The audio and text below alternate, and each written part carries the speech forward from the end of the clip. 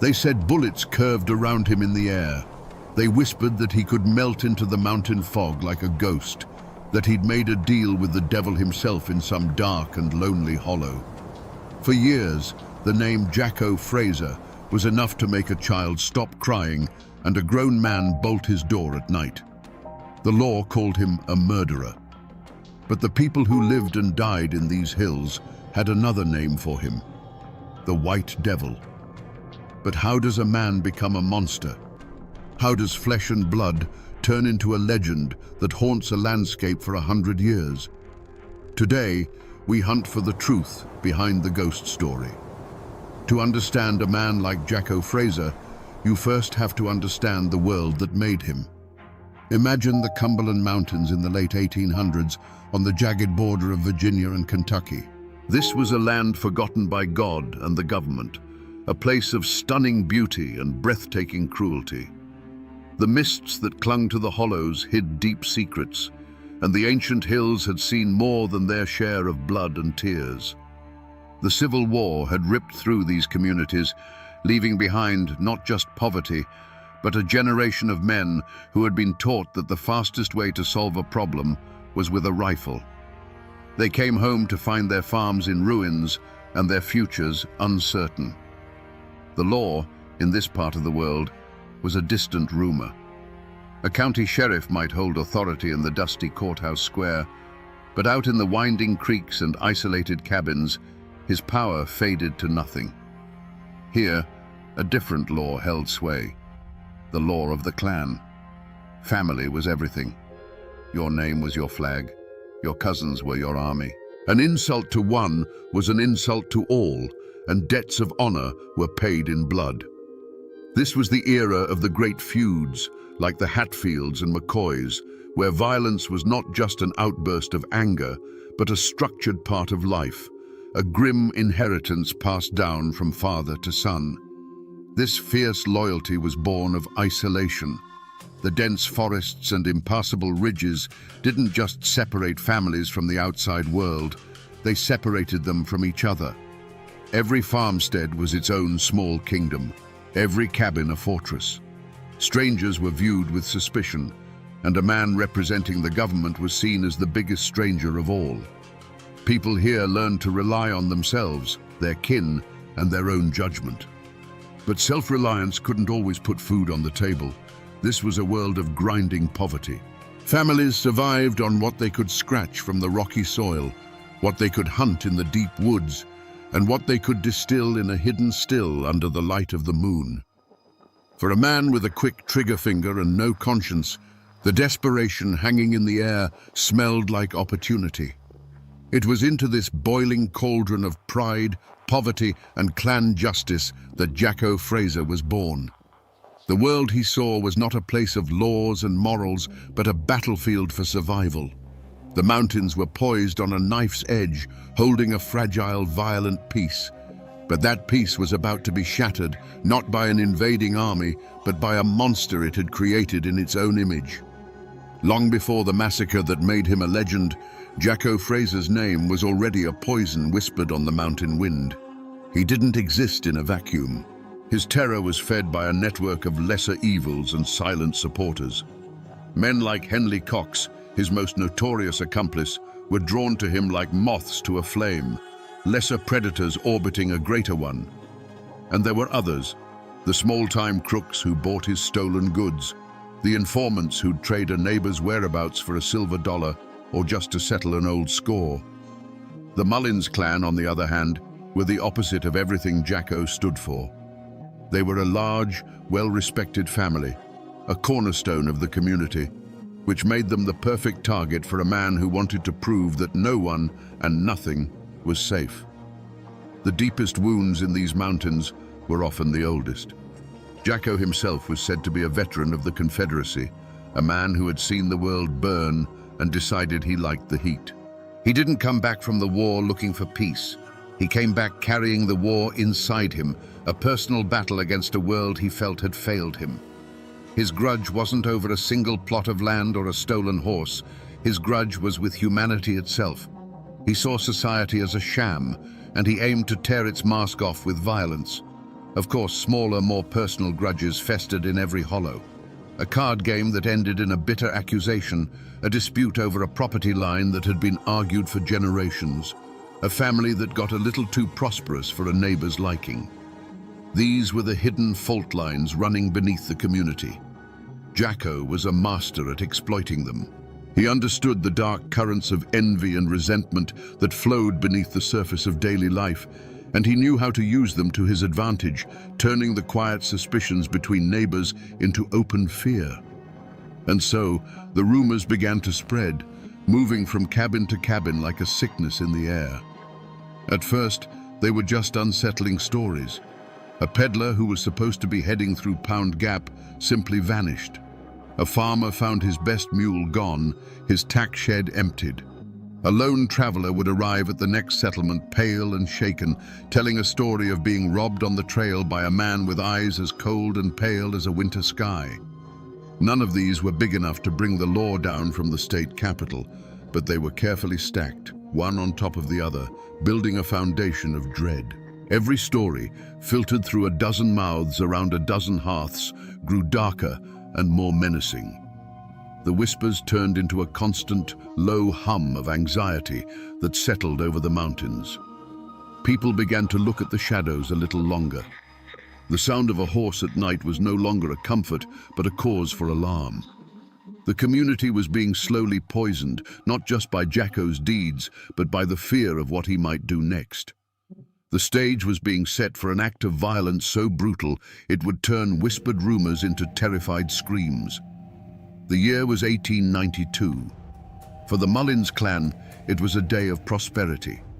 Several members of the family, including Ira Mullins, his wife, and other kinsmen, had made the long journey by wagon to the nearest town. They were returning home, their carts laden with goods, and more importantly, their pockets heavy with cash from a successful day of trading.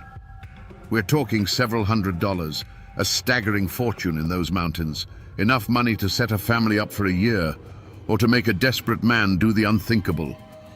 Imagine the scene. A narrow mountain path, barely wide enough for their wagons, snaking its way through the dense, dark woods of Pound Gap. The late afternoon sun was beginning to fail, casting long, distorted shadows that clawed at the edges of the trail. The air grew cooler, carrying the scent of damp earth and decaying leaves. The steady creak of the wagon wheels and the soft plod of the horses were the only sounds in a world that was growing unnaturally quiet. The birds had stopped singing. The woods were holding their breath. It was a feeling every mountain person knows in their bones. The difference between a peaceful silence and a waiting one. Perhaps one of the men glanced nervously into the darkening trees. Perhaps a child in the wagon pulled a blanket a little tighter around their shoulders, sensing a shift in the air. They were on their own land, just miles from the safety of their homes. But that feeling of safety was beginning to fray like an old rope. They were being watched. Suddenly, from the deep shadows of the forest, a command rang out, a harsh voice slicing through the quiet, telling them to halt. But this wasn't a warning. It was a declaration. Before the echo had even died, the trees erupted in a blaze of rifle fire. The led horse screamed and reared, falling in its traces. The quiet evening was shattered by the roar of guns, the splintering of wood, and the first cries of shock and pain. This wasn't a robbery. This was an execution. The point of no return had arrived, not with a whisper, but with a thunderclap of violence that would stain these mountains forever. The ambush was brutally efficient. The narrow pass became a slaughter pen, a claustrophobic trap from which there was no escape. The first volley of shots sent a wave of chaos through the wagon train. It was a cacophony of terror, the sharp crack of rifles echoing off the rock walls, the splintering of wagon boards, the high-pitched screaming of wounded horses, and the raw human cries of disbelief and agony. Men who had been solid, living figures just a second before now crumpled to the ground, becoming nothing more than dark shapes in the failing light. But the attackers were not wild animals in a frenzy. They moved with a chilling purpose, emerging from the tree line like specters. Among them, One figure moved with a terrifying calm, his pale eyes scanning the wreckage with an unnerving detachment. This was not a fight. It was a harvest. As the survivors scrambled for cover that didn't exist, Jacko Fraser and his men moved in, their rifles barking with methodical precision, each shot finding its mark. Ira Mullins lay wounded in the dirt, the life seeping out of him onto the very land his family had worked for generations. A shadow fell over him. He looked up to see Jacko Fraser standing there, his face as impassive as carved stone. There was no rage in his eyes, no flicker of emotion at all. It was the cold, empty gaze of a man looking at an object, not a human being. A revolver appeared in Jacko's hand. The metallic click of its hammer being pulled back was the loudest sound in the world. Then came a single sharp report that slammed the door shut on Ira Mullins's life. With the killing done, a new and even more grotesque phase began. Jacko knelt beside the body of the man he had just executed, and with the calm demeanor of a clerk counting change, reached into his pockets and retrieved the thick roll of money. This cold ritual was repeated as the gang moved from one still form to another, their hands searching pockets and pouches. They were not just murderers, they were grave robbers, desecrating their victims before the bodies had even grown cold. When the last echo of gunfire had faded and the last coin had been pocketed, what remained was a tableau from hell. A wagon lay on its side, its contents, flour, cloth, tools, spilled across the dirt road like the entrails of a dying beast. The horses lay tangled in their harnesses, their great bodies still and silent. The air, thick with the smell of gunpowder and blood, hung heavy and motionless. It was the silence that was the worst part, a profound, deafening silence where just moments before there had been life, laughter, and hope. And as quickly as they had appeared, they were gone. Jacko and his men didn't flee in a panic. They simply stepped back into the deep woods, swallowed by the same shadows that had birthed them. It was as if the mountain itself had opened up, unleashed its demons, and then closed again, leaving behind no evidence of their passage, only the wreckage of a family and a silence that screamed. This was more than a robbery. It was more than murder. It was a statement written in blood on a lonely mountain trail. It was a declaration that there were no safe places, that the bonds of family and community were no shield against a man with a frozen heart. On that day, in the twilight of Pound Gap, John Fraser the outlaw died, and Jacko, the White Devil, was well and truly born. The silence that followed the massacre was deeper than any grave. For a time, the only witnesses were the ancient trees and the cold, unblinking stars. It was a kinsman sent out from the Mullins homestead when the wagons failed to return, who stumbled into the nightmare. He found the scene not by sound, but by its terrible stillness.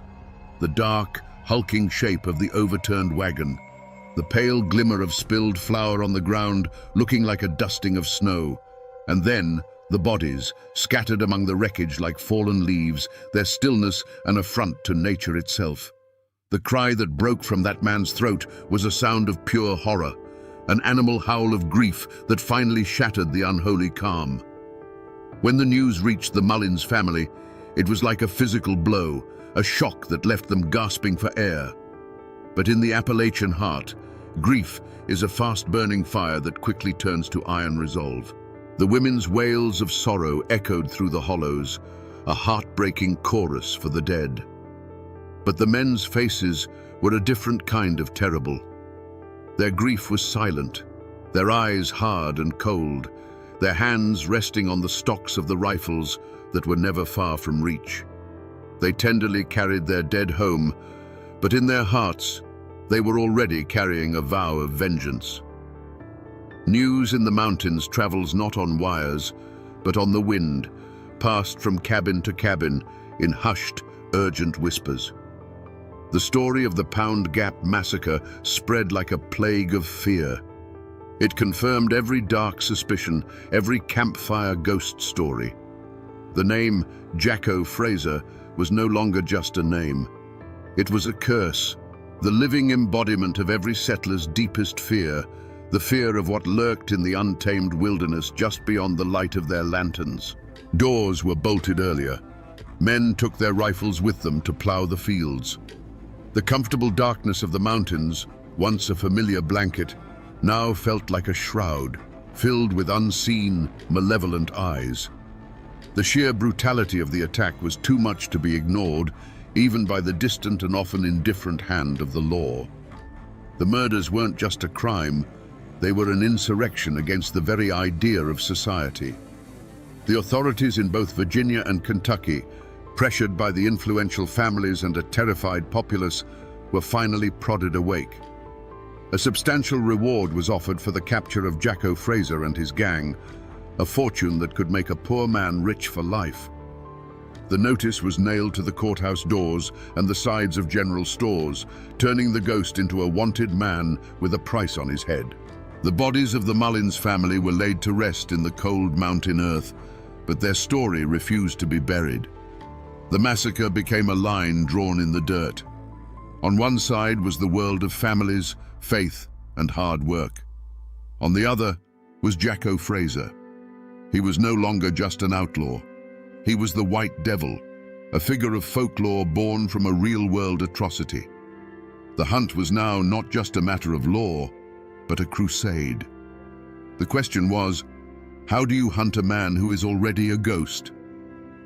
The bounty posters were barely dry before the hunt began. This was not going to be a simple posse of local farmers.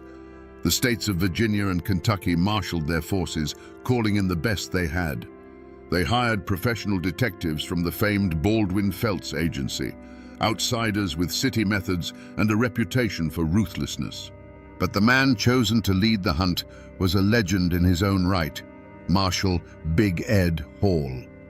He was a man cast from the same mountain rock as Jacko, who knew every secret trail and hidden hollow. He was Jacko's opposite, a man of the mountains who had chosen the badge over the outlaw's gun.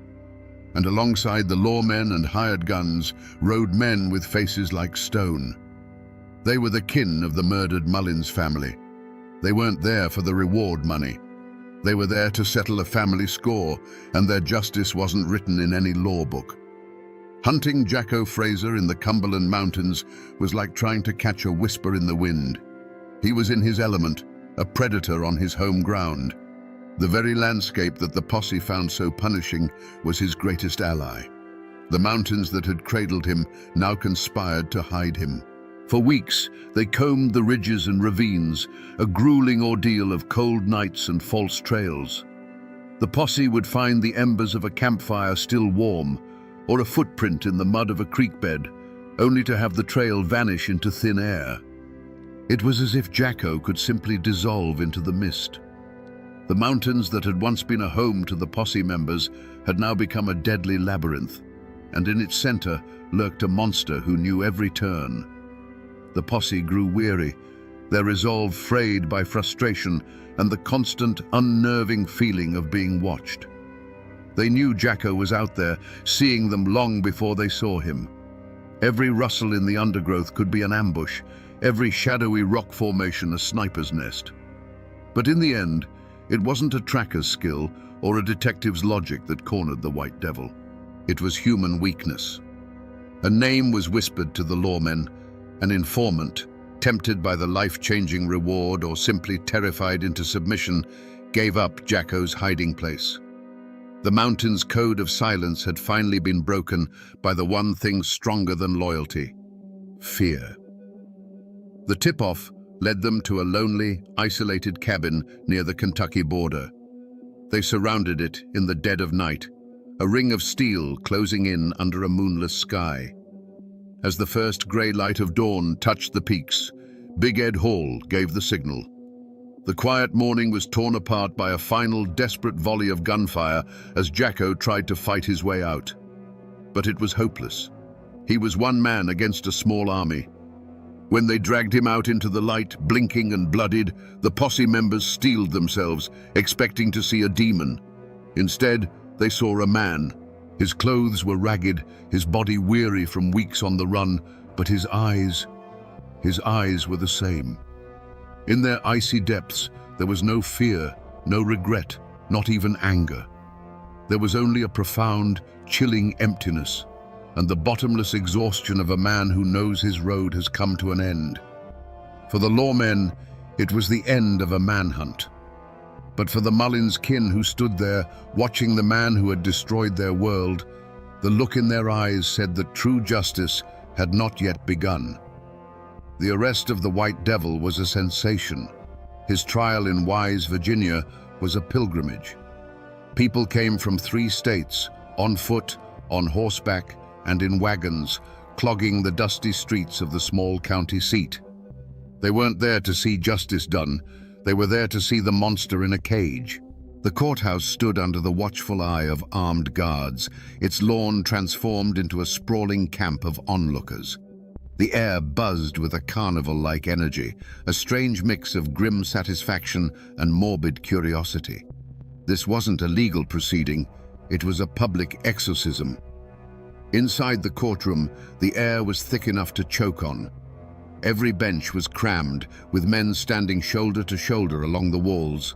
The judge, the lawyers with their starched collars, the 12 men in the jury box, they were all part of a system trying to impose its formal logic on a story of primal savagery. One by one, witnesses took the stand. Their voices trembled with a mixture of grief and lingering fear as they recounted the horrors of that evening in Pound Gap. They pointed trembling fingers at the man sitting at the defendant's table, and Jacko Fraser just sat there. He showed no remorse, no fear, not even a flicker of interest. As survivors wept on the stand, he watched them with the same detached curiosity a man might watch a bug crawling across a windowsill. His silence was more unnerving than any outburst would have been. He was a void, a black hole of human feeling in the center of the room, and his cold, defiant calm was his final weapon. He refused to play their game, refused to give them the satisfaction of seeing him break. He was a monster, and he seemed content to let them know it. The trial was, as everyone knew it would be, a formality.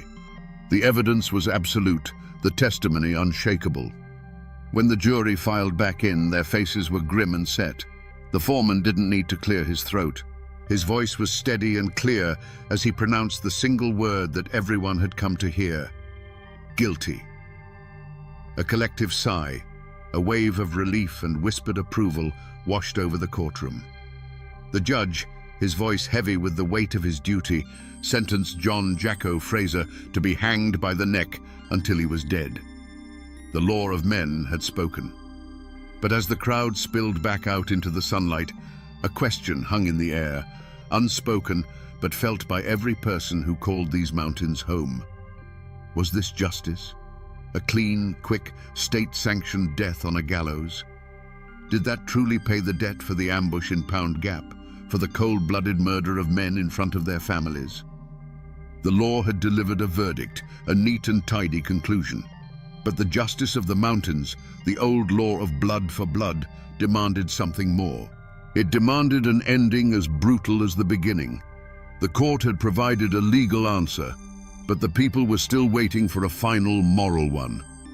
On September 15th, 1893, a trapdoor opened in Wise, Virginia, and the physical life of Jacko Fraser came to an end.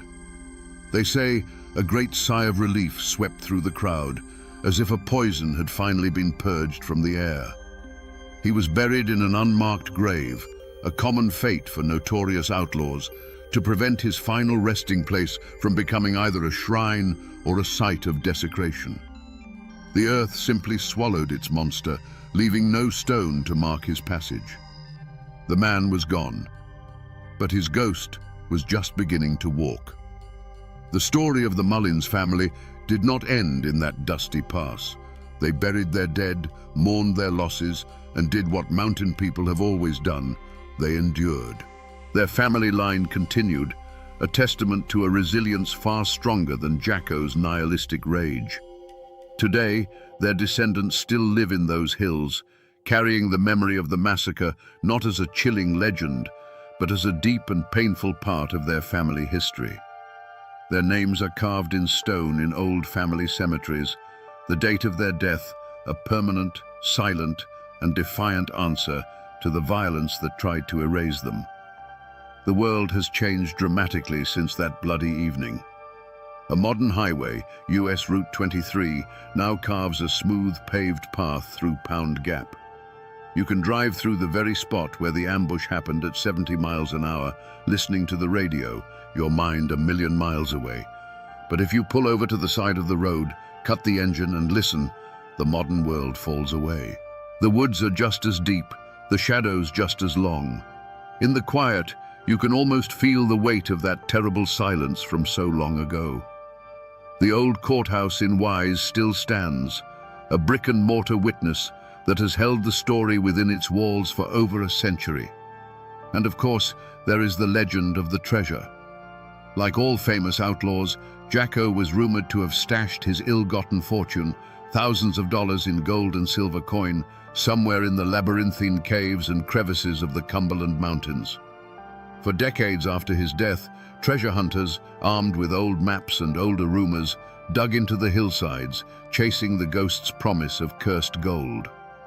The treasure was never found, of course, but the hunt itself became a part of the story, keeping the White Devil's name alive, a whisper of greed and danger that echoed through the generations.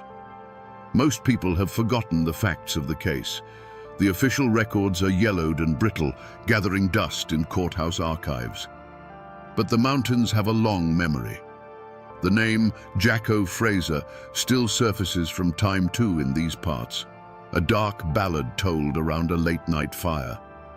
He is no longer a man of flesh and blood, but a piece of the landscape itself, a warning, a folktale, a permanent shadow that time has not been able to erase.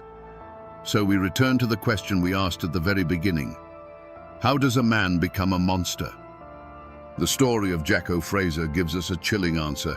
He wasn't born a demon. He was forged in the fires of a brutal war and hammered into shape on the anvil of a lawless, desperate land. He was the ultimate consequence of a world where civilization was a distant rumor and survival was a daily battle. The White Devil wasn't a supernatural force. He was something far more terrifying, a man who had shed every last piece of his humanity and embraced the darkness that waits inside us all. And how does a monster become a legend? His cruelty was so absolute, so far beyond the normal feuds and fights of the mountains, that people had to make him more than a man to understand him. It was easier to believe he was a ghost who could melt into the fog, a demon who had made a pact with Satan, than to accept the horrifying truth, that a human being, a man of flesh and blood, could be capable of such cold, empty evil. The legend of Jacko Fraser wasn't just a story told to frighten children. It was a story adults told themselves to make sense of the senseless. This isn't just a tale of true crime. It's a parable etched into the very rock of these mountains. It is a story of the terrible beauty and brutal reality of the Appalachian frontier. It reminds us that for every hero there is a shadow, and that the history of this place is written in both courage and in blood. Jacko Fraser was more than a murderer. He was the living embodiment of the mountain people's deepest, darkest fear, the fear of what lurks in the shadows just beyond your own doorstep. And now, my friends, you know the rest of the story.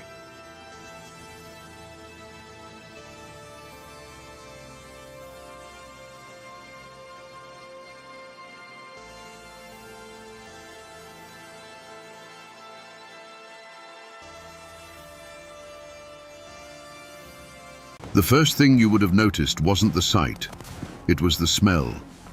If you have ever stood in a pine forest after a heavy rain, you know that scent. It is crisp, sharp, almost like a cleaning chemical mixed with damp earth. It is the smell of life.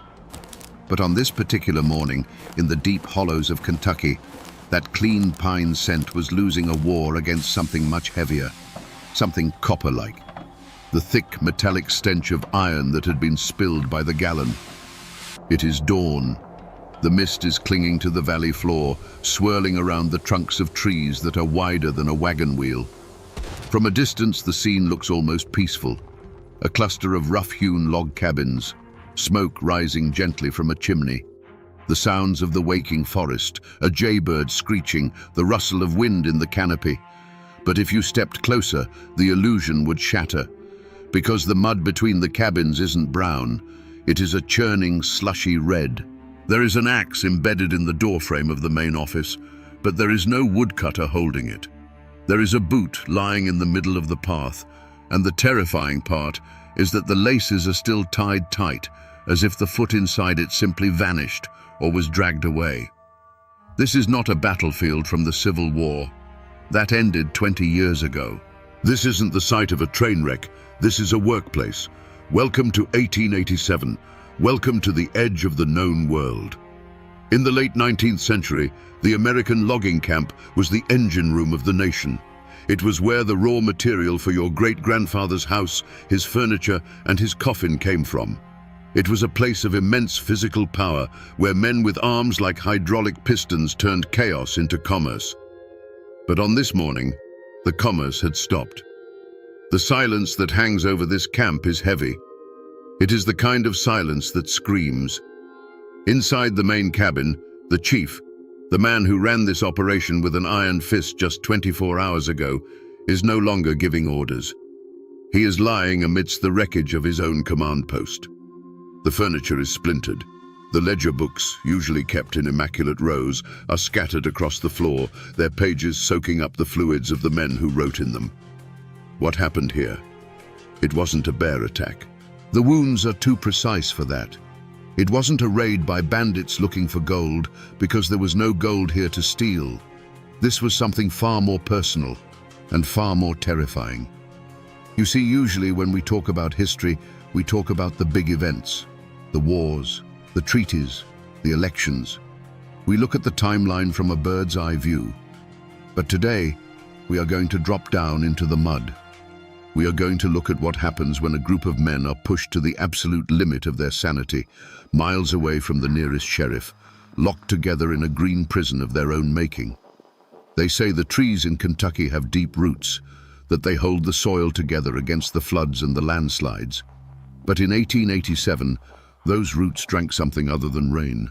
And the story of how this camp went from a place of labor to a slaughterhouse in a single night is one that didn't make it into the school textbooks. It was too ugly. It was too real. And honestly, it was too close to the truth of what lurks inside all of us when the lights go out. But before we can understand the blood, we have to understand the land. We have to look at the map. Because to understand why no one heard them scream, you have to see just how far away from God they really were. To understand the nightmare, you first have to understand the cage.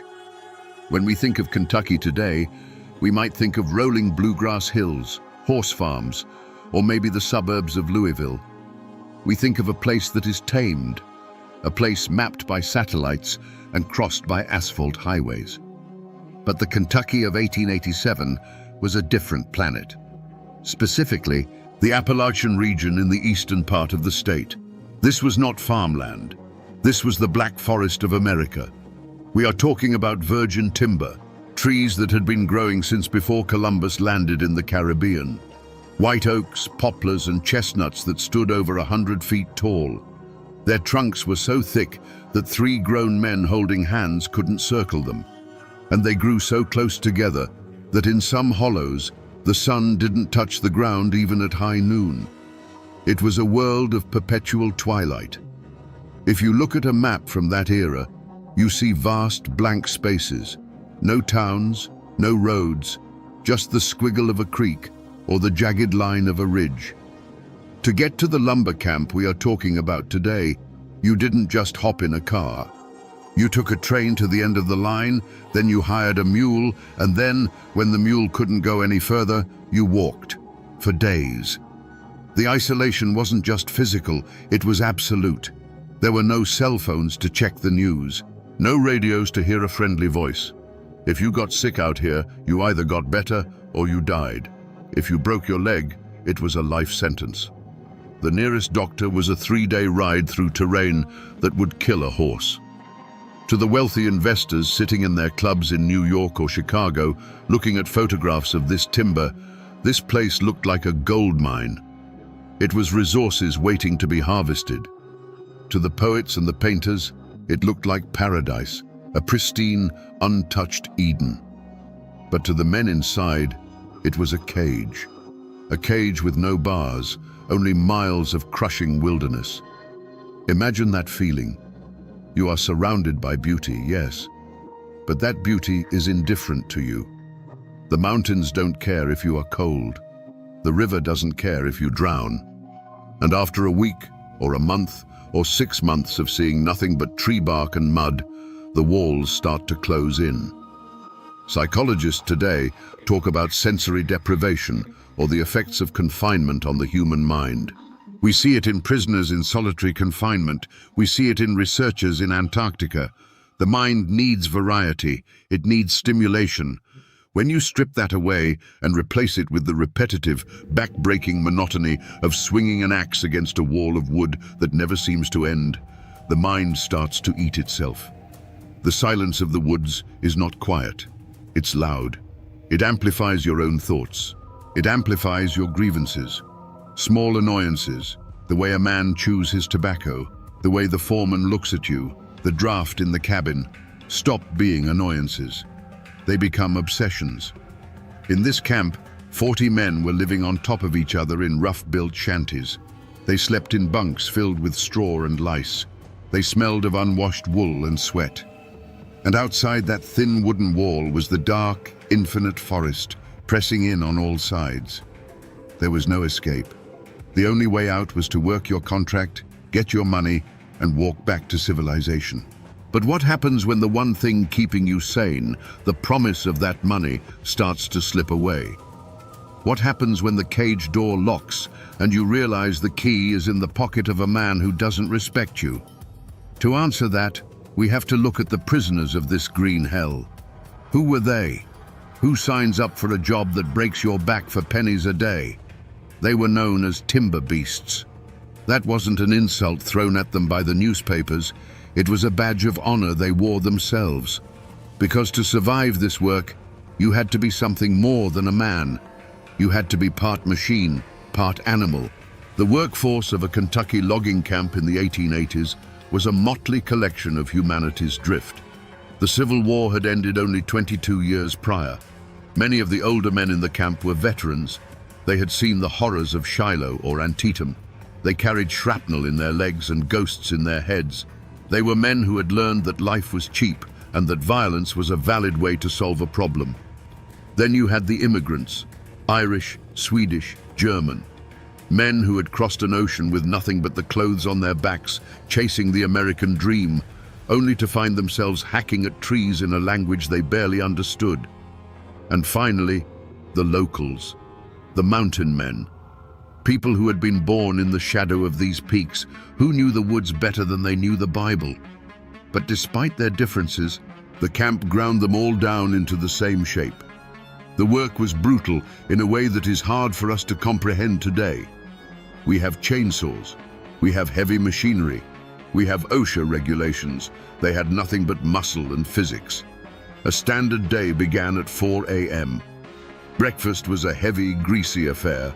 Biscuits, pork fat, beans, coffee thick enough to float a horseshoe.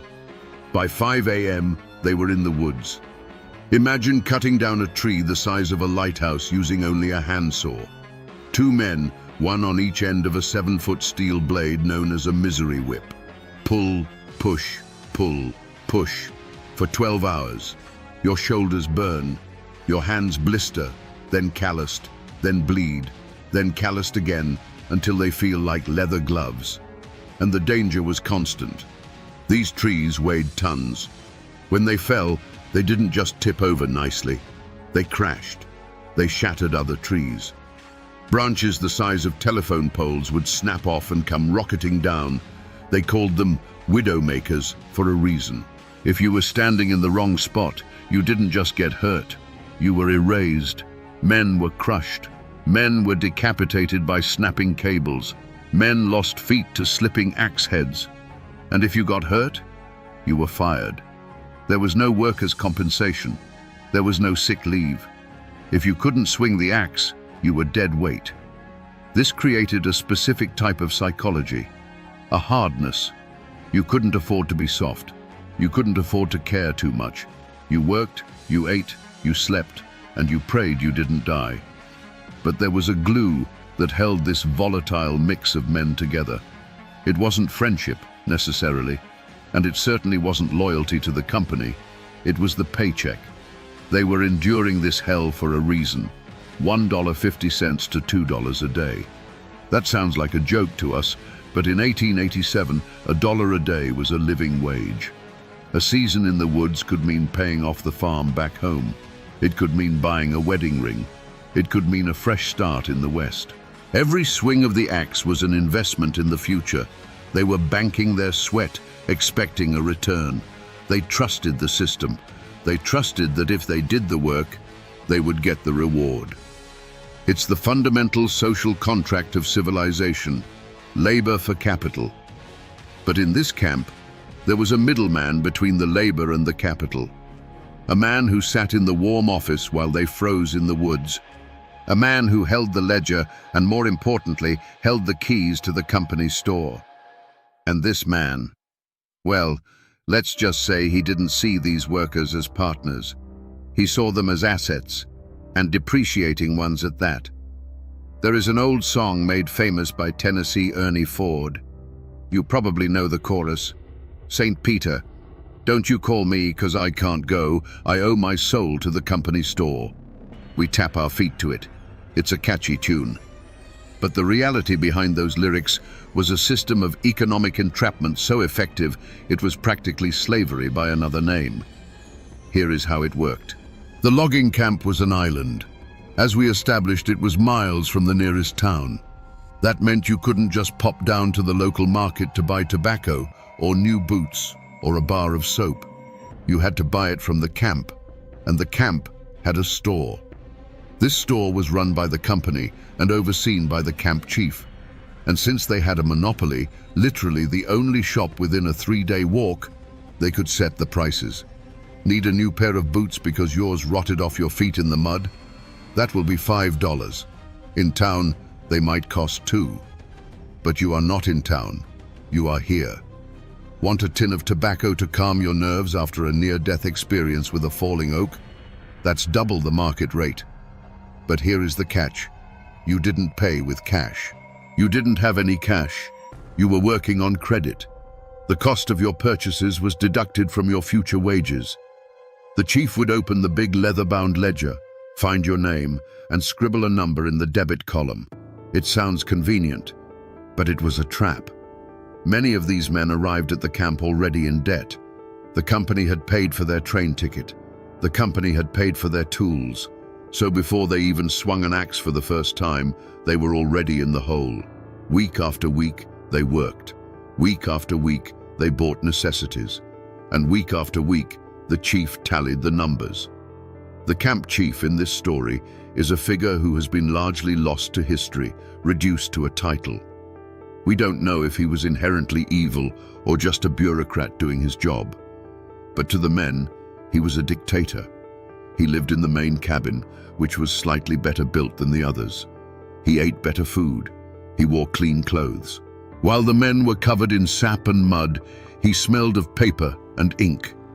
He represented the company, the distant, faceless entity that owned the trees, the land, and seemingly the men themselves. Tensions in the camp usually simmered at a low boil. Grievances about the quality of the beans or the sharpness of the saws. But in the winter of 1887, something shifted. The ledger wasn't balancing. Rumors started to circulate, whispers in the bunkhouse after the lights went out. "Have you seen your tally?" one man would ask. "He charged me for a broken axe handle I didn't break," another would reply. "He says I only worked 5 days last week. I worked 6. Paranoia is a powerful poison. In the isolation of the mountains, it spreads like wildfire.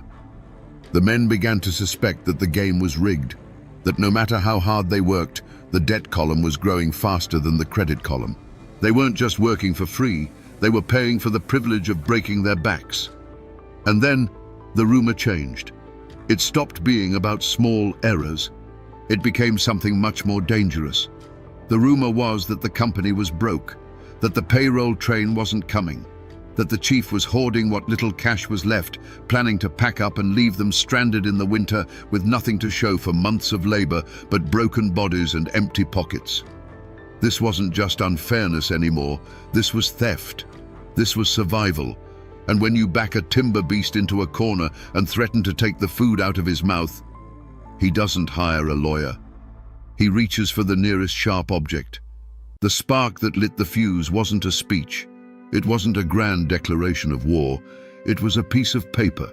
It was a chilly afternoon just a few days before the massacre. A group of the most vocal workers, the ringleaders, though they probably didn't see themselves that way yet, approached the main cabin. They wanted to see the books. They wanted to settle up. This was a standard procedure. A worker had the right to check his standing. But on this day, the mood was different. The air was thick with that specific kind of static electricity you feel before a thunderstorm. They walked into the office. The chief was there, likely surrounded by his small circle of loyalists, clerks, foremen, men whose paychecks depended on maintaining the status quo. According to the accounts that survived, the conversation started civilly. "How much am I owed?" The chief opened the ledger. He ran his finger down the column. "After deductions for room, board, tools, and the advance, you owe us $3. Silence. Imagine the sound of a heart breaking, followed immediately by the sound of blood boiling. This man had worked for 2 months. He had risked his life daily. He had missed his family. And he was being told that mathematically he had paid the company for the privilege of working there. It wasn't just him. Another man stepped up. "And me? $4 balance due." A third man. "What about my overtime?"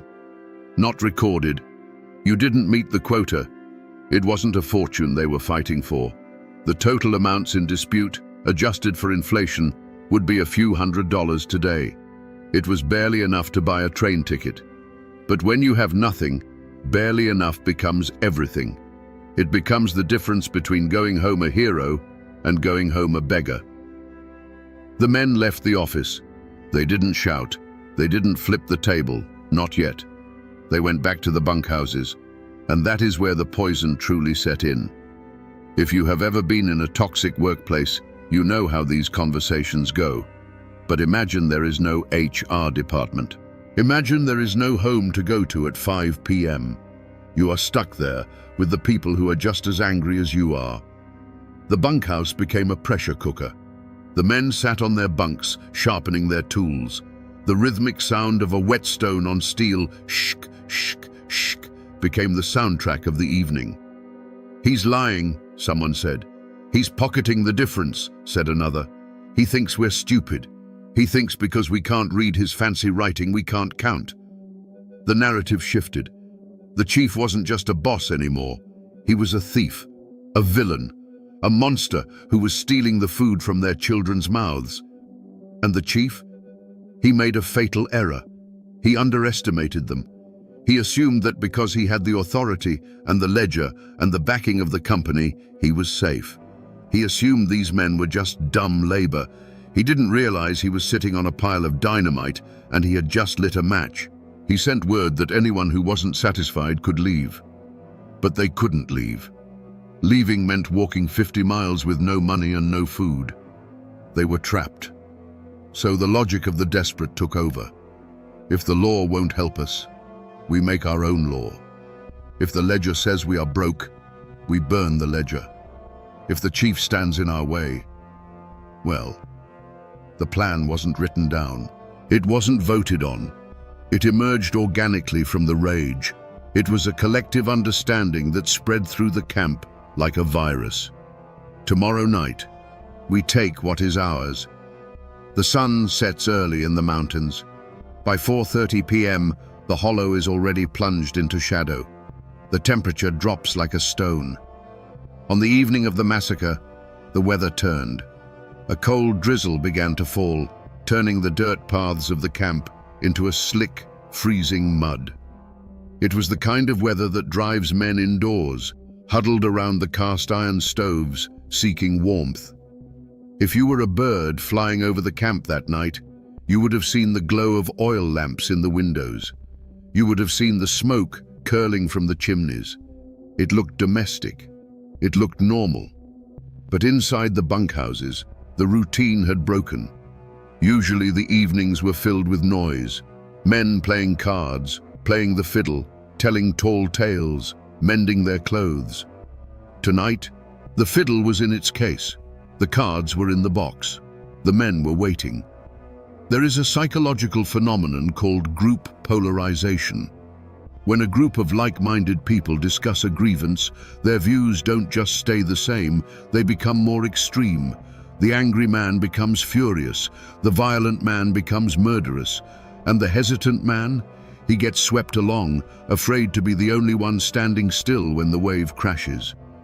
In the main cabin, the chief and his supporters, about 10 or 12 men, were also aware that something was wrong. You can feel it when 40 men stop talking to you. You can feel the eyes on your back. They barricaded the door. Not a heavy fortification, just a heavy wooden beam dropped into place. They checked their weapons, a few revolvers, a shotgun. They were nervous, but they were confident. They were the authority. They believed that the hierarchy of the world would protect them. Workers don't attack bosses. It just isn't done. They'll cool off by morning, someone probably said. Just let them sleep it off. But sleep was not on the agenda. Around 8 p.m., the movement started. It wasn't a military formation. It was a mob.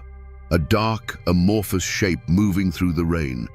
They didn't carry torches. They didn't need them. They knew every inch of this ground. They carried the tools of their trade. In the hands of a skilled logger, a double-bitted axe is an extension of the arm. It is balanced perfectly. It is razor-sharp, literally sharp enough to shave with. These men spent 12 hours a day swinging these heavy blades. They had the muscle memory to hit a specific spot on a tree trunk within a fraction of an inch, over and over again. Now, they were adjusting their grip. They weren't aiming for pine bark. They gathered outside the main cabin. The rain pattered against the brims of their hats. The mud squelched under their boots. Inside, the chief heard them. The heavy thud of 40 pairs of boots stopping at once. The murmur of voices. He stood up from his desk. He walked to the door. He didn't open it. He shouted through the thick wood, "Go back to your bunks. We will discuss this in the morning." A voice from the outside answered. We don't know whose voice it was. Maybe it was the man who was told he owed $3. Maybe it was the man whose children were hungry back home. "We are done talking," the voice said. "Open the door." "This is company property," the chief yelled back. "You are trespassing." It is almost tragic. He was still trying to use the language of business. He was still trying to invoke property rights. He didn't realize that those laws had evaporated the moment the sun went down. There was a pause, a heartbeat of silence in the freezing rain, and then the sound of the first blow. Thwack! It wasn't a knock. It was the sound of steel biting into wood. The door to the main cabin was built from solid oak planks, 2 inches thick. It was designed to keep out bears and the winter wind. It was not designed to withstand a siege. Inside the cabin, the sound must have been deafening. The wood didn't just vibrate, it groaned. Splinters flew inward. "Stop that! I'll shoot!" the chief screamed. He pulled a revolver from his desk drawer. A Smith & Wesson likely. Heavy, reliable, deadly. But he hesitated. And this is a crucial moment. Why did he hesitate? Because shooting a man is not easy, even for a hard man in a hard time. To pull that trigger is to cross a line from which there is no return. If he fired, he wasn't just defending himself. He was starting a war he couldn't win. He had 6 bullets. There were 40 men outside. "Open it, or we'll bring the roof down on your heads," the mob roared. The supporters inside, the clerks, the foremen, were backing away from the door, pressing themselves against the far walls. Their eyes were wide, reflecting the flickering lamplight. They were realizing, perhaps for the first time, that their authority was a fiction. It only existed as long as the majority agreed to it. The majority had just revoked their consent. Another blow. Crack. The heavy wooden bar holding the door shut began to splinter. The iron hinges shrieked under the strain. "We want our money! We want what's ours!" The shouting wasn't coherent anymore. It was a cacophony of rage. It was the sound of men who had been pushed too far, letting go of the leash. The chief aimed at the door. His hand was shaking, not from fear perhaps, but from the adrenaline dumping into his system. Bang! He fired. A warning shot? A panic shot? The bullet punched through the wood near the top of the door frame. Outside, the mob didn't scatter. They didn't run. If anything, the gunshot had the opposite effect. It validated them. It proved that the company was trying to kill them. It turned a labor dispute into a battle for survival. "They're shooting! Get 'em!" The axes swung harder now.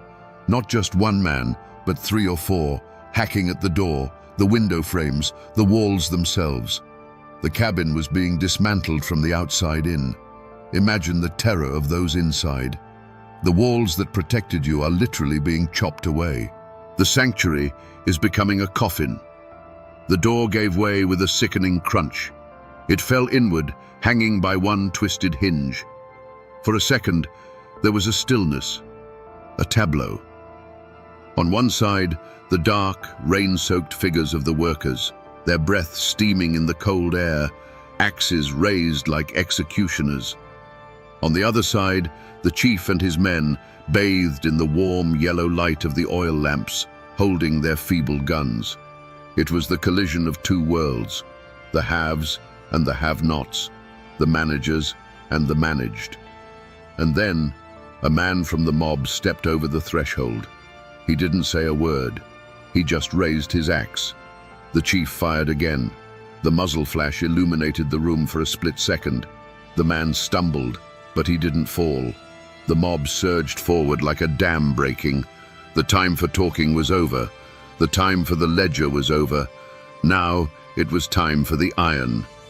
Before we describe what happened inside that room, we need to pause. We need to look at the instruments of this tragedy.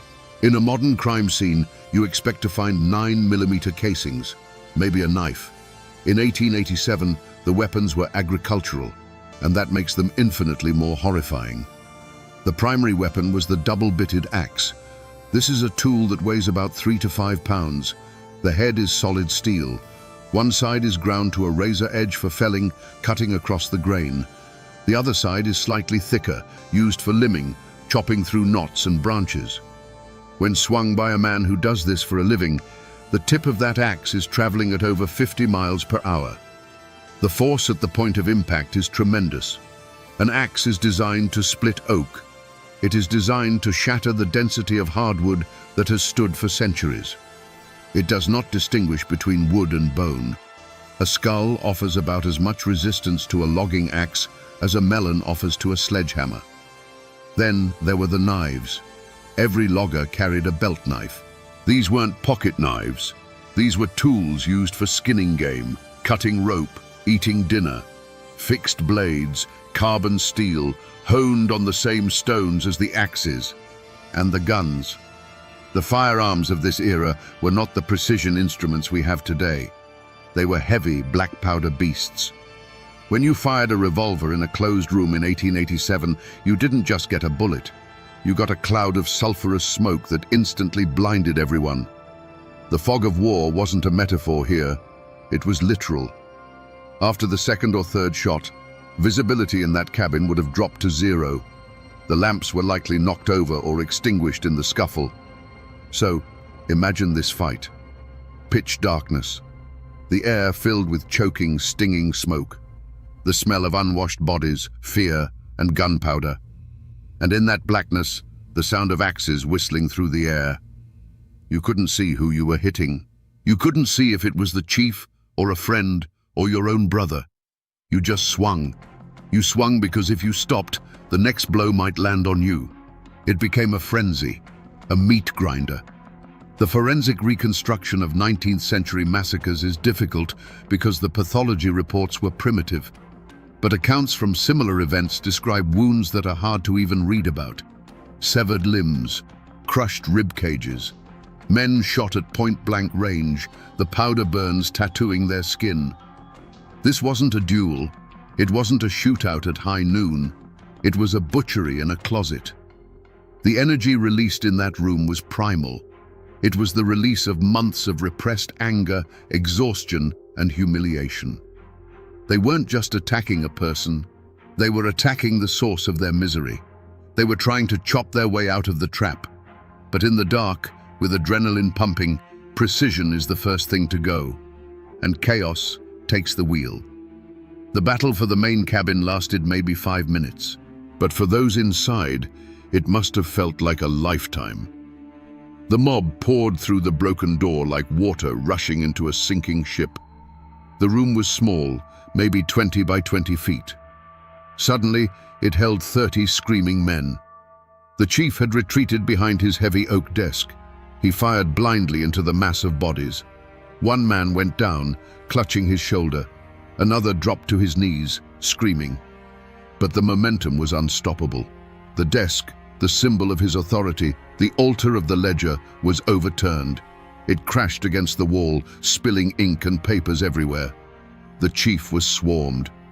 We don't need to describe every blow. Your imagination is doing that work right now. But the result was absolute. The man who had held their lives in his hands was gone, lost under a flurry of boots and fists and steel. But the violence didn't stop with him. The clerks, the foreman, the men who had stood by him, realized too late that there was no mercy in the room. They tried to fight back. They swung chairs, they used firewood as clubs. One of the foremen, a man named Miller, according to some accounts, managed to smash a window. He dove out into the mud, glass shards tearing at his clothes. "Run!" he screamed. "They're killing everyone!" This scream changed the dynamic of the night. Up until this moment, the violence was contained. It was focused on the office. It was a mutiny. But when Miller ran, the mob turned into a hunting party. "Don't let them get away. They'll bring the law. Get the witnesses." The logic of the massacre shifted again. Now, it wasn't about revenge. It was about cover-up. It was about silencing anyone who could point a finger. The attackers spilled out of the cabin, their chests heaving, their weapons slick. They looked into the darkness of the camp. There were other men in the camp, cooks, stable hands, workers who hadn't joined the mob. Men who had stayed in their bunks, pulling the blankets over their heads, praying the storm would pass. But now the storm was coming for them. The paranoia said, "If you aren't with us, you're against us." The paranoia said, "If you saw what we did, you are a threat." The attackers split up. They moved toward the stables. They moved toward the supply shed. The lights in the other cabins were quickly snuffed out. The camp went dark. And then the chase began. The forest, which had been a prison, suddenly became the only hope for survival. Miller, the foreman who jumped through the window, didn't stop running. He scrambled up the muddy bank behind the cabins. He was barefoot, he was bleeding, but fear is a powerful fuel. He wasn't alone. 3 or 4 others had managed to slip away in the confusion.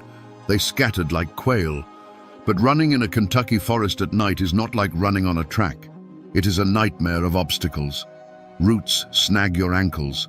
Thorny vines, greenbrier and blackberry, tear at your skin like barbed wire. Ravines open up suddenly in the dark, dropping 10 or 20 feet into rocky creek beds. And behind them, they could hear the pursuers. The mob wasn't moving quietly anymore. They were shouting, calling out names. "Come out, Miller.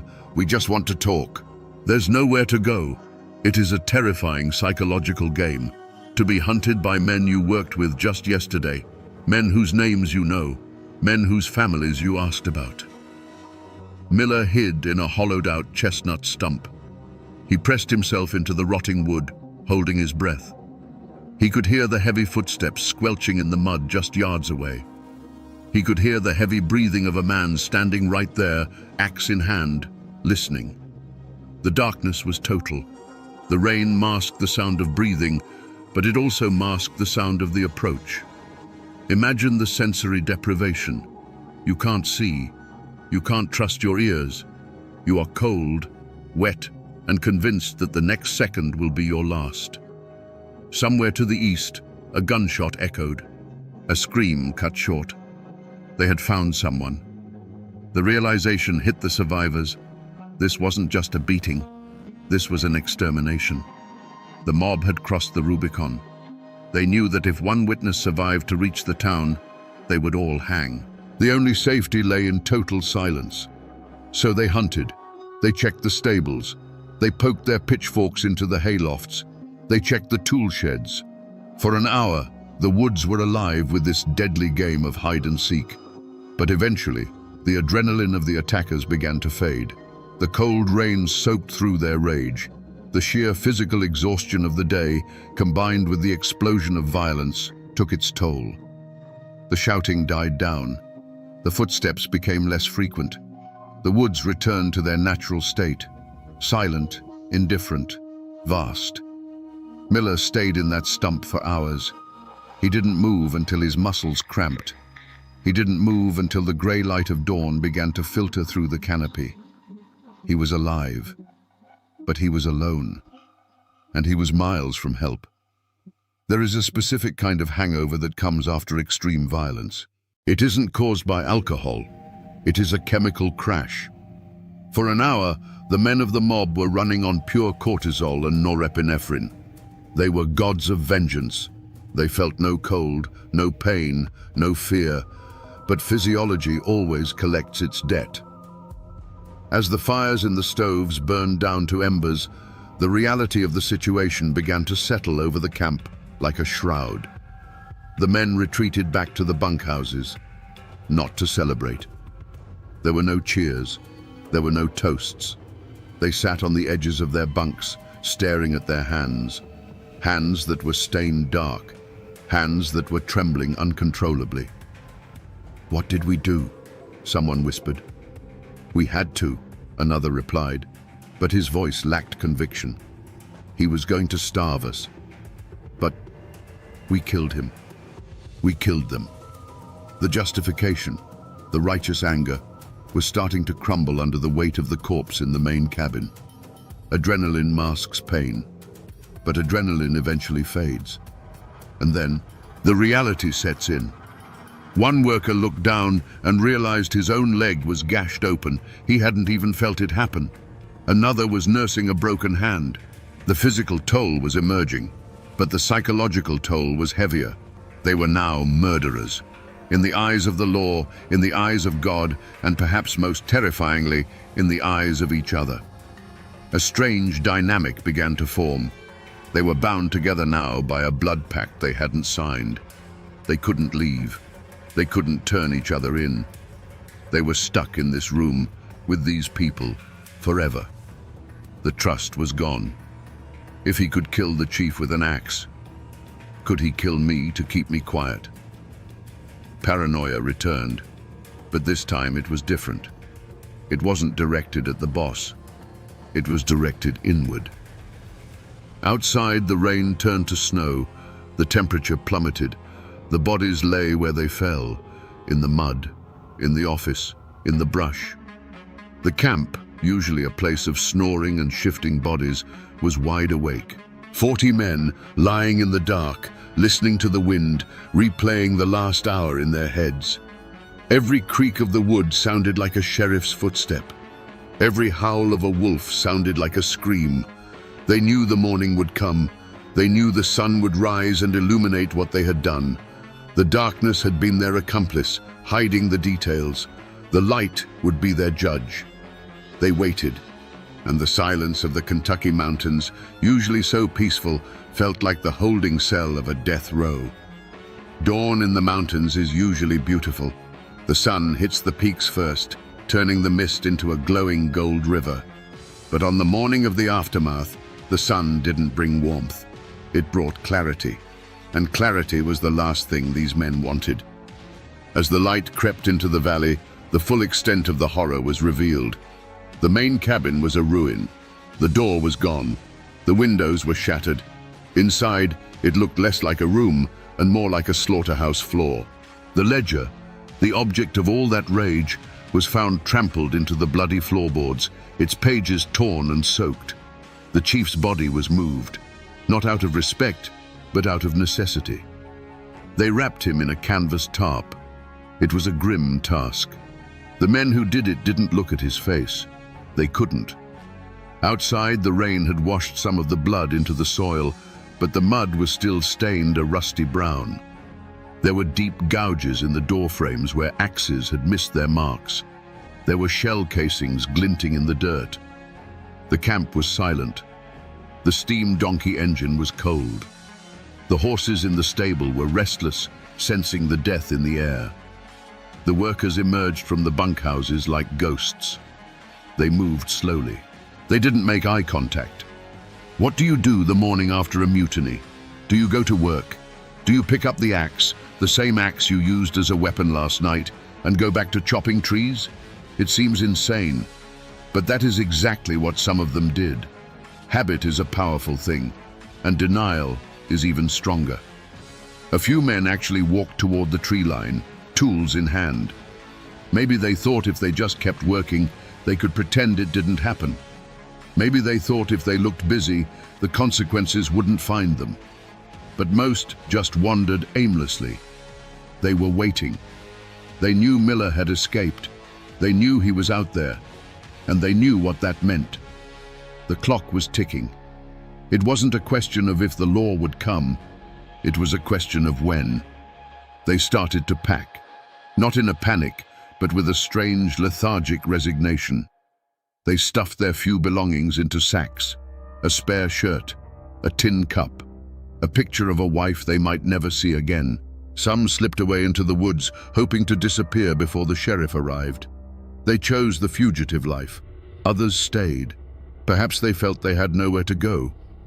Perhaps they thought they could talk their way out of it. It was self-defense they rehearsed. He shot first. The camp, once a hive of industry, was now a graveyard waiting for the undertaker. And miles away, the undertaker was already being summoned. While the camp sat in its stupor, Miller was moving. He had been running, walking, and crawling for 8 hours. He was barefoot. His feet were shredded by rocks and thorns. The cold mud had numbed his toes to the point where he couldn't feel them anymore, which was probably a mercy. He wasn't running just to save his own life anymore. He was running on a mission. He had to reach the railhead. The distance was roughly 20 miles. In a car, that's 30 minutes. On foot, through untamed Appalachian wilderness, in the snow and mud, it is a marathon of pain. He avoided the trails. He knew that if the mob had sent riders after him, the trails were death traps. He stuck to the ridges, moving parallel to the creek. Every snap of a twig made him freeze.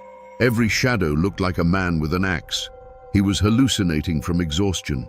The trees seemed to be leaning in, whispering. The wind sounded like voices, but he kept moving. Why? Because he was the witness. He carried the truth. If he died in these woods, the story died with him. The chief would just be another man who vanished in the mountains. The company would write it off as an accident. He reached the edge of the small settlement near the train tracks around noon. He must have looked like a monster. Covered in mud, clothes torn to rags, dried blood on his face. He stumbled into the general store, the only place with a telegraph or a telephone line to the county seat. The shopkeeper looked up, terrified. "Good God, man. What happened?" Miller collapsed onto a crate. He gasped out the words that would bring the hammer down. "They killed him. They killed them all. Send the sheriff." The message went out over the wire, dots and dashes traveling instantly across the miles that had taken him all night to cross. "Trouble at Camp 4. Send deputies. Urgent." In the county seat, the sheriff read the telegram. He didn't ask questions. He didn't wait. In 1887, the law didn't come with sirens and flashing lights. It came on horseback, heavily armed. The sheriff gathered a posse. He deputized men on the spot. "Bring your Winchester," he said. "We have a war in the woods." They rode out within the hour. Miller watched them go. He didn't go back. He never went back. But the wheels of justice, slow, grinding, and often brutal, had been set in motion. The posse arrived at the camp 2 days later. They expected a fight. They rode in with rifles raised, spread out in a skirmish line. But they didn't find a fortress. They found a ghost town. Most of the workers had fled. The ones who remained were the broken ones, the old, the injured, or the ones who simply didn't have the will to run. They offered no resistance. They surrendered their axes and their few pitiful firearms. The investigation that followed was less CSY and more Wild West. The sheriff wasn't interested in fingerprints. He wasn't interested in motive. He looked at the body of the chief, still wrapped in the tarp.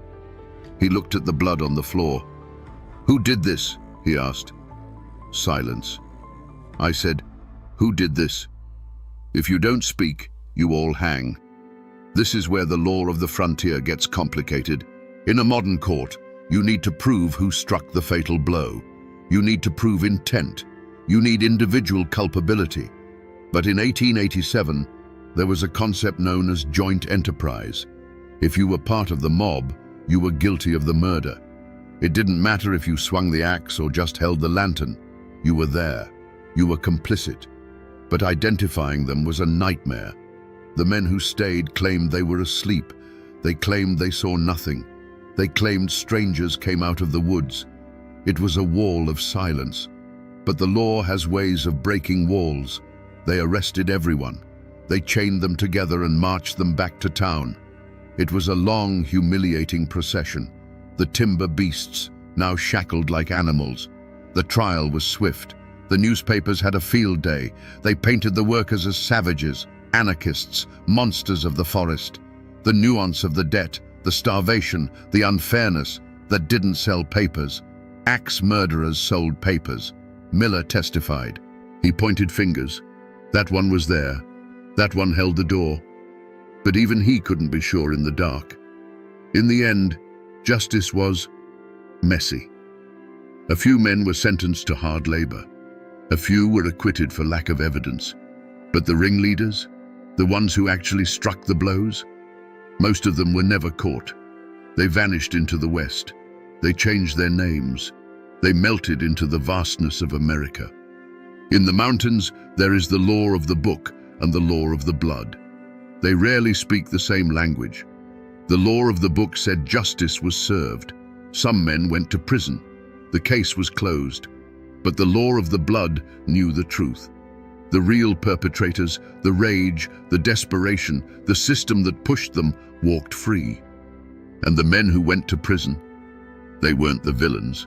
They were just the ones who got caught standing still when the music stopped. So, what did the company do?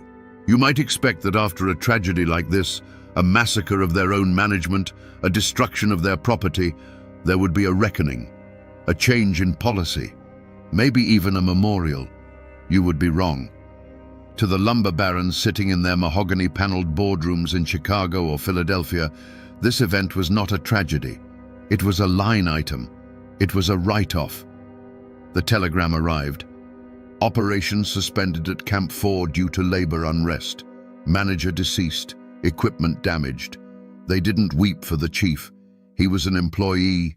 He was replaceable. They didn't weep for the workers. They were tools. They were replaceable. The only thing that mattered was the timber. The trees were still standing. The asset was still there. Within 2 weeks, a new manager was hired. He was likely given a slightly higher salary, hazard pay. He was given a new ledger. New workers were recruited. They pulled them from the cities, from the arriving boats at Ellis Island. Job opening in Kentucky, the flyers said. Good wages, fresh air. They didn't mention the axes. They didn't mention the blood soaked into the floorboards of the cabin they would be sleeping in. The families of the dead? They got nothing. No pension, no apology. If anything, the company likely sent a bill to the widows for the unrecovered debt of their dead husbands.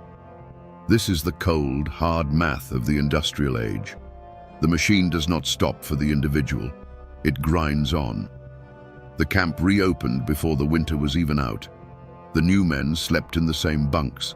They ate at the same tables. Did they know? Maybe they found a dark stain on the wood that wouldn't scrub out. Maybe they found a notch in a door frame and wondered what made it. But they didn't ask.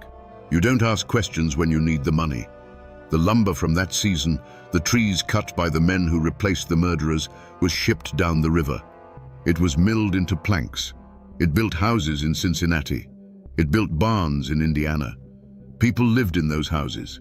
They raised children within those walls. They had no idea that the wood surrounding them was harvested in the shadow of a massacre. This is the terrifying resilience of commerce. It absorbs horror and turns it into profit. The story of the massacre faded. It became a local legend, then a rumor, then just a ghost story told to scare children. Don't go into the hollow at night, or the timber beasts will get you. But the real beast wasn't in the woods. It was in the ledger. And the ledger was open for business again. We need to step back from the history for a moment and look at the psychology. Because what happened in that camp wasn't just a labor dispute. It was a breakdown of the human mind. We have a name for it in pop culture, cabin fever. We smile when we say it. We think of Jack Nicholson in The Shining. But the clinical reality is much darker. The medical term is often linked to Amok syndrome, a sudden, unprovoked outburst of violence by a person who has been under intense social pressure or isolation. When you put men in a confined space, remove their autonomy, strip them of their individuality, and subject them to constant, repetitive stress, you are rewiring their brains. The brain starts to look for threats. It becomes hypervigilant. In the 1880s, they called it mountain madness or bunkhouse psychosis. Think about the sensory environment. For months, these men saw the same 40 faces. They heard the same voices. They smelled the same smells. There was no privacy. If you wanted to cry, you couldn't. If you wanted to scream, you couldn't. You had to bottle it up. And that bottle has a pressure limit. When the chief denied them their wages, he didn't just take their money. He took their hope. He took the one thing that allowed them to tolerate the intolerable. Without the promise of a reward, the suffering became meaningless. And meaningless suffering is the mother of violence. It's the same psychological mechanism we see in prison riots. It's not about the bad food. It's about the loss of agency. It's about the need to assert control over something, even if that something is the act of destruction. When the mob attacked the cabin, they weren't just killing a boss. They were killing the system. They were smashing the cage. For those few minutes of violence, they were free. They were powerful. They were gods of their own destiny. And then, the crash. It is a tragedy of human nature. We are social animals, but we are also territorial predators. And when you trap a predator in a corner, it doesn't negotiate. It bites. The lumber camp massacre is a perfect bloody case study of what happens when you treat humans like machines. Eventually, the gears strip, the boiler explodes, and the shrapnel hits everyone. If you go to those coordinates today, you won't find the camp. You won't find the main cabin. You won't find the bunkhouses. You certainly won't find the ledger. The forest is efficient. It cleans up its own messes. Wood rots, iron rusts, bones turn to dust. Within 10 years of the camp closing, the roof of the main cabin would have collapsed. Within 20 years, the walls would have been little more than mounds of mossy compost. Today, that hollow is just trees again. There might be a slight depression in the ground where the cellar used to be. You might, if you are very lucky and have a metal detector, find a rusted axe head or a handful of spent shell casings buried under a century of leaf litter. But the screams are gone. The blood is gone. Nature has done what it always does. It has healed the wound. It is strange to stand in a place where you know something terrible happened and feel nothing. Just the wind, just the birds. The trees that grow there now are the great-grandchildren of the trees that witnessed the massacre. They don't remember. But the history is there if you know how to look for it. It's in the archives of the local courthouse. It's in the yellowed newspaper clippings. It's in the genealogy of families who wonder why their great-grandfather went west and never wrote back. The forest reclaims the physical evidence, but it cannot reclaim the story. That is our job. We are the memory keepers. We are the ones who dig up the ghosts and ask them what happened. Because if we don't, then those men, the ones who died and the ones who killed, truly vanish. They become just another layer of sediment in the geology of the Appalachian Mountains. They deserve to be remembered, not as heroes, not as villains, but as men. Men who were pushed too far, men who broke, men who lived and died by the sound of iron. The Lumber Camp Massacre of 1887 is not a famous story. It isn't taught in schools. It hasn't been made into a Hollywood movie. It is a footnote, a small, ugly stain on the vast tapestry of American history. But in that small stain, we see the entire picture of an era. We see the brutality of the Industrial Revolution. We see the desperation of the working class. We see the terrifying isolation of the frontier, and we see the darkness that lies within the human heart. We like to think that we are civilized, that we are above this kind of primal violence. But put us in the woods, take away our food, take away our hope, and we are just timber beasts in waiting. Those men went into the woods to build a future. Instead, they built a tragedy. But they did build something else. They built America. The timber they cut, the timber that cost them their souls, went on to build the cities we live in. It framed the houses of the Midwest. It laid the tracks for the railroads.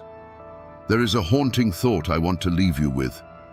The wood from that forest, perhaps even the very trees that were standing witness on that bloody night, was harvested. It was milled. It was sold. It built houses that people still live in today. So, somewhere in America, there is a family sitting in a living room. They are laughing. They are safe. And they are completely unaware that the beams above their heads, the floorboards under their feet, hold a secret. They are surrounded by wood that was paid for in blood, walls that hold the echoes of a scream in their grain. History is not in the past. It is the structure of our present. We are living in the house that they built, and sometimes when the wind blows just right and the house settles, you can almost hear the sound of an axe in the distance. Good night. On a bright May morning in 1866, a young woman named Laura Foster packed a small bundle of clothes, told her father she was running off to be married, and rode her father's mare into the misty folds of the Blue Ridge Mountains. She was supposed to meet her lover, the handsome fiddler and war veteran Tom Dooley. But Laura Foster never arrived at their meeting spot. She was swallowed whole by the wilderness, leaving behind only whispers and a riderless horse that wandered home days later. What happened to Laura Foster on that hillside? Was it a simple crime of passion, the tragic end to a tangled love affair? Or was it something more sinister, a conspiracy of silence, a dark secret protected by an entire mountain community, a truth so twisted it would be immortalized in a folk song that haunts us to this day? Today, we become detectives of the past, sifting through the legends and lies to finally answer the question, who was truly responsible for the crime that created the legend of Tom Dooley? To understand what was lost, you have to understand the world that was.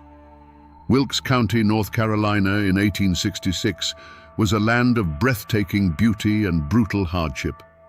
The Civil War had ripped through these mountains, leaving not just economic ruin, but deep scars on the souls of the men who returned. They came back from the battlefields and prison camps to a world of poverty and uncertainty, their pockets empty and their hearts full of ghosts. This was a place of fierce clan loyalty, where disputes were settled by family and honor was a currency more valuable than cash. The air in these hollows was thick with pride, resentment, and unspoken tensions, a perfect tinderbox waiting for a single, fatal spark. At the center of this world was Laura Foster. By all accounts, she was a simple country girl, known throughout the valley for her striking beauty and a gentle nature. She lived a quiet life on her father's farm, her world defined by the seasons and the hard work of the land. Her dream was a common one, but for her, it was everything. To marry the man she loved, Tom Dooley. She was desperately, foolishly in love. A love so powerful, it blinded her to the dangerous currents swirling just beneath the surface of their lives. She was a wildflower, beautiful and vibrant, unknowingly blooming on the edge of a cliff. Then there was Thomas Dooley, the man they call Tom Dooley.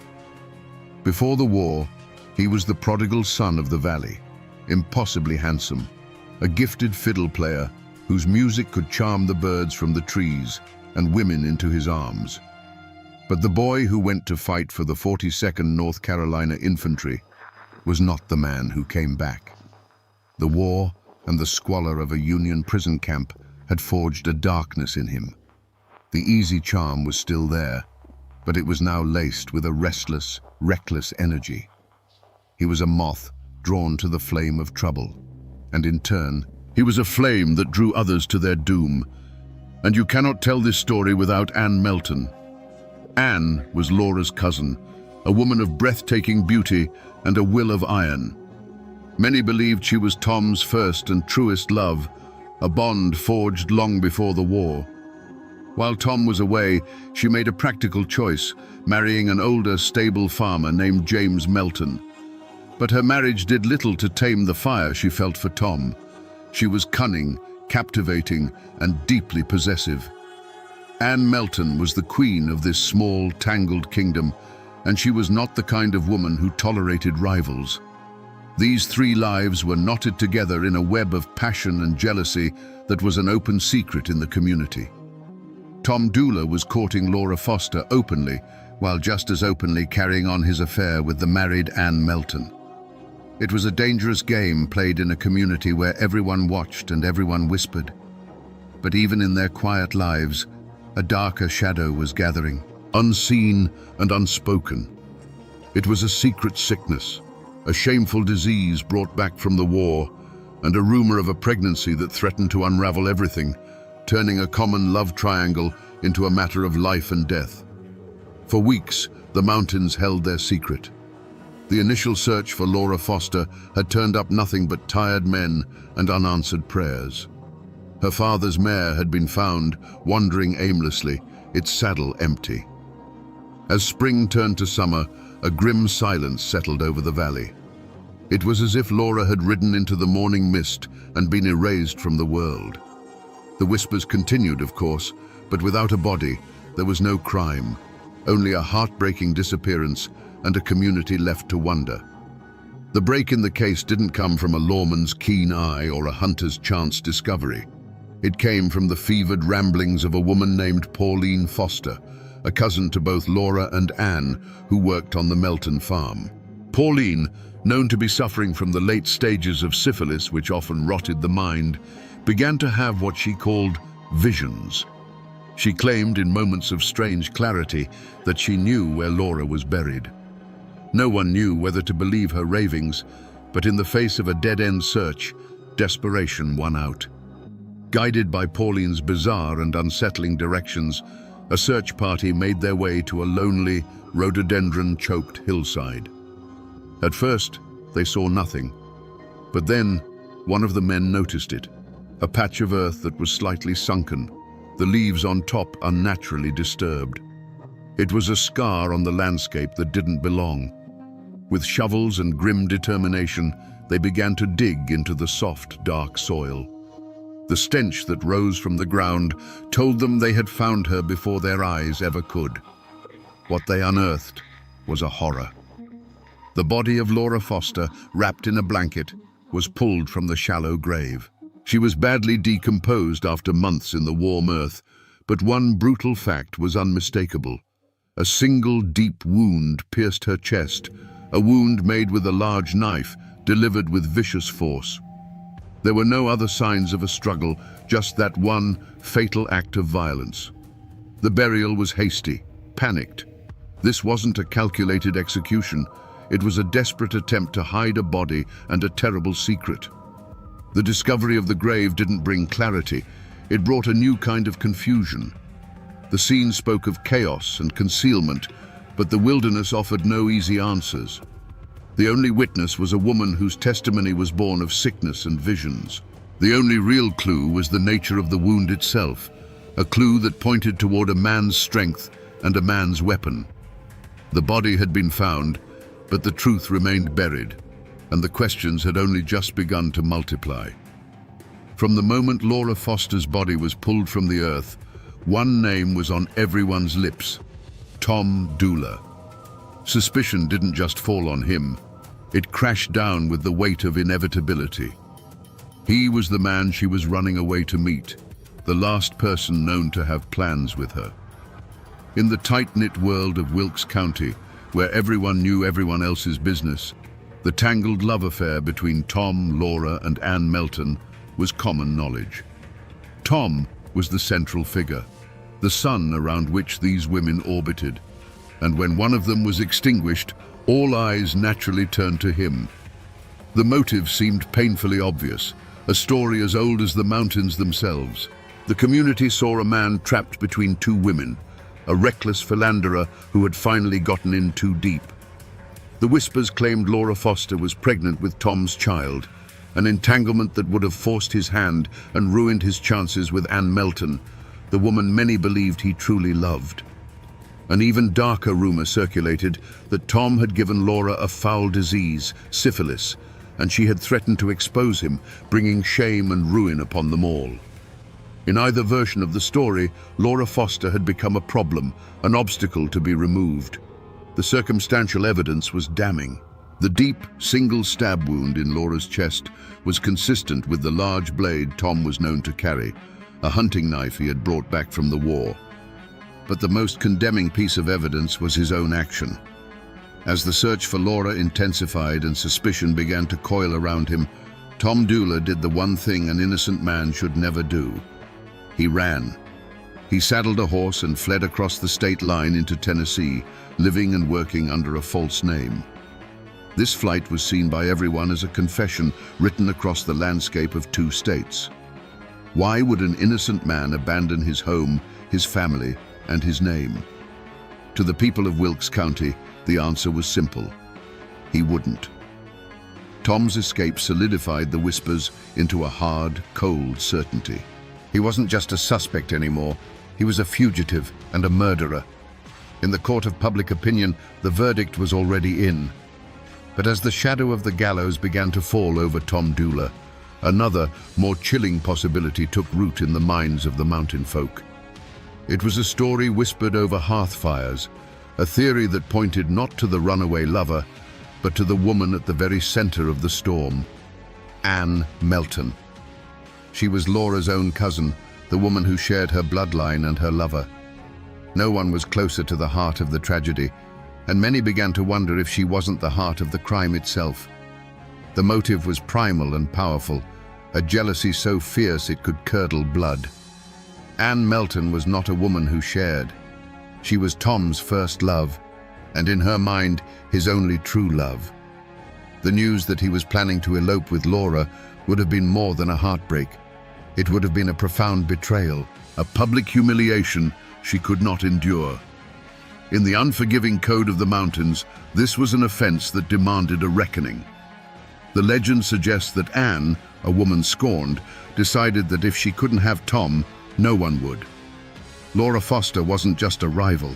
She was a testament to Ann's failure to hold her man, and she had to be erased. With this new suspicion, people began to re-examine the facts. The star witness, Pauline Foster, who had the convenient visions that led to the body, where did she live and work? On Ann Melton's farm. She was under Ann's roof, subject to her influence and her will every single day.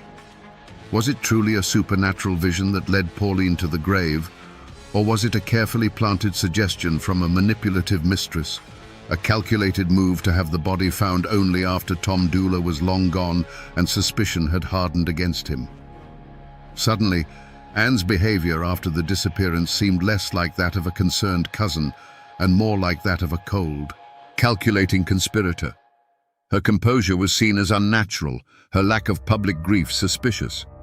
The very legal maneuvering that separated her trial from Tom's, once seen as a procedural matter, now looked like a deliberate tactic to keep her off the witness stand and prevent her from being questioned under oath. The community started to see not a woman caught in a tragedy, but a puppeteer pulling the strings from the shadows. The theory that began to form was as simple as it was terrifying. Anne had killed Laura in a fit of jealous rage, and Tom, arriving to find the horrifying deed done, made a fateful choice out of love and loyalty to protect her and take the blame himself. But there was another power at play in these hills, one older and more relentless than a lover's jealousy or a man's guilt. It was the silent, brooding force of the Foster clan itself. In the world of Appalachia, family was everything. It was law, government, and army all rolled into one. The Fosters were a proud and numerous clan, their roots sunk deep into the rocky soil of Wilkes County. To dishonor one was to dishonor them all, and what had happened to Laura was the ultimate dishonor. Their motive was not simple grief. It was a cold, burning rage against the shame that had been brought upon their name. Tom Dula, the charming outsider who had seduced their daughter, allegedly gotten her pregnant, and was the man she died with, was a walking monument to their family's humiliation. Whether he struck the fatal blow or not was almost secondary. He was the source of the rot, the cause of the scandal that was now the talk of 3 counties. They needed more than justice.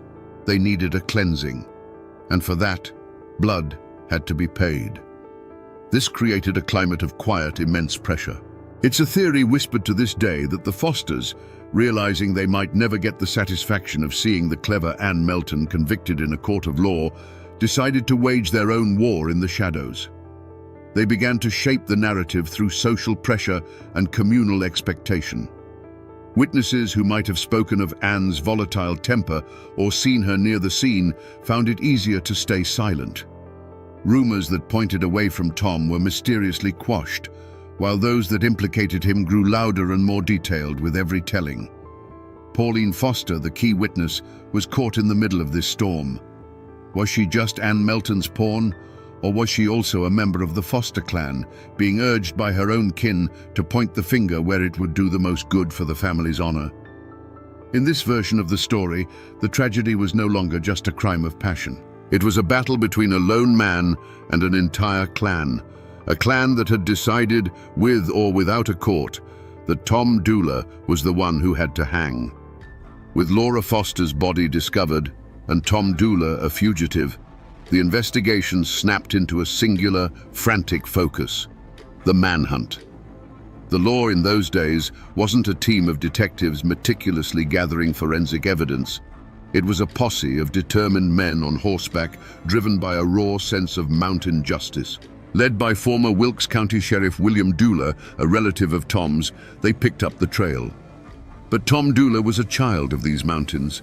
He had a considerable head start, and the wilderness was his greatest ally. He vanished into the green labyrinth of the Appalachians like a ghost into the fog. For weeks, the posse tracked him through the rugged peaks and dense forests that straddled the border of North Carolina and Tennessee. The mountains themselves seemed to conspire to hide him, offering up 1,000 false trails, 100 hidden hollows where a man could disappear for years. Every snapped twig that wasn't his, every cold campfire that belonged to a hunter, was a dead end that cost the posse precious time. The pursuit was a grueling testament to the land's indifference. It was a place that could just as easily protect a fugitive as it could swallow a victim. The trail grew cold, and it seemed as though Tom Dula had succeeded, that he had been consumed by the wilderness he knew so well. It wasn't until a legendary mountain lawman, Colonel James Grayson, got word that a man matching Tom's description was working as a farmhand near the Tennessee border that the chase had its break. Grayson and the posse cornered Tom, who gave himself up without a fight. They had their man.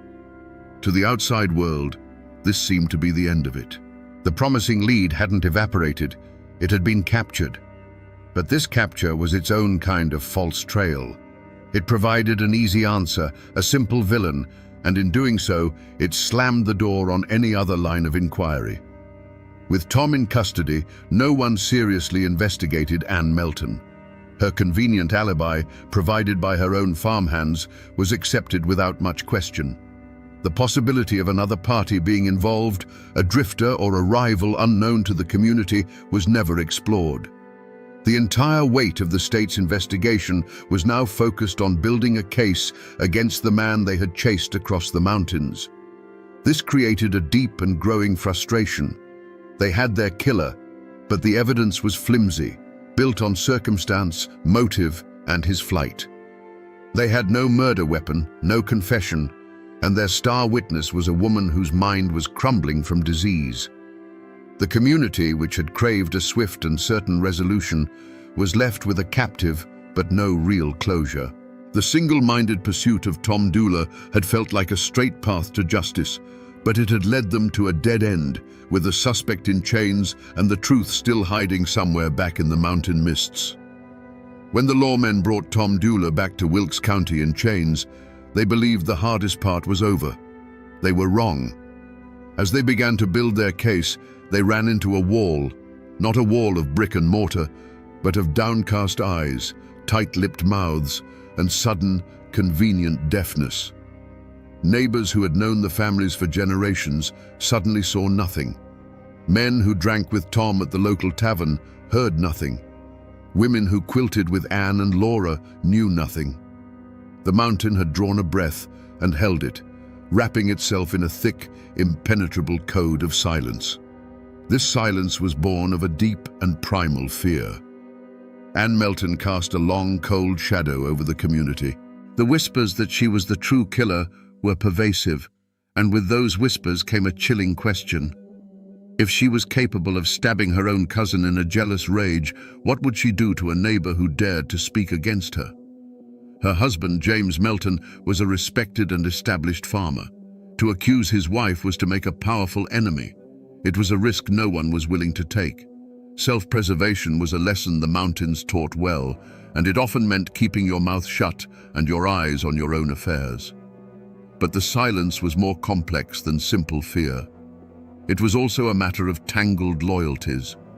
The Dulas, the Fosters, the Meltons, these families were all interwoven by blood and marriage, a complex tapestry of kinship that stretched back generations.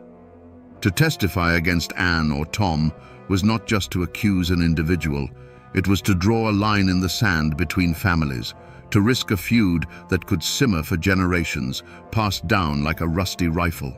Faced with the choice of speaking to outside lawmen from Statesville or maintaining the fragile peace within their own clan, the people of Wilkes County chose their own.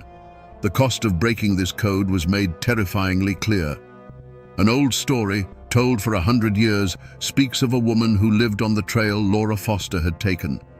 She let it be known that she might have seen Anne Melton walking towards the meeting spot on that fateful morning.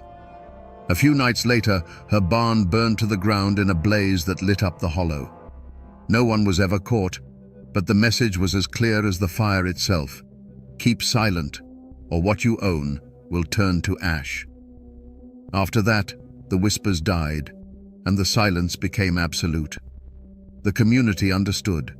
The price of the truth was too high. For nearly 2 years, the case against Tom Dula was a frustrating stalemate built on whispers and circumstance.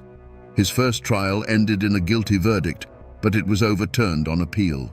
A second trial was underway, and his brilliant lawyer, former Governor Zebulon Vance, was systematically dismantling the prosecution's flimsy case. He had painted Pauline Foster as a delusional, unreliable witness and pointed the finger of blame squarely at the calculating Anne Melton. It began to look as if Tom Dula, despite the mountain of public opinion against him, might just walk free. The truth seemed destined to remain buried, a secret lost to the silence of the hills. The turning point didn't come from a dramatic courtroom revelation or a newly discovered piece of evidence. It came from a slip of paper, a desperate note scrawled in a jail cell. As his second trial drew to a close and the possibility of acquittal seemed within reach, Tom Dula did something inexplicable. He took a pencil and a scrap of paper and wrote 4 simple, devastating words. I and Anne Melton. He passed this note to one of his lawyers, a cryptic and ambiguous message that could be interpreted in a dozen different ways. Was it a confession? A last-ditch effort to implicate the woman he felt had betrayed him? Or was it, as many have come to believe, the key to a hidden truth? The most enduring theory is that this note was Tom's attempt to articulate a complex reality, that he and Anne Melton were both involved, but not in the way anyone suspected. The note wasn't a confession of murder, but a confession of conspiracy.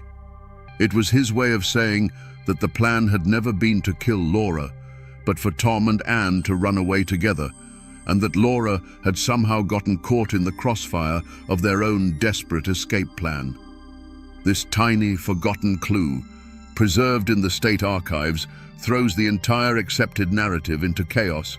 It suggests a truth far more complicated than a simple love triangle murder.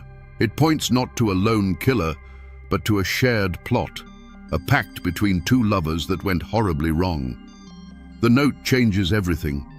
It reframes Tom's flight not as the act of a guilty murderer, but as the panicked escape of a man caught in a catastrophe of his own making. It was the moment the legend cracked, revealing a deeper, darker, and more tragic story beneath the surface. The trial was no longer just about who killed Laura Foster. It was about unraveling the true nature of the pact between Tom Dula and Anne Melton. The courtroom in Statesville held its breath. Governor Vance's powerful defense had cast a deep and profound doubt on the state's case. Tom Dula, the man everyone had condemned, now seemed like a victim himself, a pawn in a game played by a far more cunning mind. Acquittal felt not just possible, but likely. It was in this moment of rising hope that Tom Dula's own hand sealed his fate. The cryptic note, I and Anne Melton, was seen by the jury not as a complex clue, but as a simple, damning confession of partnership. The ambiguity that Tom may have intended was lost. The prosecution finally had the link they needed.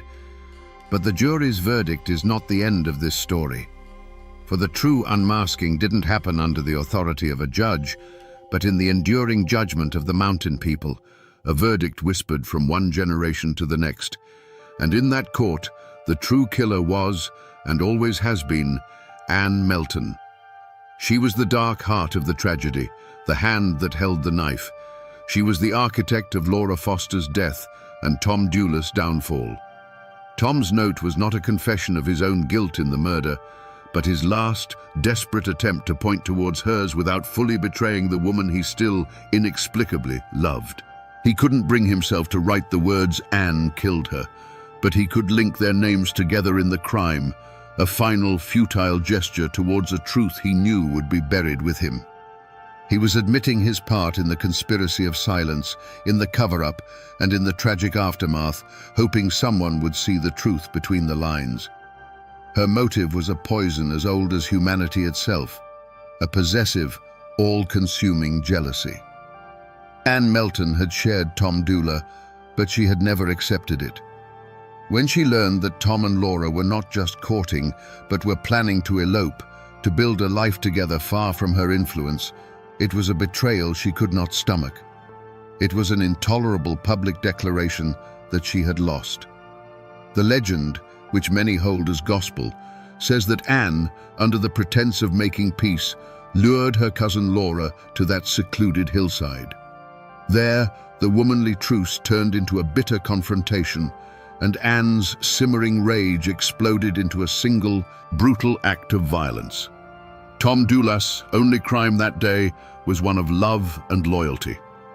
He arrived at the meeting spot not to kill Laura, but to run away with her, or perhaps to finally break things off. Instead, he found Anne, spattered with blood, standing over the lifeless body of her cousin. In that horrifying moment, faced with an impossible choice, he chose Anne. He chose to protect the woman who had been his first love, the captivating, manipulative woman who held his heart in a vice. His crime was not murder, but the digging of a shallow grave and the weaving of a lie that would cost him his life. The court of law would hang Tom Dooler. But the court of the mountains knew better. They unmasked a killer far more frightening than a reckless young man, a beautiful, jealous woman who let the man she claimed to love swing from a rope for a crime she committed. The true climax of this story is not a guilty verdict, but the chilling realization that the real monster walked free, leaving a ghost and a legend in her wake. Let us now go back to that hillside, not as speculators, but as silent witnesses to the truth the mountains have held for over a century. The sun was warm that morning, filtering through the leaves of the old oak trees. Laura Foster arrived first, her heart aflutter with a mix of hope and nervous fear. In her hands, she clutched a small bundle of clothes, everything she needed to start a new life with the man she loved. She believed she was there to meet Anne for a final, difficult conversation, a truce, or a parting of ways between cousins before she and Tom disappeared together forever. She was a lamb, walking trustingly into the slaughterhouse. When Anne arrived, the air grew thick with a tension the warm sun could not touch. The conversation started with forced pleasantries, but the venom was not far beneath the surface. We will never know the exact words that were spoken, but we can hear their echoes. Anne's voice, once familiar, likely turned to ice. Accusations flew like stones, words of betrayal, of stolen love, of shame and jealousy. The beautiful clearing, meant to be the starting point of a new life, became a courtroom with only one judge and one executioner. There was a sudden, violent movement, a flash of steel in the dappled sunlight. It was not followed by a blood-curdling scream, but by a sharp, surprised gasp from Laura, a sound of disbelief more than pain. That sound was cut short, replaced by a soft thud as her body crumpled onto the blanket of leaves. The small bundle of clothes fell from her grasp, spilling a pathetic collection of folded dresses and girlish dreams onto the forest floor. In an instant, the birds in the surrounding trees fell silent. The wind itself seemed to die, and the woods were plunged into a profound and unnatural stillness. The hot rage in Anne's veins cooled to a chilling dread. She stood for a long moment, breathing heavily, the knife now feeling cold and alien in her hand. She looked down, not at her cousin, but at a problem that had been solved, creating a far greater one in its place. Laura's eyes were open, staring blankly at a sky she could no longer see. The silence of the clearing was now an accusation, a ringing void that was louder than any scream. Sometime later, Tom Dooler walked into that clearing. He carried his fiddle in one hand and a shovel in the other, ready to dig a fire pit for the camp where he and Laura would spend their first night of freedom. He saw Anne first, standing like a stone statue. Then his eyes fell to the ground. The world stopped turning. He saw Laura, unnaturally still, her simple bundle of clothes scattered beside her like a child's forgotten toys. No words were needed. A look passed between Tom and Anne, a look of horror from him, and a look of desperate, silent pleading from her. In that moment, Tom Dooler was no longer a lover planning an elopement. He became a protector of a terrible secret. He was a man of a certain mountain honor, and his honor, however twisted, belonged to Anne. His choice was made in that silent, horrifying instant. He set down his fiddle. He took the shovel, the tool he had brought for a life-giving fire, and began to break the earth. The rhythmic scrape and thud of the blade was the only sound in the clearing, a sound of a man digging not just into the soil, but into a lie so deep it would entomb them all. The trial of Tom Dooler was more than a legal proceeding. It was a circus. Moved from the heated atmosphere of Wilkes County to the more neutral ground of Statesville, it became the sensation of the decade.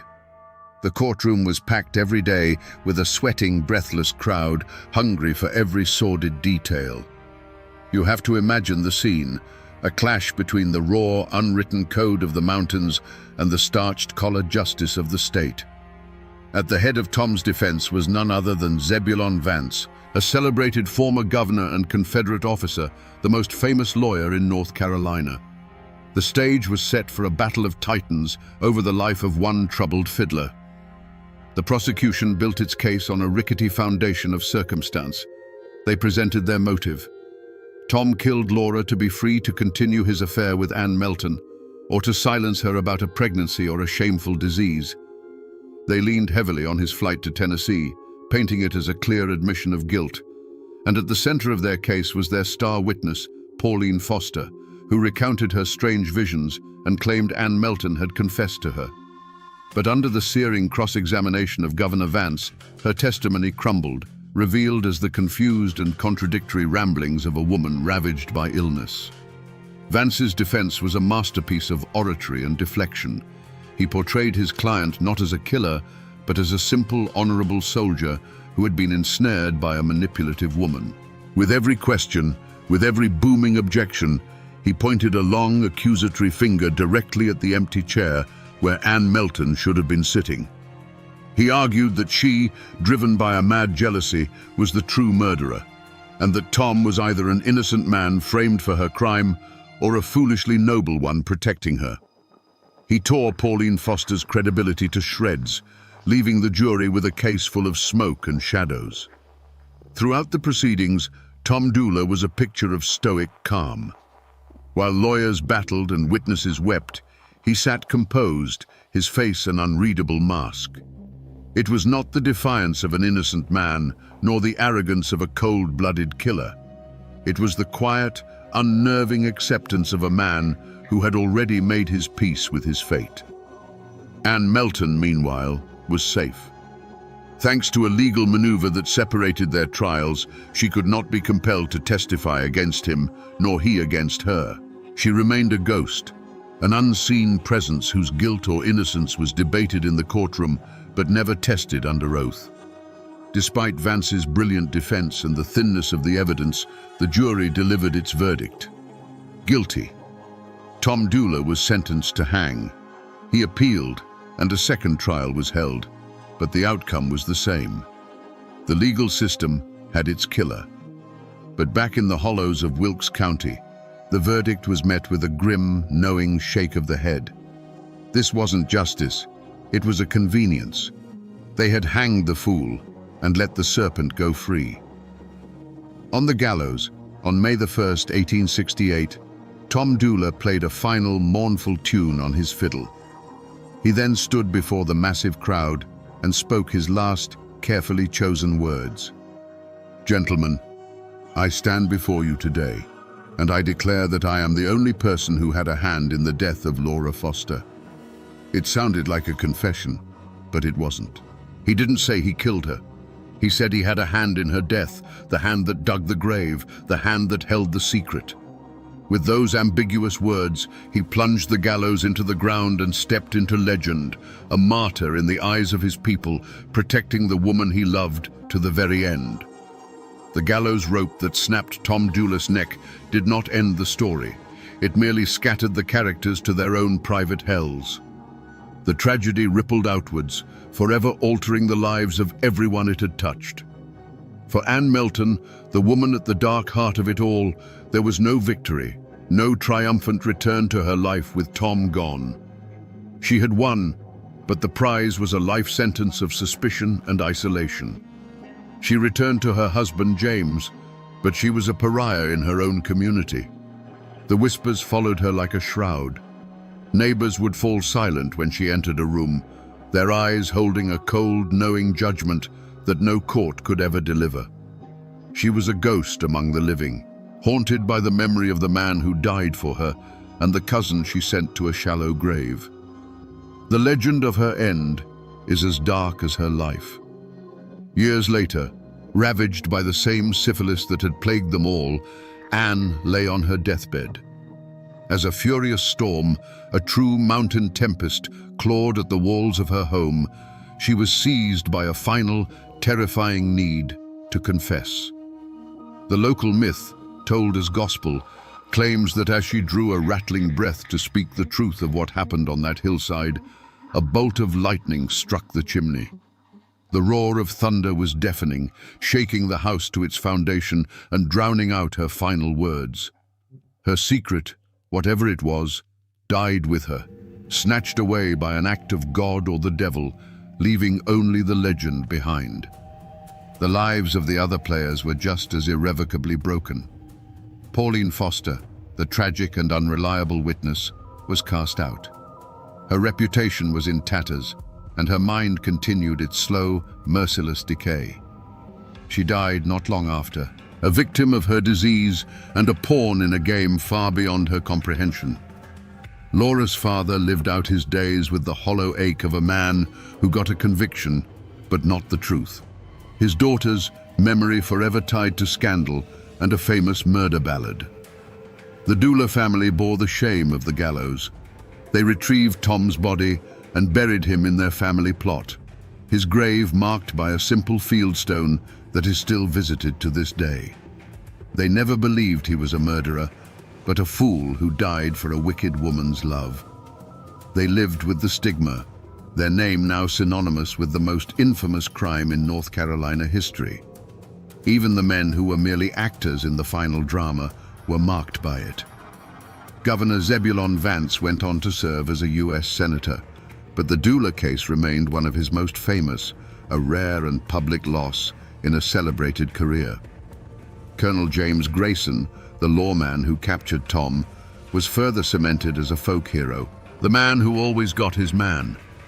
But for the families at the heart of the story, there was no glory, no moving on. The crime left a wound on the soul of Wilkes County, a scar that would be passed down through generations, a cautionary tale of love, jealousy, and the devastating price of silence. The rope that hanged Tom Dula didn't silence his story. It just gave it a voice that would echo for a century and a half. The traces of this tragedy have not vanished. They are etched into the very soil of Wilkes County, tangible reminders that this is not just a legend, but a true story of love and death. You can still visit Tom Dula's grave today. It's a simple plot of family land marked by a weathered stone, where visitors often leave small tokens, a coin, a flower, a guitar pick, offerings left for the ghost of a handsome fiddler. Miles away, Laura Foster lies in a different cemetery, her final resting place far from the man she died for, their separation in death as permanent as it was in life. But the most powerful remnant is not made of stone, it's made of music. Long before the lawyers and the newspapers, the people of the mountains preserved the story in the only way they knew how. They sang about it. The original folk ballad of Tom Dooley was a raw, haunting piece of oral history passed down through generations. Its verses were often darker and more complex than the famous version, with lines that pointed the finger directly at Ann Melton, capturing the community's true belief. It was this local ballad that kept the memory alive, a flickering candle in the dark hollows of time.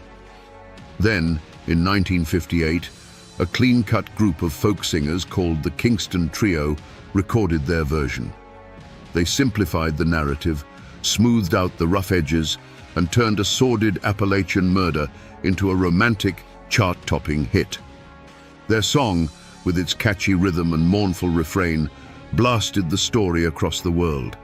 It cemented the name Tom Dooley in the popular imagination and ensured that this small-town tragedy would achieve a strange and lasting immortality. The song is the story's living ghost, a tune that drifts on the radio waves, its tragic origins unknown to most who hum along. Today, if you travel those winding roads in Wilkes County and talk to the old-timers, the story is still there, living and breathing. They will point you toward the hills where Laura's body was found, a place still thick with rhododendron and shadow. They'll tell you that on a quiet night, when the wind sighs through the pines, it sounds like the mournful notes of Tom Dooley's fiddle. And some will swear that if you're near that lonely hillside after dark, You might just see a spectral figure wandering through the trees, the ghost of Laura Foster, forever searching for the lover who was supposed to meet her on that long-ago morning. The world might have forgotten the details, but the mountains never do. So we return to the question that hung in the mist at the very beginning. What happened to Laura Foster? The answer, we find, is not a simple one. It was not just a crime of passion. It was a perfect storm, a tragedy born from a collision of desperate love, savage jealousy, a twisted code of mountain honor, and a community that chose silence over a truth that was too dangerous to speak aloud. The law, in its formal and rigid way, found a killer. But it never found the whole truth. It settled for a convenient villain and closed the book, content to let the deeper, darker story fester in the shadows. This is a story that teaches us a hard lesson, that justice and the law are not always the same thing, especially in a place where family loyalty is its own kind of law. It's a chilling reminder of how a single, violent act can poison generations, and how a lie, once told, can take on a life of its own. But more than that, the legend of Tom Dooley is a testament to the enduring power of a story. The courts delivered a verdict, but the people of the mountains delivered a ballad. And in the end, it was the song, not the law, that kept the truest version of the story alive. The Ballad of Tom Dooley is more than just a folk song. It is the final testament of a community that knew the truth and chose to sing it rather than speak it. It's the ghost of a handsome fiddler, forever playing a mournful tune for the foolish choice he made. It's the whispered confession of a guilty woman, a confession the thunder tried to drown out. It's the cry of a young girl, silenced by a knife on a lonely hillside. The courts may have closed the case, but the mountains never did. And now, my friends, you know the rest of the story. Or at least, as much of the truth as a mournful old song is willing to give up.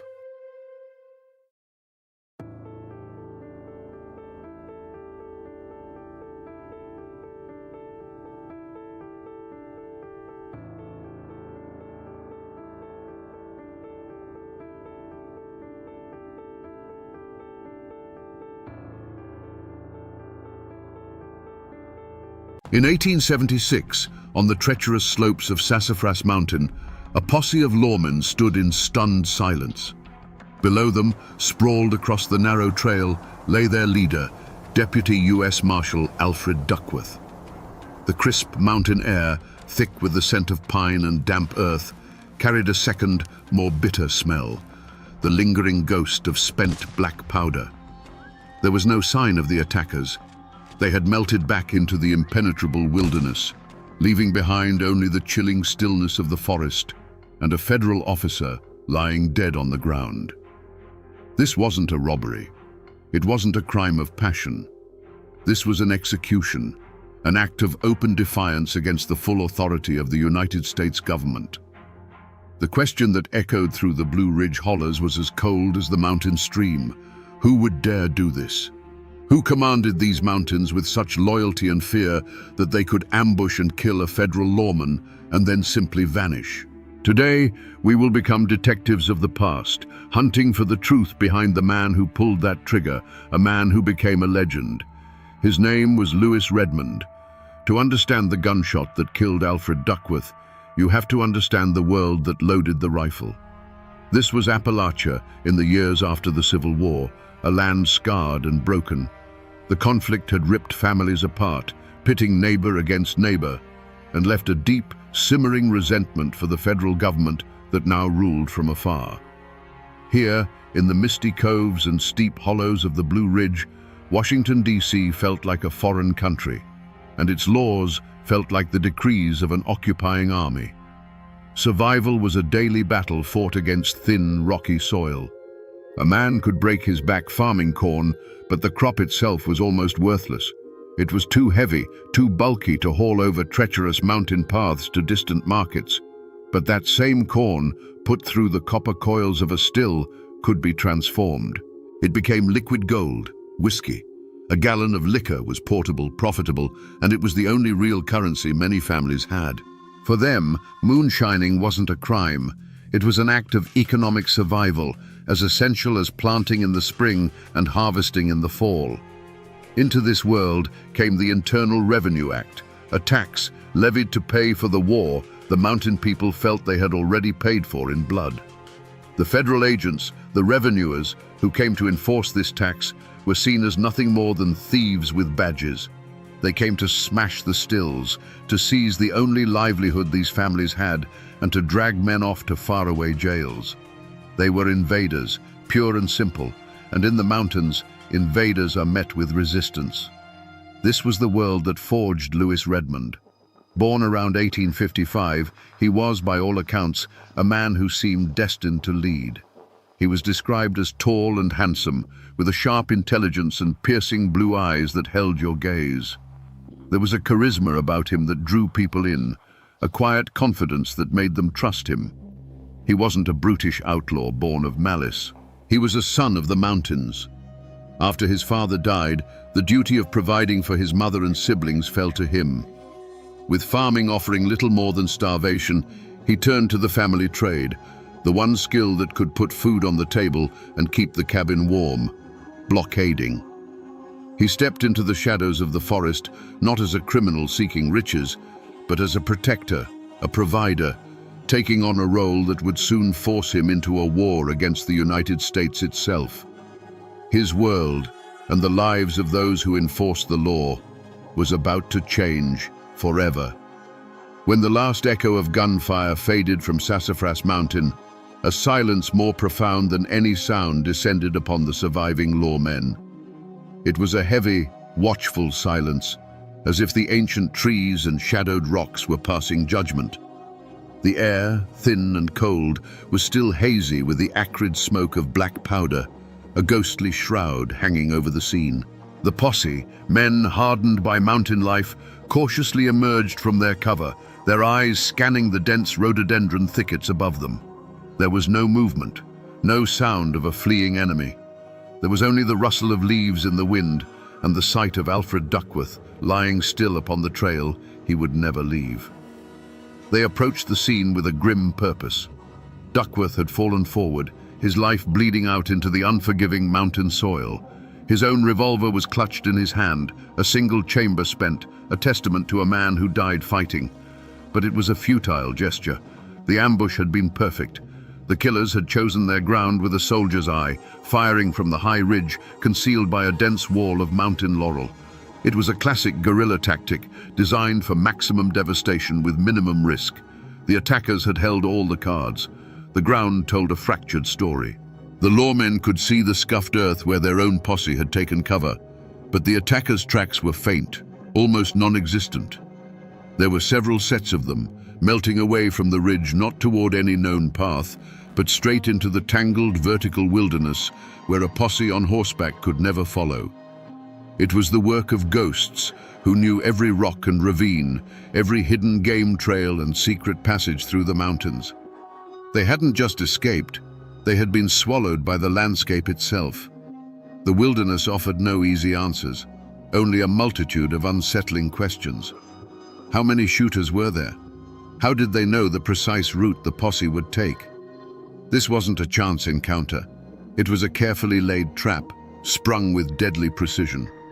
It spoke of an intelligence network, of spies and lookouts hidden in the scattered mountain cabins. A cold realization settled over the men as they stood over their fallen leader. They weren't just fighting distillers, they were fighting an army. And in the heart of that army, there had to be a general.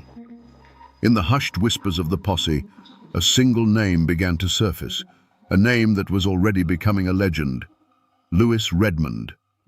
For the federal government, there was no whodunit. In the halls of power and in the offices of the U.S. Marshals, the question wasn't who gave the order, but where is Lewis Redmond? The ambush on Sassafras Mountain was not seen as a random act of violence by desperate men. It was seen as a message, a personal declaration of war sent directly from the king of the moonshiners himself. Duckworth's posse was climbing that specific trail for one reason: to dismantle Redmond's operation and bring him in. The attack was the answer. The vendetta wasn't between two men who had shared a past of personal slights or insults. It was far deeper than that. It was a feud between two opposing worlds. Alfred Duckworth represented the law, order, and the unyielding authority of a distant government. Lewis Redmond represented the unwritten code of the mountains, self-reliance, defiance, and a fierce, almost primal protection of one's own people and one's own land. Every still Redmond built was an act of rebellion. Every gallon of untaxed whiskey he sold was a blow against the federal treasury. Duckworth's arrival on that mountain was the government's hand reaching into Redmond's kingdom, and Redmond, in their eyes, had chopped that hand off at the wrist. Whispers immediately began to snake through the mountain communities, but they weren't the whispers of fearful informants. They were whispers of awe, of a grim and grudging respect. Everyone knew this was Redmond's territory.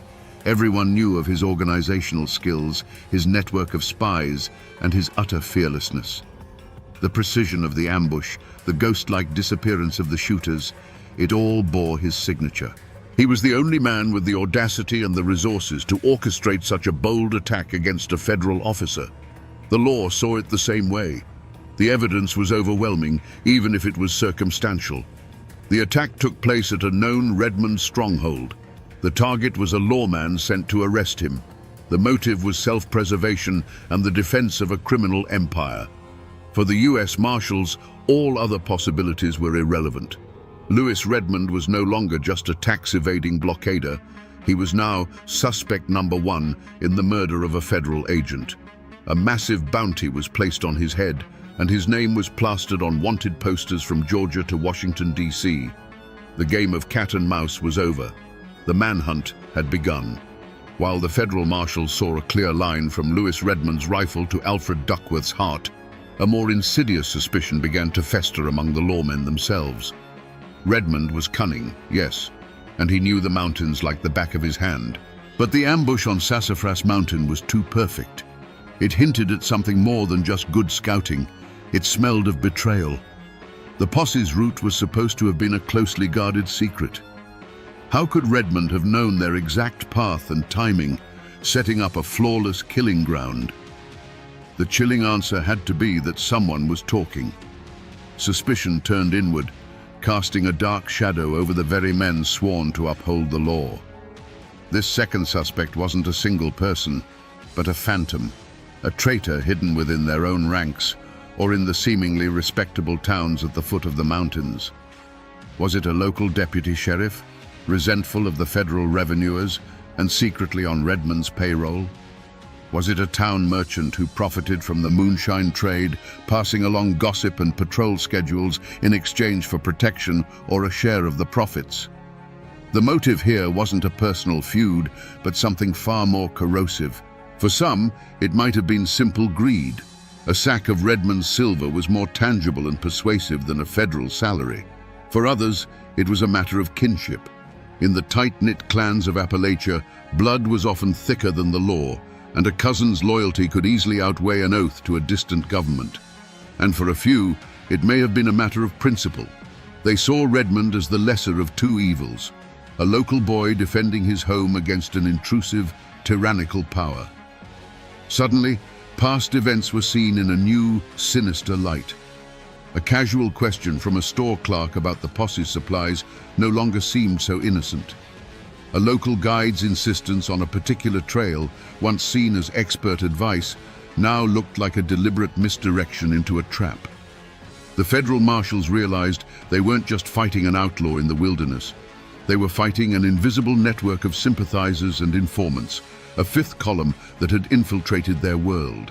Redmond's greatest weapon wasn't his rifle. It was the loyalty he commanded, a loyalty that could turn a trusted neighbor into a deadly enemy. But there was a third, colder theory, one whispered not in the mountains, but in the cynical backrooms of power. This theory painted both Redmond and Duckworth as pawns in a much larger, more ruthless game. The suspect in this version wasn't a man at all, but the cold, calculating political will of a nation still healing from civil war. To the federal government in Washington, the defiant Appalachian moonshiners were more than just tax cheats. They were a symbol of lingering rebellion, a festering pocket of the old Confederacy that refused to be broken. The motive here was not justice, it was subjugation. The paltry sum of the whiskey tax was almost irrelevant. The true goal was to crush the independent spirit of the mountain people, to make an example of them and demonstrate the absolute, unchallengeable power of the federal government. To achieve this, they needed a catalyst. They needed a public outrage, a reason to send in troops and impose a martial authority that simple tax evasion could never justify. They needed a martyr. According to this dark possibility, Deputy Marshal Alfred Duckworth wasn't just sent on a dangerous mission, he was sent as bait. The increasingly aggressive tactics of the revenuers, their raids becoming more frequent and more violent, seemed designed to provoke a response. They were kicking a hornet's nest, hoping to get stung. The death of a federal officer would be the perfect pretext. It would galvanize public opinion, painting the mountain people as savage killers and giving Washington the moral high ground to launch a full-scale campaign to pacify the region once and for all. This external force created a climate of escalating fear and inevitable conflict. It squeezed the mountain communities, leaving men like Redmond with no room to maneuver. They were being pushed into a corner where a violent reaction was the only one left. In this chilling scenario, the shot that killed Alfred Duckworth was not just fired by Lewis Redmond. It was aimed and guided by an unseen hand 1,000 miles away, a hand that saw one dead marshal as a small price to pay for the taming of a rebellious frontier. In the wake of Duckworth's death, a firestorm of federal fury descended upon the Blue Ridge. An army of U.S. Marshals, deputies, and grim-faced bounty hunters poured into the mountains, convinced that the sheer weight of their numbers would crush Redmond's rebellion. They believed his capture was inevitable, a matter of weeks, perhaps even days. They were about to learn a harsh lesson about the land and the man they were hunting. The Blue Ridge Mountains do not give up their secrets easily. The posses, many of them flatlanders unused to the vertical terrain, found themselves fighting a war on two fronts, one against Redmond and another against the wilderness itself. They were tormented by knife-edge ridges, choked by rhododendron hells so thick a man had to crawl on his belly, and soaked by sudden, bone-chilling mountain rains. Their horses went lame on the rocky paths, their supplies dwindled, and their confidence eroded with every fruitless mile. The mountains were Redmond's fortress, and every tree and stone was a soldier in his army. Redmond, for his part, played them like a fiddle. He was a master of misdirection. A whisper from a farmer's wife about a man matching his description heading east would send a posse on a 3-day trek into a dead-end gorge, while Redmond was actually miles away to the west. He left deliberate, misleading tracks, only to double back and watch his pursuers from a high ridge, invisible. Tales began to trickle down from the mountains of him, walking brazenly through a town disguised as an old preacher, gathering supplies and information right under the noses of the lawmen who were searching for him. The most famous of these failures became a legend in itself. Acting on a tip, a large posse of marshals surrounded a small, isolated cabin deep in Transylvania County where Redmond was said to be cornered. For hours, they laid in wait, a perfect trap. As dawn broke, they stormed the cabin, ready for a bloody shootout. They found only a cold hearth and an open back window. He had slipped through their grasp yet again. Locals would later swear he'd climbed right up the wide stone chimney and disappeared into the night like smoke. The truth was likely simpler, but the legend was far more powerful. With every failed raid and every evaporated lead, the marshals' frustration curdled into a cold, hard anger. They were being humiliated, outsmarted at every turn by a backwoods distiller. This growing desperation made the lawmen dangerous, their questions more pointed, their methods more aggressive. But their pressure didn't break the mountain people's resolve. It only drove them deeper into a protective silence, reinforcing the invisible wall that protected their king. The manhunt wasn't catching a man, it was creating a myth. As the manhunt dragged on, the U.S. Marshals slammed into a barrier far more formidable than any mountain ridge. It was a wall of silence, built of fear, kinship, and generations of deep-seated distrust. When they rode up to isolated cabins to ask questions, they were met with blank stares, lowered eyes, and a frustrating, impenetrable chorus of, "I don't know nothing." Doors that were once open to strangers were now bolted shut. The friendly mountain folk had turned inward, their faces becoming as hard and unreadable as the granite cliffs around them. This was the unspoken code of the mountains, an omerta as binding as any blood oath. To speak to a revenuer, to offer even the smallest piece of information, was to commit the ultimate sin, betrayal of your own people. The reasons were twofold. First, there was the very real fear of retribution. Lewis Redmond was not just a hero. He was the law in these parts. His network was everywhere, and a loose tongue could cost a man his livelihood, his home, or even his life. Old Martha, who claimed she saw a rider pass her cabin the night Duckworth was killed, found her barn burned to the ground a week later. After that, no one dared speak a word. But it was more than just fear. It was a profound and unwavering loyalty to their way of life and to the man who had become its greatest defender. In their eyes, the federal government was the true criminal, the outside force that sought to starve their families and destroy their traditions. Helping the marshals was seen as siding with the enemy. A man's cousin, even a law-breaking one, was still his cousin. A neighbor who shared his corn was more of a brother than any uniformed stranger from Washington. Redmond wasn't an outlaw hiding among them. He was one of them, being protected by them. The psychological toll was immense, both on the hunters and the hunted. The marshals, consumed by frustration, began to see every man, woman, and child as a potential conspirator. Their presence became more oppressive, their methods harsher, which only served to reinforce the community's silence. The mountains became a closed world, a fortress of collective will. This wall of silence was the bedrock of Redmond's kingdom. It was the reason he could move like a ghost, because for the law, he was surrounded by 1,000 invisible accomplices who saw nothing, heard nothing, and knew nothing at all. For 5 long years, the manhunt had grown cold, freezing into a kind of permanent, low-grade war. Lewis Redmond had transcended from a man into a living folk tale, a ghost who haunted the Blue Ridge.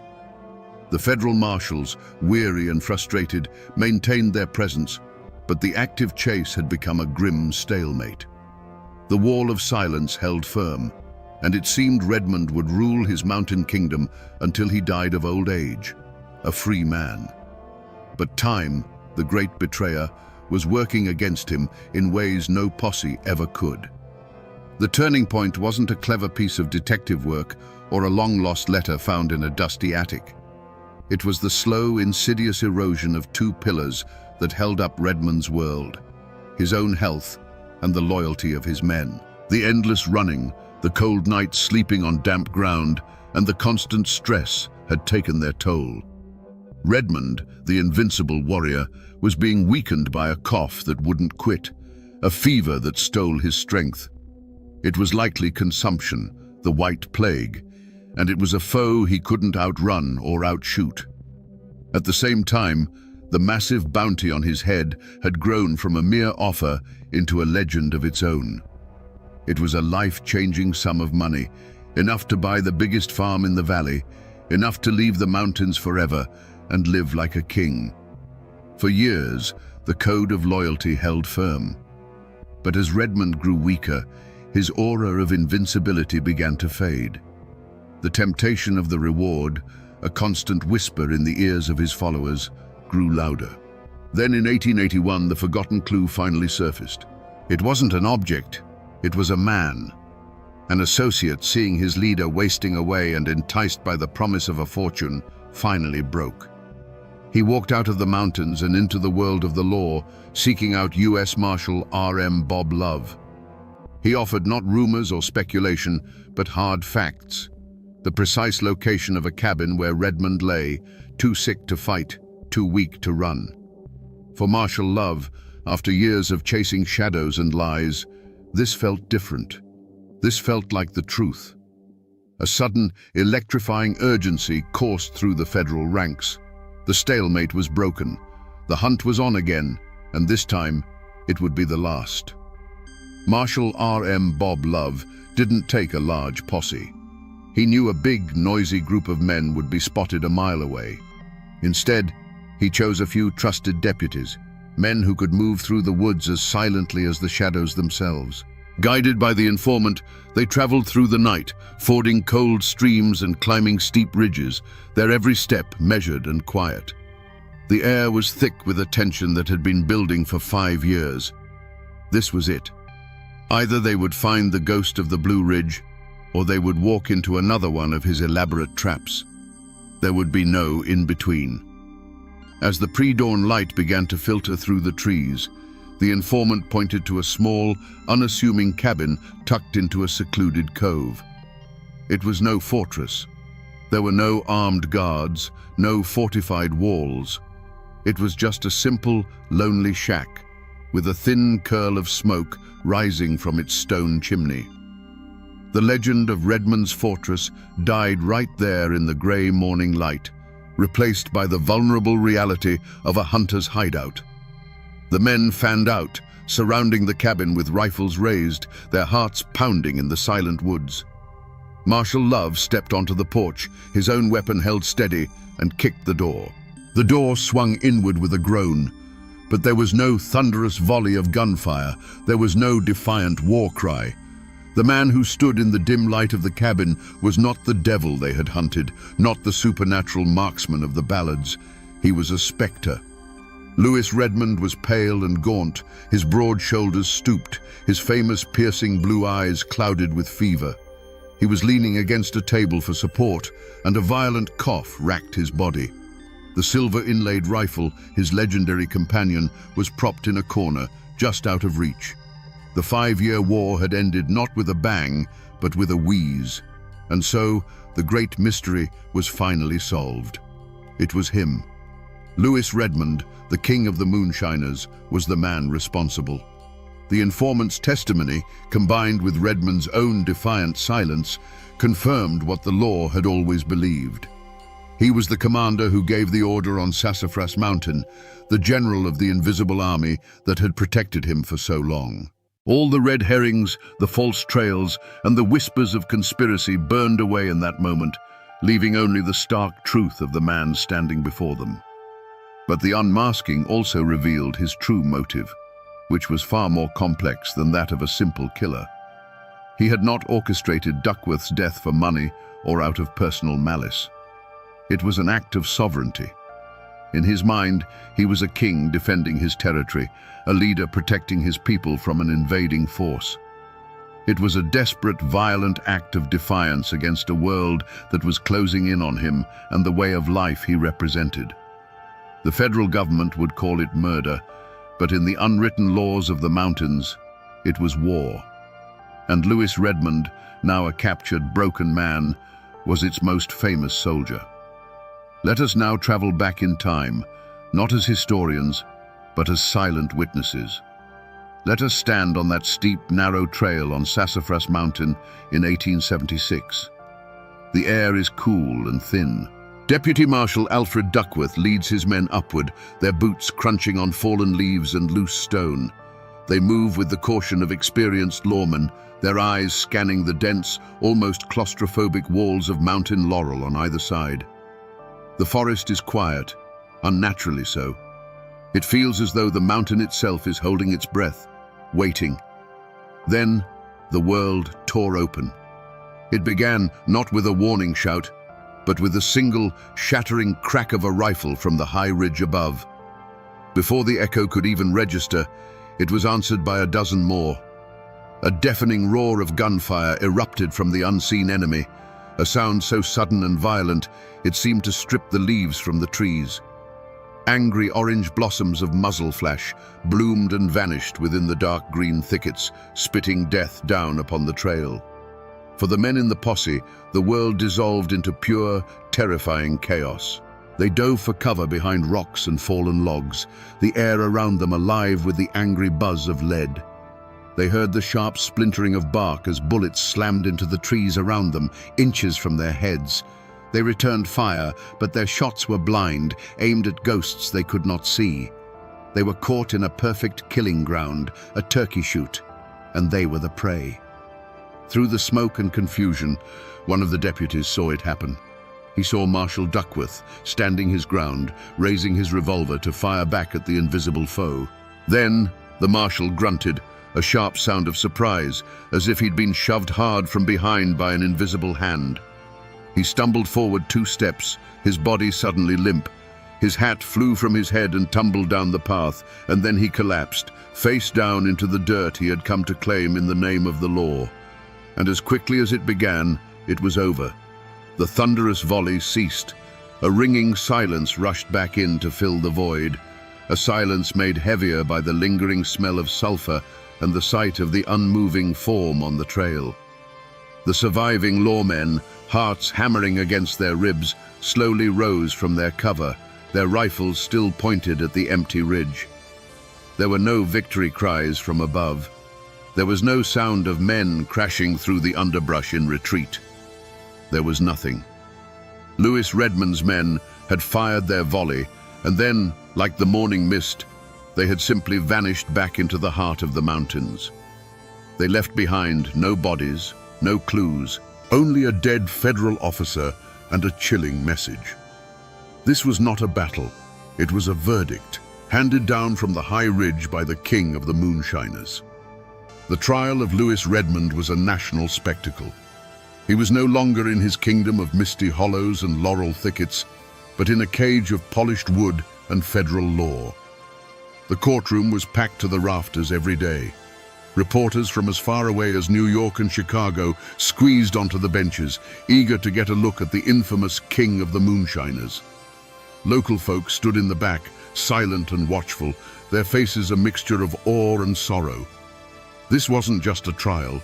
It was a reckoning between 2 Americas, the wild, defiant mountains and the ordered, unyielding nation-state. In the center of it all sat Lewis Redmond. He was a shadow of the mountain ghost the law had chased for 5 years. The sickness had ravaged him, leaving him pale and thin, his body racked by coughing fits that echoed in the silent courtroom. Yet, he was not entirely broken. He faced the proceedings with a quiet, stoic dignity. His blue eyes, though clouded by illness, still held a spark of unyielding pride. He offered no dramatic outbursts, no pleas for mercy. He showed no remorse, only a weary acceptance of his fate. He was a captured general, not a repentant criminal, and he faced his enemies with the silent defiance of a man who still believed his war was just. The prosecution painted a picture of a ruthless crime lord, a cold-blooded killer who had murdered a federal officer in the execution of his duty. They presented him as the mastermind of a vast criminal enterprise that had terrorized the region and defied the laws of the United States. His defense, in turn, tried to tell the story of a man forged by poverty and oppression, a protector of his people who was forced into a corner by a tyrannical government. They argued that he was a product of his time and place, a man living by a different code. But in a federal courtroom, the code of the mountains was not an admissible defense. The evidence was overwhelming, the outcome almost a foregone conclusion. The jury's deliberation was short. The verdict, when it came, was delivered to a hushed and expectant room. Guilty on all counts, including the murder of Alfred Duckworth. The sentence was severe. 10 years in a federal prison in Albany, New York. The words fell like stones, a death sentence for a man of the mountains. To be caged in a northern city, far from the sight of the Blue Ridge, was a fate worse than a hangman's noose. For the government, it was a triumphant victory, the final closing of a chapter of rebellion. Justice had been served. But for the thousands of people who had followed his story, who saw him not as a killer, but as a folk hero, it was a tragedy. The king had been dethroned, and the verdict sparked a controversy that would echo far beyond the courthouse walls, asking a question that still hangs in the Appalachian air. Whose justice was it, really? The guilty verdict and prison sentence were not the final chapter. but the beginning of a strange and winding epilogue that forever altered the lives of everyone touched by the saga. For Louis Redmond, the cold stone walls of a New York penitentiary were a slow execution. The mountain air that had sustained him was replaced by the damp, disease-ridden chill of a cell. His health, already fragile, collapsed completely. The invincible king of the moonshiners was wasting away, a dying man thousands of miles from home. But the legend he had so carefully crafted in the mountains now became his salvation. The sympathetic newspaper stories, the public outcry, and the petitions signed by thousands of people created a groundswell of support. Politicians, sensing a popular cause, began to lobby on his behalf. The narrative had shifted. He was no longer seen as a cop killer, but as a romantic figure, a symbol of a vanishing frontier spirit, and a man who would surely die in prison. In a stunning and politically calculated act of mercy, President Chester A. Arthur granted Louis Redmond a full pardon in 1884. He returned to the dark corner of South Carolina not as a conquering hero, but as a ghost of his former self. His health was shattered, his spirit seemingly broken. The world he had fought for was already disappearing, replaced by railroads and a more pervasive rule of law.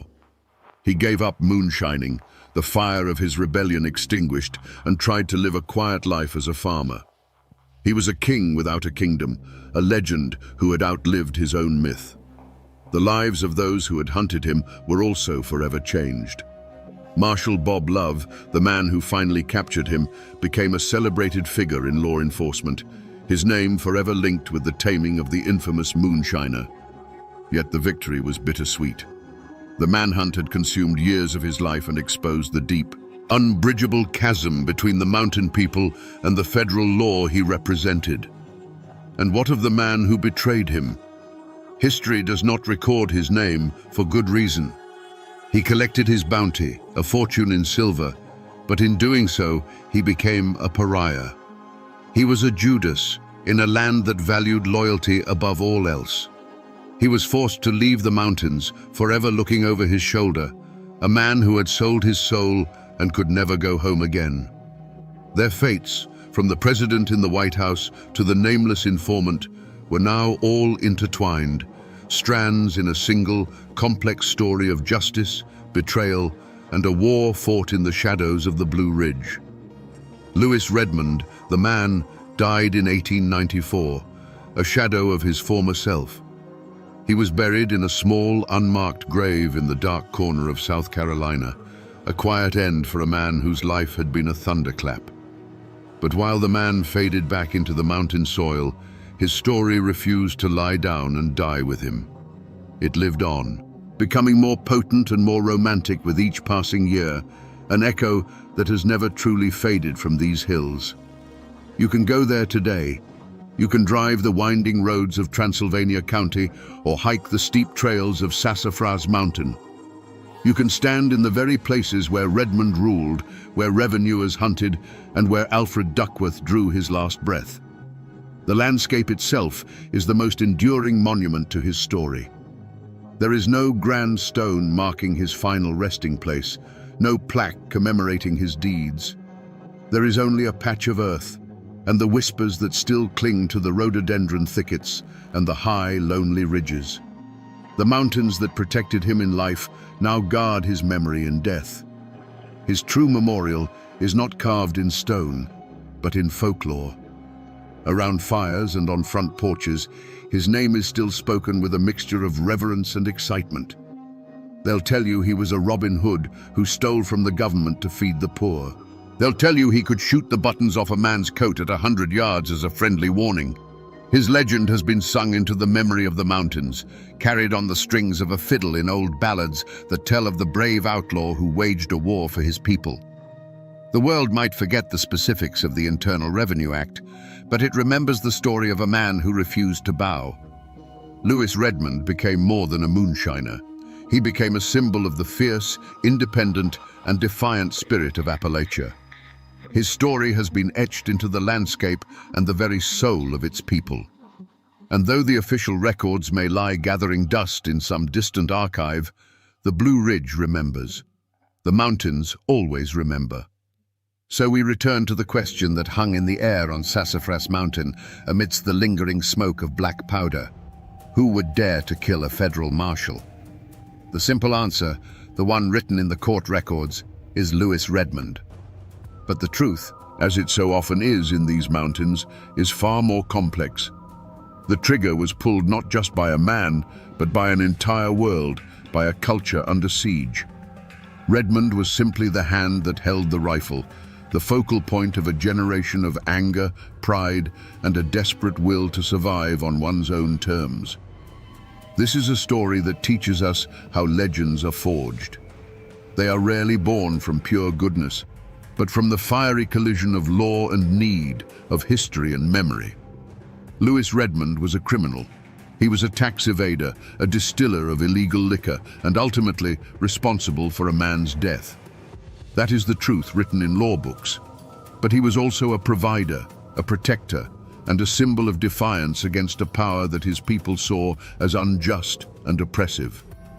That is the truth written in the hearts of the mountain folk. A man can be a villain in a courtroom and a saint in a ballad. And in the case of Lewis Redmond, he was undeniably both. His story is a testament to the enduring, unconquerable spirit of these mountains, a spirit that values loyalty over law and kinship over government. It's a reminder that beneath the surface of official history, there are other, deeper stories that belong to the people who live and die on the land. And as long as the mist still clings to the Blue Ridge Coves, his story will be one of them. And now, my friends, you know the rest of the story, or at least as much of it as the mountains are willing to give up. The first shot echoed through the Hillsville courthouse like a clap of thunder, and then the world went mad. In less than 90 seconds, a judge, a sheriff, and a Commonwealth's attorney lay dead on the blood-slick floor, victims of a furious volley of gunfire.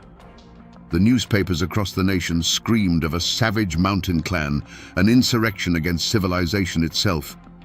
But for the people who lived and breathed the thin, cold air of the Blue Ridge Mountains, they knew the truth was far more complicated. What pushes a man to declare war on the law in the very temple of justice? Today, we separate the legends from the facts to uncover the story of the Allen clan and the epic manhunt that tore a community apart. Before the gun smoke and the blood, there was the land. Carroll County, Virginia, was a world unto itself, a kingdom of mist-shrouded ridges and deep, shadowed hollows carved by creeks 1,000 years old. The Blue Ridge Mountains weren't just a backdrop here, they were a living presence that shaped the people, instilling in them a fierce independence and a profound distrust of the flatlands below. In this isolated world, a man's worth was measured by the land he owned, the family he raised, and the honor he was willing to defend with his life. The seasons, not the clock in a distant capital, dictated the rhythm of life. At the center of this world stood Floyd Allen. He was a man built of the same hard rock as the mountains themselves, a patriarch in the truest sense. He wasn't some poor dirt farmer. He was a wealthy businessman, a landowner with vast tracts of timber and a former county supervisor. His word was law in the hollows. To his friends and family, he was generous and loyal to a fault. To his enemies, his temper was a force of nature, as sudden and violent as a summer thunderstorm. He saw himself not as a citizen subject to the law, but as the source of law in his domain. If Floyd was the fire of the Allen clan, his younger brother Sidner was the ice. Where Floyd was impulsive and hot-blooded, Sidner was cool, intelligent, and calculating. He too was a man of considerable wealth, but he showed his ambition in a different way. Just a few years before the tragedy, Sidner had completed a magnificent new home, the finest in the county. It was a testament to his success, a symbol of permanence and legacy, built with the finest wood and stone. It was a castle for his own dynasty, a place where he expected to live out his days in peace and prosperity. The Allens were not outlaws hiding in the shadows. They were the power in these hills. They were a sprawling, interconnected web of cousins, nephews, and in-laws, bound by blood and a shared code. They were respected, and they were feared. Their influence reached into local politics, business, and law enforcement. To cross one Allen was to cross them all, and everyone in Carroll County understood that simple, unshakable fact. They had built a world that answered to them and them alone. In these mountains, there were two kinds of law.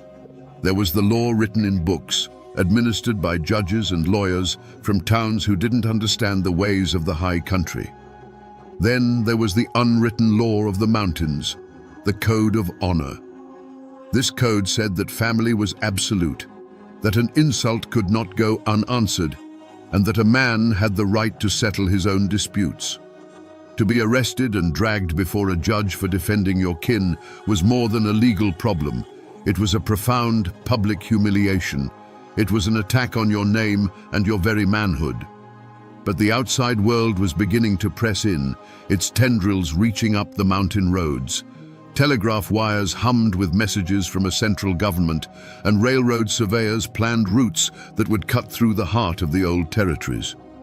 A new kind of law was coming with them, an impersonal, unbending law that had no respect for a man's reputation or the weight of his name. Little did the Allens know, this encroaching world was about to put their code, their power, and their very lives on trial. And when those two worlds finally collided, they would not bend, they would shatter. The Allens didn't just live on the land, they were born of it. Their roots in Carroll County ran as deep as the ancient oaks. Generations before, their Scots-Irish ancestors had pushed into this unforgiving wilderness, looking not for easy living, but for a place where they would be beholden to no king and no landlord. They carved their existence out of the rocky soil, and their claim was sealed not just by deeds, but by the sweat, blood, and bones of their kin who were buried in it. This land was a heavy inheritance, a reminder that they had built their world from nothing, and they would bow to no outside authority that tried to take it away. This deep-seated distrust of distant power was a wound that had never truly healed since the Civil War. The mountains had been a house divided, a place where loyalty to Richmond or Washington could get a man killed by his own cousin.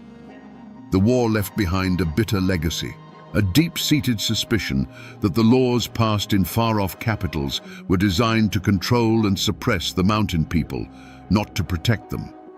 For men like the Allens, the arrival of a state-appointed judge and a Commonwealth's attorney felt less like the administration of justice and more like the arrival of a garrison in occupied territory. In Carroll County, a family name was everything. It was a history, a code, and a burden. To be an Allen was to understand that you were part of something larger than yourself. It meant you never showed weakness, you never backed down from a fight, and you settled your own accounts. The name was a shield for those who bore it and a clear warning to those who might cross them. It carried with it the unspoken duty to uphold the family's honor and dominance, a duty that fell most heavily on the patriarch, Floyd Allen. So when Floyd Allen stood in that courtroom, he wasn't just one man facing a year in prison. He was the living embodiment of generations of clan history. He was defending more than his own freedom. He was defending his family's name and the very principle that an Allen did not submit. The courtroom wasn't just a room. It was a battlefield where the old ways were clashing with the new. Judge Massey represented the cold, impersonal law of the state, but Floyd Allen represented the hot-blooded, unwritten law of the mountains, a law that had been the final word in these hills for over a century. In the weeks leading up to Floyd Allen's trial, Carroll County was holding its breath. This wasn't just about one man's freedom, it was a reckoning. In the general stores, in the churches, and in the dark corners of saloons, the lines were being drawn. To speak in favor of the court was to risk the wrath of the Allen clan. To defend the Allens was to mark yourself as an enemy of the state's progress. Families who had been neighbors for generations suddenly looked at each other with suspicion. The air grew thick with a poison that had been seeping into the soil for years. This wasn't the first time the Allens had clashed with the law. There were stories, old fistfights at county fairs that were settled with a handshake instead of a warrant, disputed land claims where an Allen's fence post mysteriously moved overnight, and business deals where the other party always seemed to get the short end of the stick. More recently, there had been a simmering feud between Floyd and Sheriff Lewis Webb. Webb was a man determined to prove that no one was above the law, and he had made a point of arresting men connected to the Allens for minor infractions. Each arrest was a small poke at the bear, a test of power that Floyd saw as a direct personal challenge to his authority. Whispers spread through the hollows like wildfire in a dry season. People said Floyd Allen had sworn an oath that he would never spend a single night in a penitentiary cell. Others claimed that Judge Massey had been warned not to even come to Hillsville, that the Allens had already passed their own sentence on him. Rumors flew that Allen men were buying up every box of cartridges they could find, and that friends of the family were quietly making their way toward the county seat, their rifles cleaned and ready. Whether these rumors were true or not didn't matter. They created an atmosphere of inevitable violence. The trial became less about the law and more about a final, decisive confrontation. Everyone in the county, from the lowest tenant farmer to the wealthiest merchant, felt it coming. They knew that the feud between the old mountain code and the new state law was about to be settled, and it would be settled not with gavels and law books, but with lead and blood. In the mountains, people listened to the whispers of the woods, and in the weeks before the trial, the woods were sending out warnings. Old-timers later swore that the winter of 1912 felt different, holding on with a bitter, unnatural cold. On the high ridges, hunters claimed to hear a sound that hadn't been heard in decades, the chilling, woman-like scream of a painter, a mountain lion. To the mountain folk, it was a terrible omen, a cry from the land itself that blood was about to be spilled on its soil. It was as if nature was already mourning for the men who were about to die. The human omen arrived in Hillsville with polished shoes and leather briefcases. Judge Thornton Massey and Commonwealth's attorney William Foster were not mountain men. They were agents of a distant government, men who saw the world in the black and white text of law books. They walked into Carroll County with the confidence of men who believed they held all the power, that their authority was absolute and backed by the full might of the state. They could not understand that in these hills they were the outsiders. They were the foreign body that the clan, like a feverish immune system, was preparing to violently reject. On the morning of March 14th, a heavy stillness settled over the town of Hillsville. Sheriff Lewis Webb felt it in his bones. He was a local man, caught between the two great forces. He knew Floyd Allen, and he knew the unbending pride that coursed through the veins of that family. As he strapped on his pistol that morning, he wasn't just preparing for a day in court. He was preparing for a war. He could see the hard, unblinking eyes of the Allen clan members gathering on the courthouse steps. The air was thick and electric, like the dead calm before a lightning strike. Every man in that town knew that something terrible was about to happen. They were just waiting for the first drop of rain or the first flash of fire. The courtroom in Hillsville on March 14th, 1912, was a powder keg waiting for a spark. The air was thick with the scent of wet wool, chewing tobacco, and raw fear. On the bench sat Judge Thornton Massey, his face a grim mask of authority. Standing ready was Sheriff Lewis Webb, his hand hovering near the butt of his revolver, and scattered throughout the room, in the gallery and among the benches, were the Allens. They weren't there as spectators. They were there as soldiers, their eyes cold and watchful, their coats hanging heavy with the weight of concealed pistols. The jury filed back in, their faces pale. The foreman refused to look at Floyd Allen as he read the verdict. Guilty. A low murmur rippled through the crowd, a sound like a distant rock slide. Then came the sentence. 1 year in the state penitentiary. For a man like Floyd Allen, a patriarch who had ruled his corner of the world with an iron will, this was an unimaginable disgrace. It wasn't the loss of a year of freedom. It was the public destruction of his honor, a declaration that his power meant nothing here. In that moment, something inside Floyd Allen broke. He rose slowly to his feet, his wounded pride radiating from him like heat. He looked not at the judge, but at the men of the court, the men of his county. And then he spoke the words that would ignite a war, a sentence that would be carved into the memory of those mountains forever. "Gentlemen," he said, his voice calm but edged with steel, "I ain't a-goin'." It was a declaration of independence. It was a final, absolute rejection of the court's authority. Judge Massey, stunned by the defiance, quickly ordered the sheriff, "Get your man." As Sheriff Webb took a step forward, the world seemed to slow down. Hands went to guns. Every man in that room held his breath, balanced on the knife's edge between law and anarchy. And then it happened. A single deafening crack of a pistol shot shattered the silence. To this day, no one knows for sure who fired it. Was it Floyd Allen making good on his promise? Was it Sheriff Webb trying to enforce the judge's order? Or was it Floyd's son, Claude, firing from the gallery to protect his father?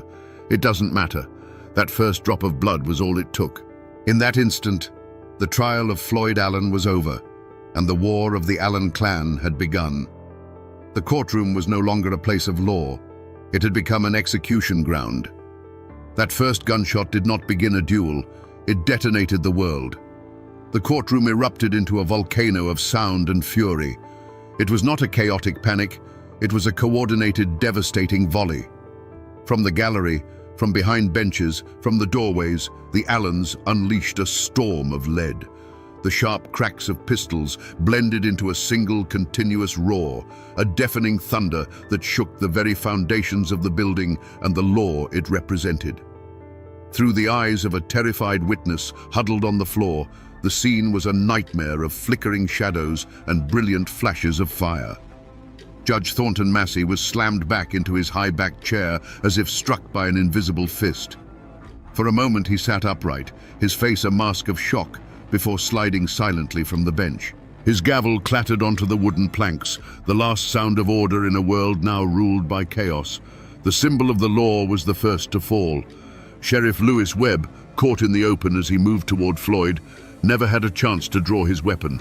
He crumpled to the floor, his life extinguished in an instant.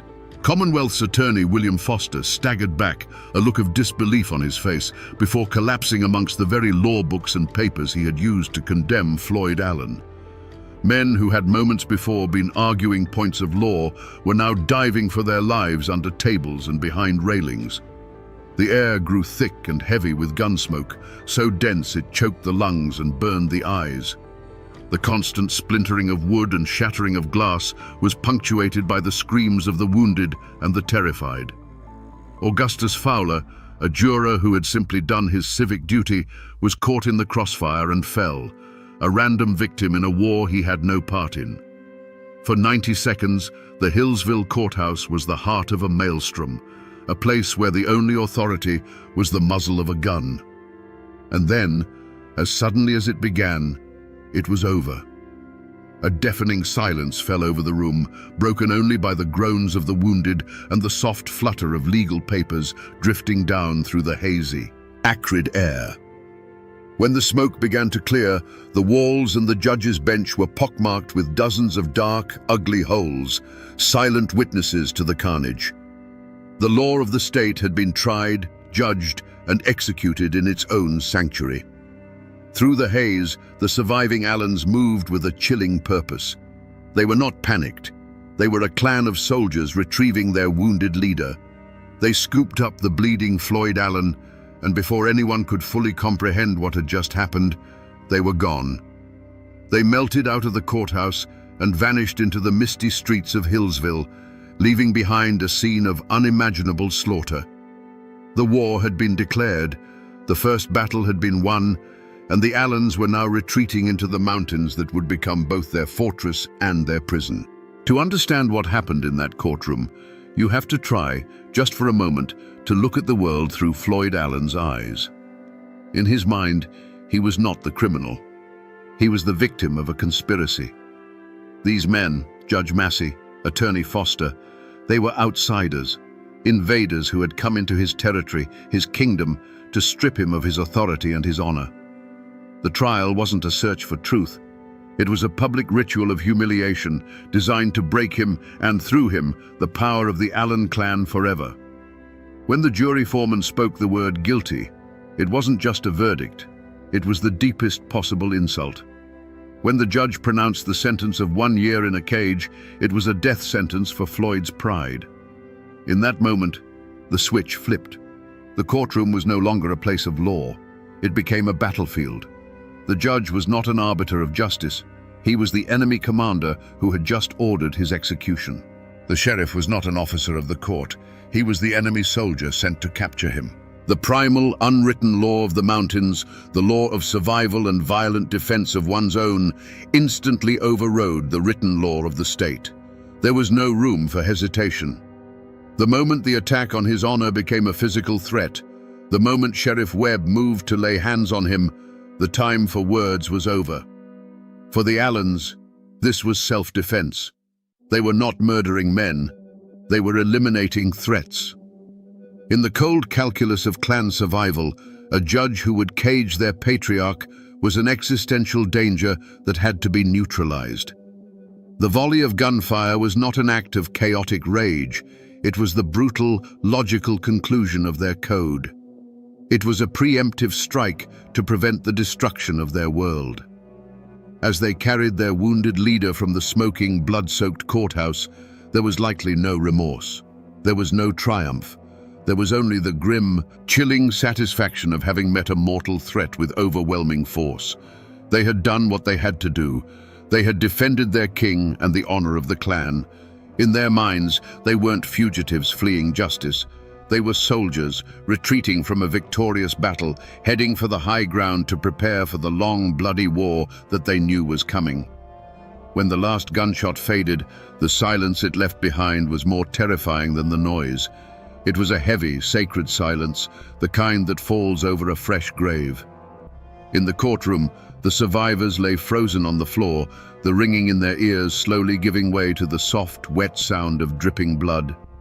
The air was a choking fog of gun smoke, and through the haze, the afternoon sun cast long, dusty rays that illuminated a scene from hell. Overturned benches, scattered legal papers stained crimson, and the still forms of men who, minutes earlier, had represented the full authority of the Commonwealth of Virginia. Slowly, the bravest of the townsfolk crept toward the courthouse doors. They peered into the smoky darkness, and a wave of collective shock and horror rippled through them. The news spread not like a rumor, but like a physical blow, striking the heart of Hillsville and knocking the breath out of it. The courthouse, the very symbol of order and civilization in their small world, had been desecrated. It was no longer a hall of justice. It was a slaughterhouse, a tomb for the law itself. The telegraph key began to chatter frantically, tapping out a message of carnage that sent a shockwave across the state and the nation. This was not just a backwoods murder. This was an open insurrection. The governor of Virginia, William Hodges Mann, declared it a direct outrage upon the civilization of the state. He vowed that this act of rebellion would be met with the full, crushing force of the government. The honor of Virginia was at stake, and it would be redeemed in blood if necessary. An immediate and furious manhunt began. Local posses were hastily formed, filled with men fueled by a mixture of civic duty, outrage, and a lust for the staggering reward money that was immediately offered. They were armed, angry, and determined, but they were local men plunging into a wilderness that the Allens knew intimately. As the first groups of riders galloped out of town, they were heading not just into the mountains, but into the Allens world, where every ridge could hide a rifleman and every neighbor could be a spy. But while Hillsville was a whirlwind of chaos and the state was mobilizing for war, the Allens were already gone. They had moved with the swift, silent efficiency of ghosts. They had treated Floyd's wounds, gathered their forces, and melted into the labyrinth of misty hollows and dense forests they called home. The mountains had swallowed them whole. As the first posses nervously picked their way up the muddy tracks into the high country, they were hunting shadows. The Allens had won the battle, and now, on their own turf, they prepared for the siege. The Carroll County Courthouse massacre didn't unite the community in grief. It ripped it in two. A fault line cracked open, running through families, churches, and friendships that had stood for generations. In the days that followed, the general store became a silent theater of suspicion. Men who had known each other since boyhood would now only nod curtly, their eyes avoiding contact. A word spoken in defense of the slain judge could be seen as a betrayal of your own mountain people, while a word of sympathy for the Allens could mark you as an enemy of the state. Every conversation was a minefield, and silence became the safest language. A wall of silence, as dense and impenetrable as the mountain laurel, rose up to protect the fugitives. It was a wall built of two things: fear and kinship. The fear was simple and immediate. The Allen clan was vast, and their reach extended into every hollow. To be seen talking to a lawman could mean a burned barn, a dead milk cow, or worse. The posses might be in town today, but the Allens would be your neighbors forever. This fear was a cold, hard fact of life that every mountain family understood. But it was more than just fear. For many, the Allens were not monsters. They were their own. They were men who had stood up against an arrogant outside law that sought to humiliate one of their patriarchs. The heavy-handed tactics of the first posses only deepened this resentment. When lawmen from the flatlands began kicking in doors and treating every mountain family as a potential conspirator, they weren't winning hearts and minds. They were proving the Allens' point. They were an occupying army, and many locals chose to side with their own, even if they were now branded as outlaws. This division wasn't abstract. It was written in small, secret acts of courage and cowardice. A cousin of the Allens would find a sack of cornmeal and salted pork left on a stump deep in the woods, a silent offering from a neighbor who dared not show their face. A farmer whose land bordered an escape route would see tracks in the mud and say nothing. At the same time, another man would look a deputy straight in the eye and swear on a Bible that he had been with one of the Allen boys miles away from the courthouse on the very afternoon of the shooting. These were not just lies. They were oaths of allegiance to the unwritten code of the mountains, a code that was now at open war with the laws of Virginia. The local posses were doomed from the start. They were good men, but they were hunting legends in a landscape that belonged to the legends. For weeks, they crashed through the underbrush, chasing rumors and echoes. The Allens were always one step ahead, phantoms in the mist. A warm campfire found abandoned, a footprint in the mud leading to a rushing creek. It was like hunting ghosts who knew every secret path, every hidden cave, and every sympathetic ear in 100 square miles. The great manhunt was becoming a great embarrassment, and the honor of Virginia was bleeding away with every passing day. Frustrated and furious, the state unleashed a new kind of predator on the Blue Ridge Mountains. They called in the Baldwin-Felts Detective Agency, the infamous Pinkertons of the South. These were not local lawmen. They were cold-eyed professionals, manhunters for hire, known for their ruthless efficiency in the bloody coalfield wars. They arrived in Hillsville on a special train, clad in city clothes but carrying the deadliest weapons of the age: Winchester repeating rifles and semi-automatic pistols. They brought with them a cold, corporate style of violence, and they saw the mountains not as a home, but as a hostile grid to be systematically swept and cleared. With the Baldwin-Felts agents in charge, the hunt became a brutal, grinding war of attrition. The dragnet tightened. Teams of detectives leading packs of baying bloodhounds pushed deep into the hollows. They moved with a chilling purpose, raiding farmhouses in the dead of night, kicking down doors and dragging men from their beds for interrogation. They cared nothing for the mountain code of conduct. To them, every silent farmer was a potential conspirator, every cabin a potential hideout. The mountains fought back against them. Sudden downpours washed away scents, confusing the dogs. The treacherous terrain lamed their horses and broke the axles of their wagons. The silent, watchful eyes of the mountain people followed their every move, and the forest itself seemed to conspire to hide its fugitive sons. The first major breakthrough came not from brilliant detective work, but from exhaustion and a tip-off. Floyd Allen, wounded and weakened, had been holed up in a cabin, his body too broken to continue the flight. A posse, led by the relentless detectives, surrounded the house at dawn. There was no final gun battle. Floyd, feverish and in pain, knew the game was up. He surrendered. The fiery patriarch finally captured. His personal war brought to an inglorious end. His son Claude was captured soon after. The state had its prize, the man who had declared, "I ain't a-goin'." But as the detectives celebrated their victory, a chilling realization began to dawn on them. They had the lion, but the foxes had gotten away. The local posses had nabbed a few smaller members of the clan in the initial chaos. Now the Baldwin Felts men had the leader. But Sidney Allen, the cool-headed strategist, and his fiercely loyal nephew Wesley Edwards, the men many believed were the true masterminds of the courtroom escape, were nowhere to be found. The massive, expensive and brutal hunt that had terrorized an entire county had failed in its most crucial objective. The shadows of the Blue Ridge had been searched, but the cleverest of the fugitives had simply vanished, as if the earth had opened up and swallowed them whole. The trial of Floyd and Claude Allen could never have been held in Hillsville. The ghost of Judge Massey still haunted that blood-stained room, and the town was a tinderbox of raw nerves and divided loyalties.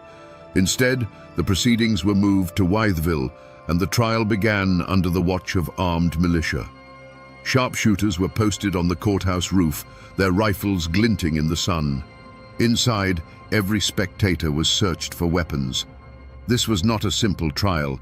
It was a show of force, a demonstration by the state that its authority, once shattered, had been restored with steel and gunpowder.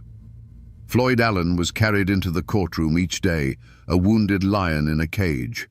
His body was broken, but his eyes still burned with the same defiant fire that had lit the fuse of the massacre.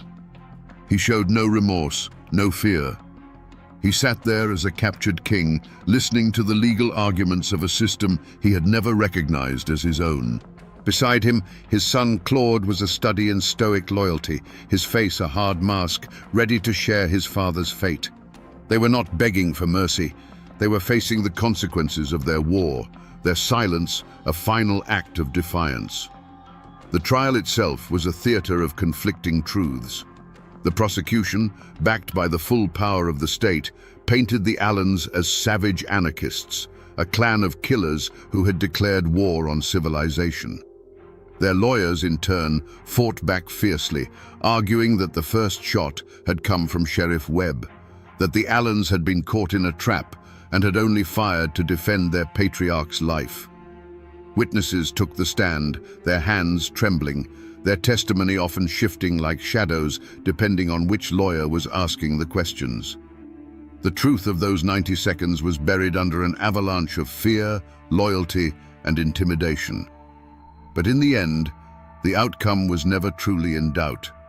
The state needed a conviction. It needed to prove that its laws were supreme. The jury, after deliberating under immense pressure, returned with the inevitable verdict: guilty. Guilty of murder in the first degree. As the foreman spoke the words, a heavy silence fell over the packed courtroom. Floyd and Claude Allen received the news without flinching. They had gambled everything on their code, and they had lost. The sentence was death. Not by the rope, the old way of the mountains, but by the new, clean terror of the electric chair. It was the final, modern symbol of the state's power.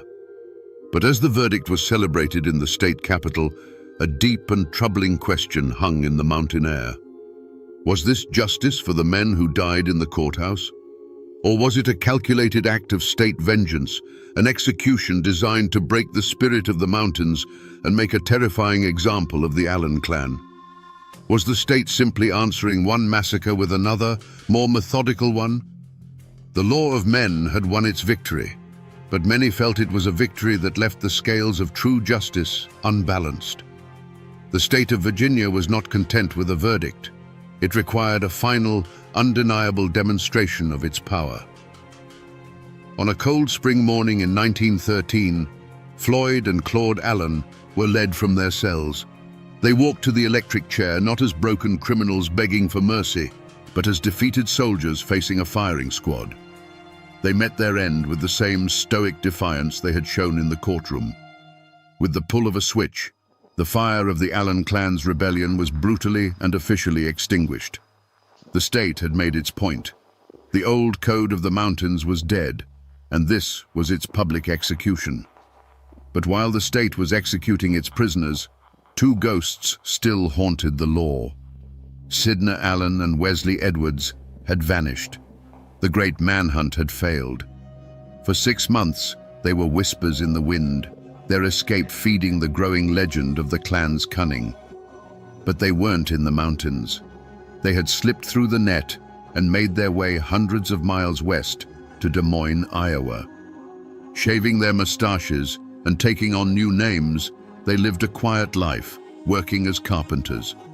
Their fatal mistake was not a slip of the tongue, but a longing for home. A letter, forwarded from a relative, was traced by a patient postal inspector. There was no grand shootout. On a quiet September morning, Baldwin Felts detectives and local police burst into their rented house and captured the two most wanted men in Virginia without a single shot fired. Their trial was a foregone conclusion. With Floyd and Claude already executed, the public's thirst for vengeance was largely slaked. Sidney Allen and Wesley Edwards were spared the electric chair, but were sentenced to long, hard years in the state penitentiary, a living death in a stone cage. They were sent away, and the state of Virginia closed the book on the Carroll County massacre. The Allens were finally, completely broken. And here, my friends, the story takes its final, tragic turn. In prison, Sidney Allen, the cool-headed strategist, became a model prisoner. The fire that had fueled the feud seemed to have been quenched, replaced by a quiet, weary resignation. Years turned into a decade, and his health began to fail. In 1926, the governor, seeing a broken old man, granted him a pardon. Sidney Allen returned to Carroll County a free man, but he came back a ghost. He returned not to his magnificent home, which stood as a monument to a life that no longer existed, but as a shadow of his former self. He had outlived his world. 1 year later, Sidney Allen died, his freedom a brief, bitter epilogue to a life of power and ruin. With the leaders of the clan dead or in chains, a heavy, deliberate silence settled over Carroll County. The story of the courthouse massacre was not something to be discussed. It was a wound too deep, a memory too divisive. People had to go on living together, had to trade at the same stores and attend the same churches. And so, the story was buried. It was locked away in the attic of the community's memory, an unspoken horror that everyone knew was there, but no one dared to mention. They tried to move on, to plow over the blood-soaked ground and plant anew, but some scars are too deep to ever truly fade. And what is left of this epic war today, more than a century later? The names are still there. Drive the winding roads of Carroll County, and you will still find the names Allen, Webb, and Edwards on mailboxes. The descendants of the clan and their victims still walk the same land. For them, it is a heavy inheritance, a legacy of both fierce pride and terrible violence. The story isn't told with the old fire anymore. It is a quiet history, a family secret shared in hushed tones, a reminder of a time when the blood ran hot and the law of the mountains met the law of the state in a fatal collision.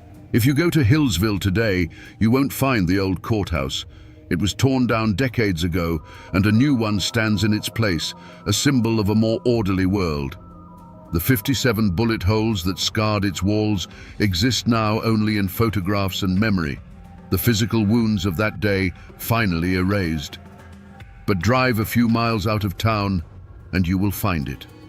Sidna Allen's magnificent house still stands. It is a private home now, but it remains a silent, brooding monument to the ambition of a fallen dynasty. Its sturdy walls and grand design, a testament to a future that was burned away in a few minutes of gunfire. In the local cemetery, the final chapter is written in stone. Here, the feud is over. The combatants lie in a final silent truce under the shade of ancient trees. Floyd and Claude Allen lie not far from the men they were convicted of killing. The simple dates carved on their tombstones give no hint of the 90 seconds of chaos that forever bound their fates together. Here, they are all equal, their passions cooled, their war finally over. The people of Carroll County tried to bury the story, to let the grass grow over the scars. But the mountains don't forget. They were here long before the Allens arrived, and they will be here long after the last stone on their graves has crumbled to dust. The wind that whispers through the pines on the Blue Ridge still carries the echo of those gunshots. The dark hollows where Sidna and Wesley hid still hold the memory of their flight. The land itself is the final witness, the keeper of a story that is now part of the very soul of this place. So we return to the question that echoed from that bloody courtroom. What pushes a man to declare war on the law in its own temple? After walking through the smoke and shadows of this story, we can see the answer is not a simple one. The slaughter in Hillsville wasn't just the act of a cornered criminal, it was the last, desperate roar of a dying world. Floyd Allen saw himself not as a lawbreaker, but as a sovereign king in his own land, and the court's verdict was an invasion, a declaration of war against his entire way of life. The gunshots were the death rattle of an unwritten code of honor that had ruled those mountains for 150 years. This is a story about the brutal collision of two Americas.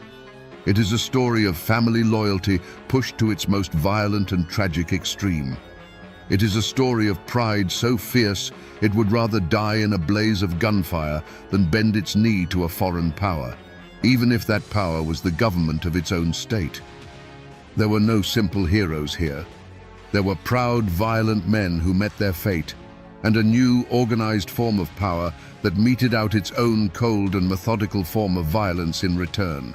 The manhunt for the Allen clan became a legend, a defining myth of Appalachia's transition into the modern world. It is a harsh and brutal lesson that reminds us that progress is often not a peaceful parade, but a bloody, painful conquest. The world of the Allens is gone now, buried in the past, but its memory lingers. It serves as a stark reminder of a time when the mountains bred a different kind of man, and when justice was not a matter of law books, but of blood. And now, my friends, you know the rest of the story.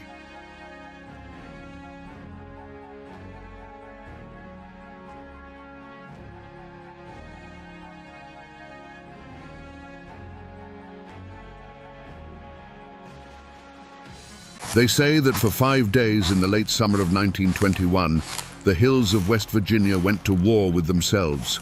The hollows of Blair Mountain echoed with the thunder of 1,000,000 rounds fired as the largest armed uprising in American history since the Civil War reached its bloody climax. And standing against the tide of 10,000 Union miners was one man, a county sheriff named Don Chaffin. He met them not with a posse, but with a private army, machine gun nests, and even airplanes dropping homemade bombs from the sky. How does a man born and raised in these same mountains come to wage war against his own people? Was he a villain, a corrupt tyrant in the pocket of the coal barons, crushing the common man under his boot? Or was he, in his own mind, the last line of defense for law and order, a king protecting his county from an invading mob? The truth, as it always does in Appalachia, lies buried deep in the shadows between fact and legend. Today, we dig for it. We trace the path that turned a small-town lawman into the absolute ruler of Logan County. Don Chaffin was no outsider.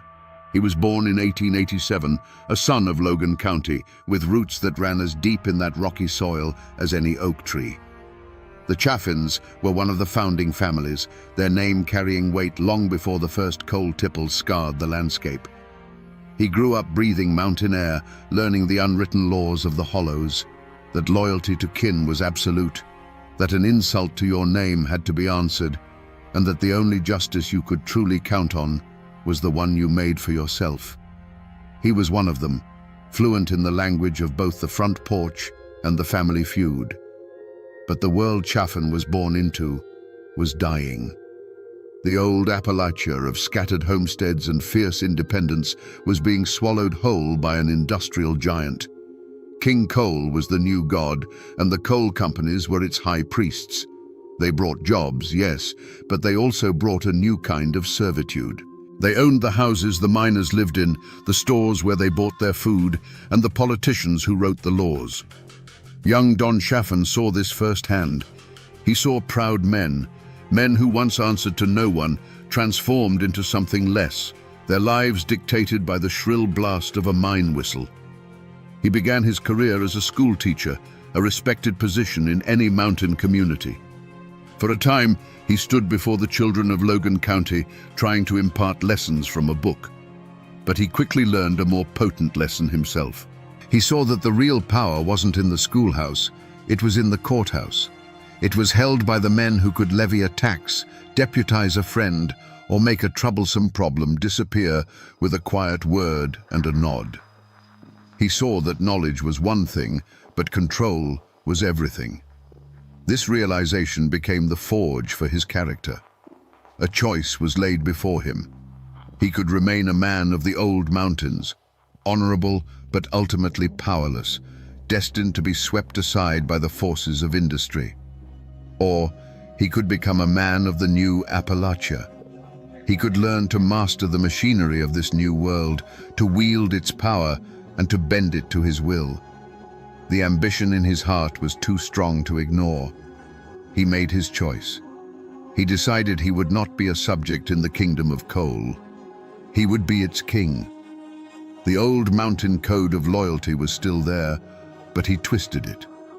His ultimate loyalty would no longer be just to his family name, but to the preservation of his own power.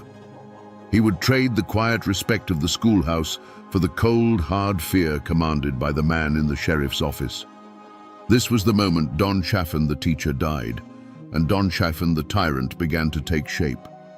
Long before the battle that would make him infamous, Don Chaffin was simply the most powerful man in southern West Virginia. To see him in his prime, strolling down the streets of Logan, you wouldn't necessarily see a tyrant.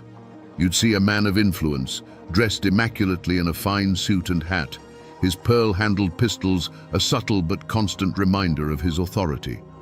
He had a smile that could charm a bird from a tree and eyes that missed nothing. He was the sun around which Logan County orbited, and he held his position not just through force, but through a deep, personal understanding of its people.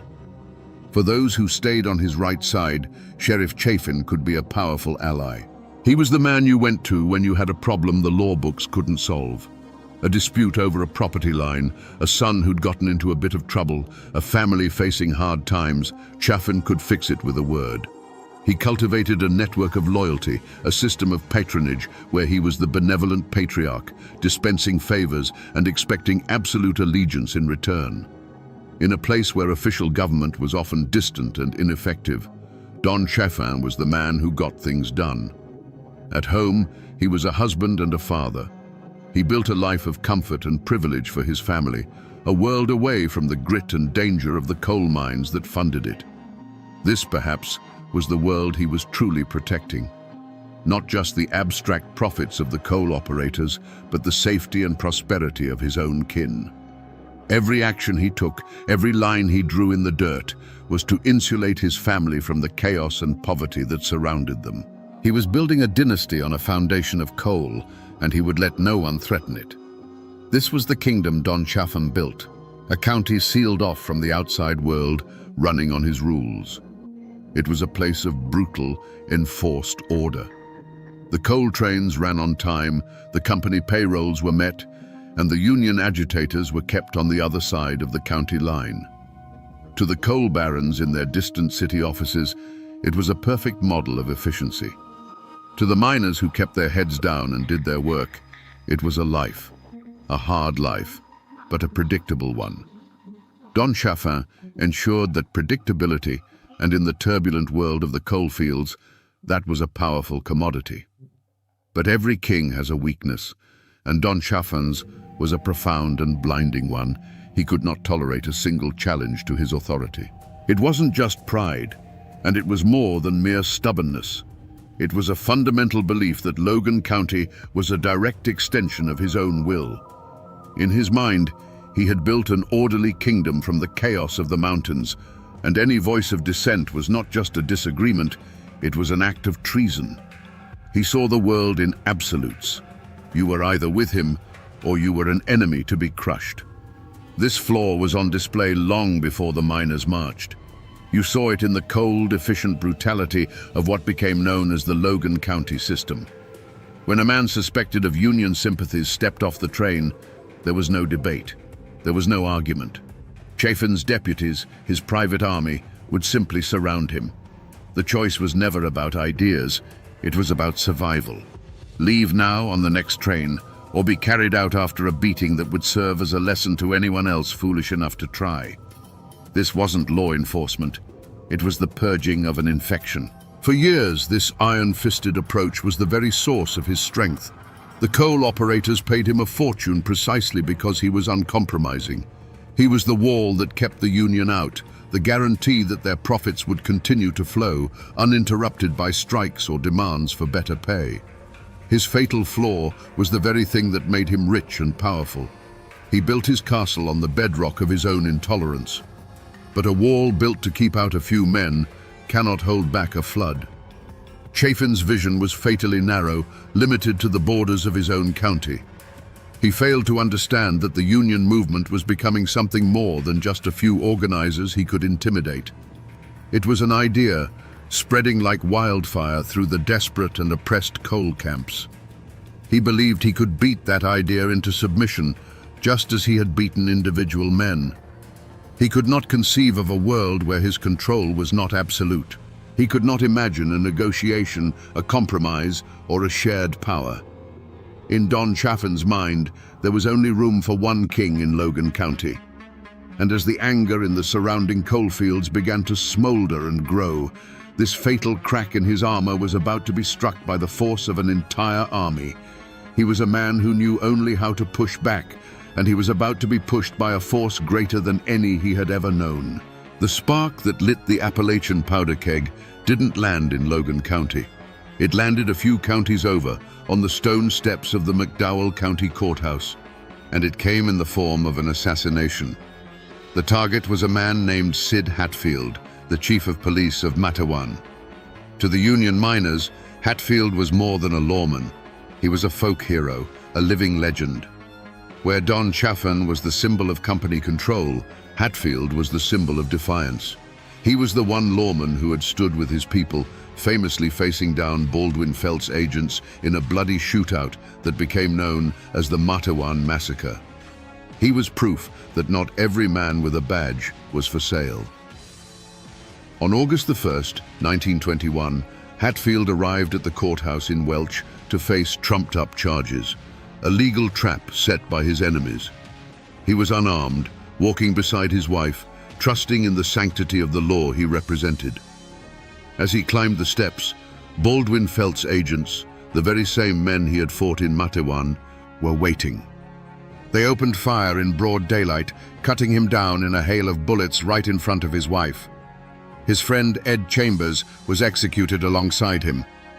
It was not a gunfight. It was a public execution. The news spread through the coal camps, not like a whisper, but like a physical blow. This was the ultimate act of treachery. It was one thing to be cheated at the company store or beaten by deputies in a dark hollow.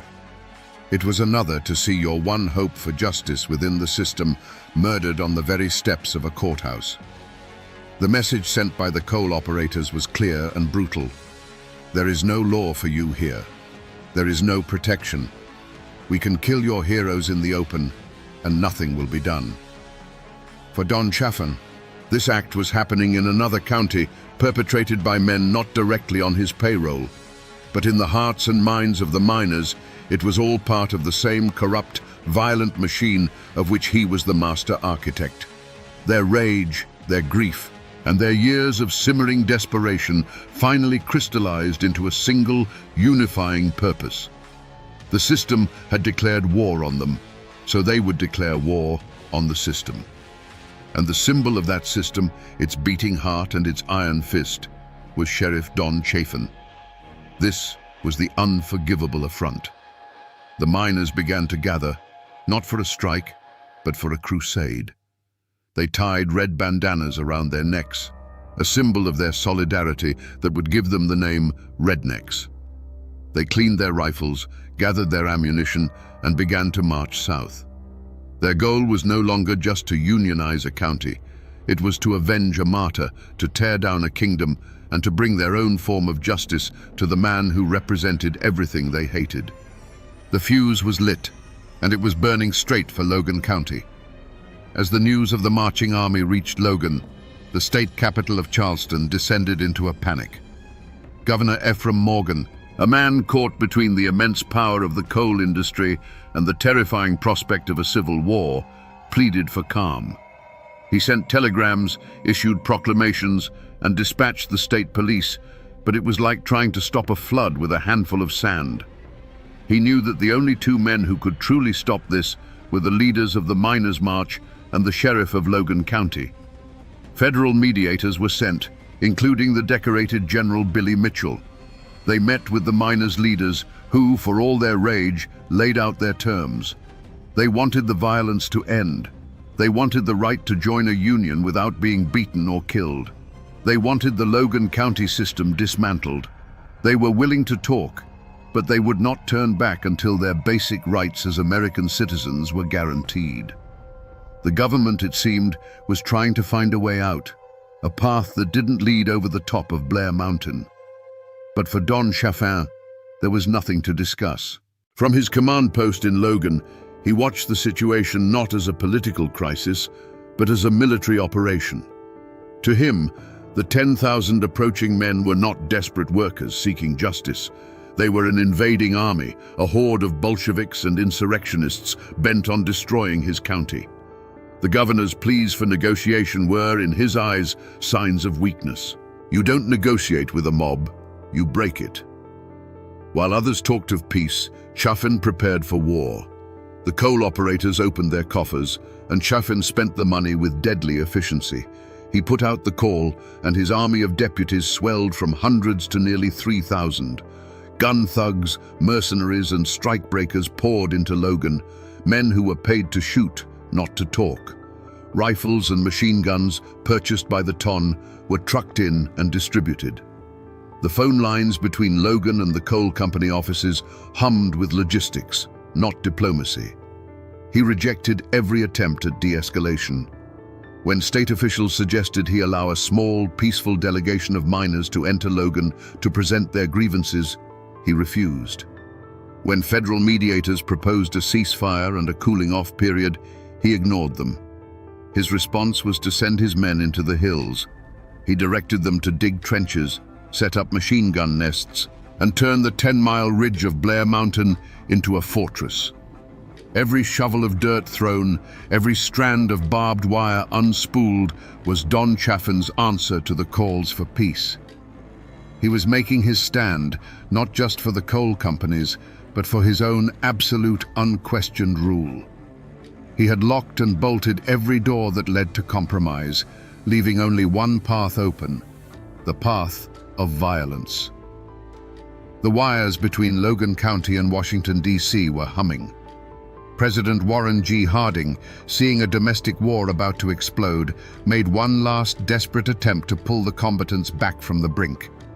He sent a direct message, a final ultimatum, not just to the marching miners, but to Don Chaffin himself. The offer was clear. The miners had agreed to halt their advance if, and only if, Chaffin's private army was disarmed and disbanded. Federal troops would be sent in, not to fight the miners, but to act as a neutral peacekeeping force. It was a clear off-ramp, a path away from the abyss, laid at his feet by the President of the United States. Imagine Don Chaffin in his office, the telegram in his hand. The air is thick with the smell of gun oil and nervous sweat. Outside, the town of Logan is an armed camp, his men preparing for the fight of their lives. For a moment, he must have weighed his options. On one side was the full might of the federal government, a power that could crush him without a second thought. Accepting the deal would mean survival. He would lose his private army, yes, and his absolute power would be broken, but he would live. He would see his family again. The war would be over before a shot was fired. But then he would have considered the other side of the coin. To stand down now would be to surrender.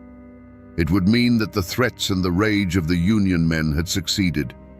It would be a public admission that his authority, the very foundation of his identity, had limits. The image of federal troops policing his county while the men who had marched to hang him were allowed to walk free must have been a vision of pure humiliation. It was a direct challenge to his fatal flaw, his belief in his own absolute control. He stood at the final crossroads. One path led to a diminished future, the other led over Blair Mountain. He looked at the telegram, the last chance for peace, a direct order from his president. Then he looked at the map on his wall, at the red pins marking his machine gun emplacements along the ridge. He made his choice. He set the telegram aside. He picked up his telephone and gave an order not to stand down, but to double the patrols at the key mountain passes. He told his commanders that the line had been drawn and that any man wearing a red bandana who tried to cross it was to be met with overwhelming force. The last bridge to peace was burned. In that moment, Don Chaffin ceased to be a sheriff defending his county. He became a king choosing war over the surrender of his crown. The first report came over a crackling field telephone line, a scout's frantic voice confirming the miners' advance on the Crooked Creek Pass. Don Chaffin took the call, his face betraying no emotion. He put the receiver down, walked to the porch of his command post, and looked towards the green, silent ridge. He gave a single nod to his waiting runner. That nod traveled down the line, from man to man, until it reached the machine gun nest, hidden in a stand of timber. A moment later, the mountain spoke for the first time. It was a sound like a giant tearing a sheet of iron in half, a sound that rolled down the hollows and announced that all negotiations were finished. From his vantage point, the battle was not a scene of chaos, but a grim and terrible piece of machinery that he had designed. He spent his days with maps and binoculars, a general directing his forces. He didn't see individual men fighting for their lives. He saw patterns, movements, and objectives. Through his field glasses, he would watch a line of men attempt to advance through a thicket of trees on a distant slope. He would pick up his telephone, speak a few calm words directing fire to that coordinate, and moments later, the advance would simply cease. The patterns would break, dissolve back into the forest, and the hillside would grow still again. The steady, mechanical rhythm of his machine gun nests became the heartbeat of the battle. It was a cold, efficient, and impersonal sound. Each burst was an argument being made, a final answer to the miners' demands. For 5 days, that sound was relentless. The world shrank to the borders of Blair Mountain. The sun rose and set on the constant thunder of gunfire. Chaffin barely slept, fueled by coffee and the cold adrenaline of a man watching his life's work hang in the balance. On the 3rd day, he unleashed his most terrifying weapon. An unfamiliar sound began to drift over the mountains, the low drone of an airplane engine. From the miners' perspective, it was a horror they could have never imagined. Chaffin's private air force, a pair of rickety biplanes, began making passes over their lines.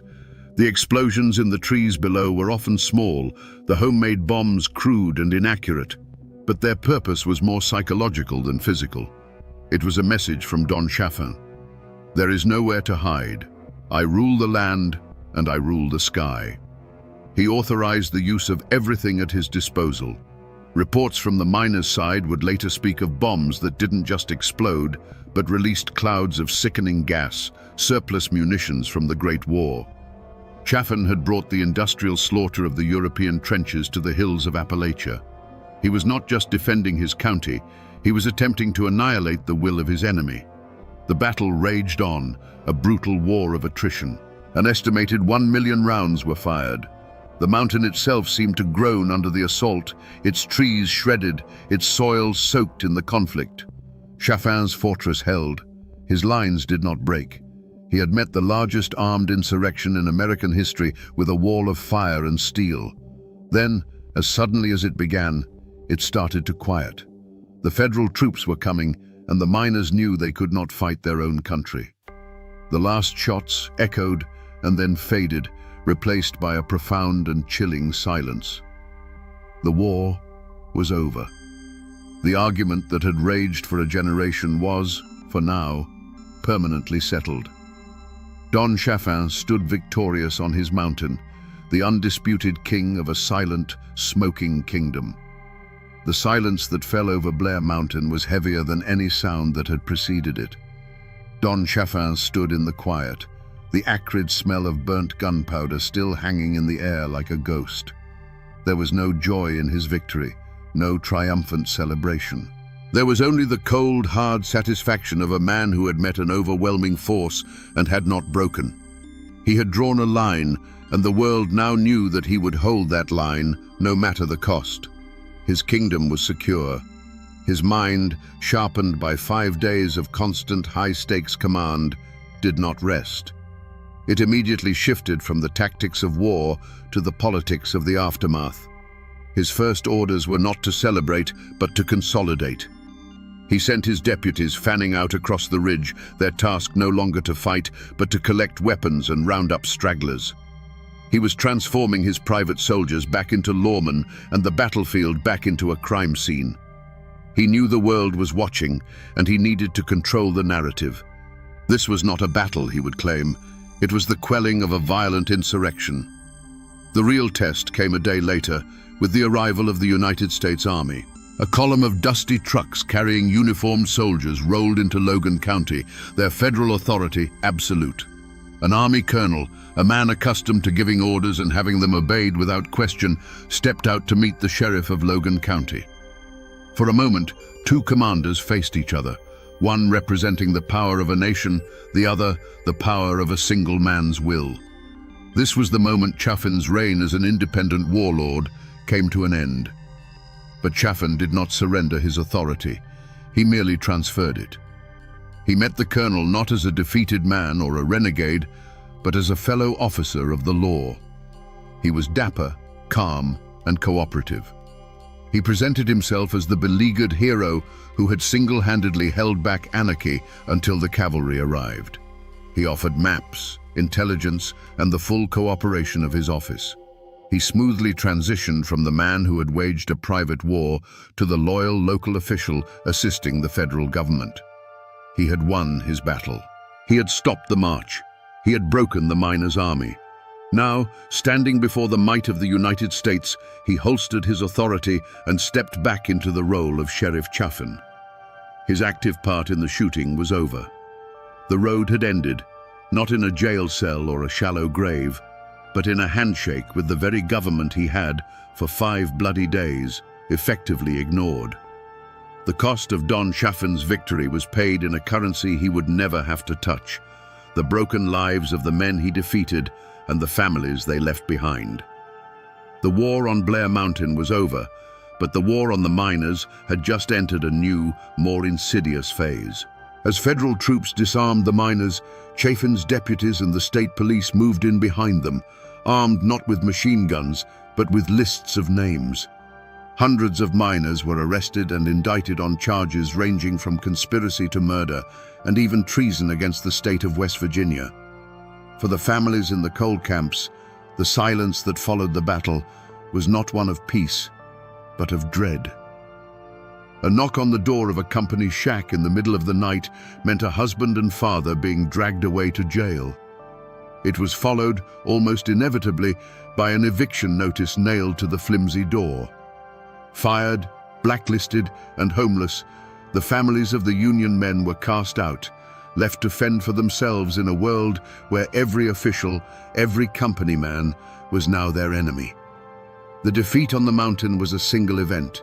The suffering it caused rippled outwards for years, creating a quiet, desperate poverty that clung to the hollows like a winter fog. The dream of a Union in southern West Virginia, a dream that had seemed so close, was dead and buried on the slopes of that mountain. Chaffin's victory didn't just crush an army, it crushed a spirit. The United Mine Workers of America was effectively broken in the region for more than a decade. The grip of the coal operators, once challenged, now tightened into a stranglehold. Fear replaced hope. Miners who had once talked openly of their rights now spoke in whispers, terrified that a stray word could cost them their jobs and their homes. Chaffin's system of control was now absolute, reinforced by the memory of what happened to those who dared to challenge it. The tragedy was not just the miners' own, it belonged to the entire community. The battle left scars that divided neighbors and kin for generations. Men from Logan who had joined Chaffin's army returned to live in the same county as the families of the men they had fired upon. A cancer of silence grew over the memory of the battle. It was too painful, too divisive to talk about. Don Chaffin had not just defended Logan County, he had plunged it and the surrounding region into a long, dark winter of fear and submission, leaving behind a wreckage of lives that would take a generation to clear. With the shooting over, the war moved from the mountainside to the courtroom. The state of West Virginia, backed by the full weight of the coal industry, sought to make an example of the defeated miners. Hundreds were charged, but for the leaders, the state chose a charge so severe it was almost medieval: treason. Men who had fought for their country in the trenches of France now found themselves accused of betraying it in the hills of their own home. It was the ultimate clash of cultures, the state's formal written law against the unwritten mountain code of honor and retribution. The trials were a spectacle. The prosecution painted a picture of a Red Army, a Bolshevik mob bent on overthrowing the government and seizing private property. They presented evidence of the miners' military-style organization, their weapons, and their stated goal of marching on Logan. To the state, this was a clear case of insurrection. Don Chaffin and his deputies were presented as heroic defenders of law and order, the thin line that had saved West Virginia from anarchy. But the miners' defense told a different story. Their lawyers argued that these men were not traitors to America. They were patriots engaged in a second American Revolution, fighting against a domestic tyrant. They hadn't marched against the government. They had marched because the government had failed them. They were marching against the state of Chaffin, a private kingdom where the law was a weapon used against them. Their defense was simple and powerful. A man has the right to defend his home and his family, and when the law itself becomes the tool of an oppressor, the people have the right to seek their own justice. The community, and indeed the nation, was fiercely divided. Pro-union newspapers hailed the defendants as heroes and martyrs of the working class. Company-owned papers condemned them as violent radicals. In the coal camps, prayer meetings were held for the men on trial. In the gentlemen's clubs of Charleston and Huntington, they were toasted as villains who had finally gotten their due. The soul of Appalachia was on trial, forced to defend itself in a language it did not fully understand. The most famous trial was that of Bill Blizzard, one of the key field commanders of the miners' army. The state threw everything it had at him. But then, a West Virginia jury, made up not of miners, but of farmers and small-town merchants, delivered a stunning verdict: not guilty. They had listened to the stories of the company guards, the low pay, the beatings, and the assassination of Sid Hatfield, and they could not bring themselves to call this man a traitor. While many other miners would be convicted on lesser charges, the treason trials collapsed. Was justice served? In a narrow legal sense, a jury had acknowledged the miners' grievances. But in the wider world, nothing had changed.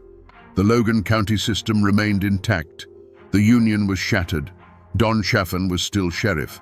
The law had rendered a verdict on the battle, but it had remained silent on the long, brutal war that had caused it. True justice, it seemed, was still a luxury the miners of West Virginia could not afford.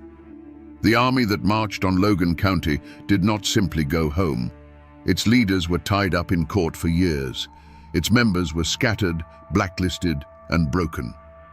The United Mine Workers of America, the great boogeyman that Don Chaffin had waged a war against, was effectively banished from the southern coalfields. In the immediate aftermath, it seemed Chaffin's victory was absolute. The entity that had provoked him into his dramatic stand was, for all intents and purposes, dead. The Union was a ghost, its name only spoken in hushed and fearful whispers in the dark corners of the coal camps. But you can defeat an army of men. It's much harder to kill an idea. The Battle of Blair Mountain, for all the miners' losses, had been a national spectacle. Newspapers across the country had told the story of the private army, the machine gun nests, and the airplanes bombing American citizens on their own soil. The brutal reality of the West Virginia coalfields was laid bare for all to see. Chaffin had won the fight, but in doing so, he had exposed the sickness of the system he was defending. The miners had lost the battle, but they had won the argument in the court of public opinion. The seeds planted on Blair Mountain took a decade to grow, but they grew in the dark. The Great Depression and the election of Franklin D. Roosevelt changed everything. With the passage of the National Industrial Recovery Act and later the Wagner Act, the federal government did what 10,000 rifles could not. It guaranteed the right of every American worker to organize and bargain collectively. The very thing the miners had fought and died for was now the law of the land.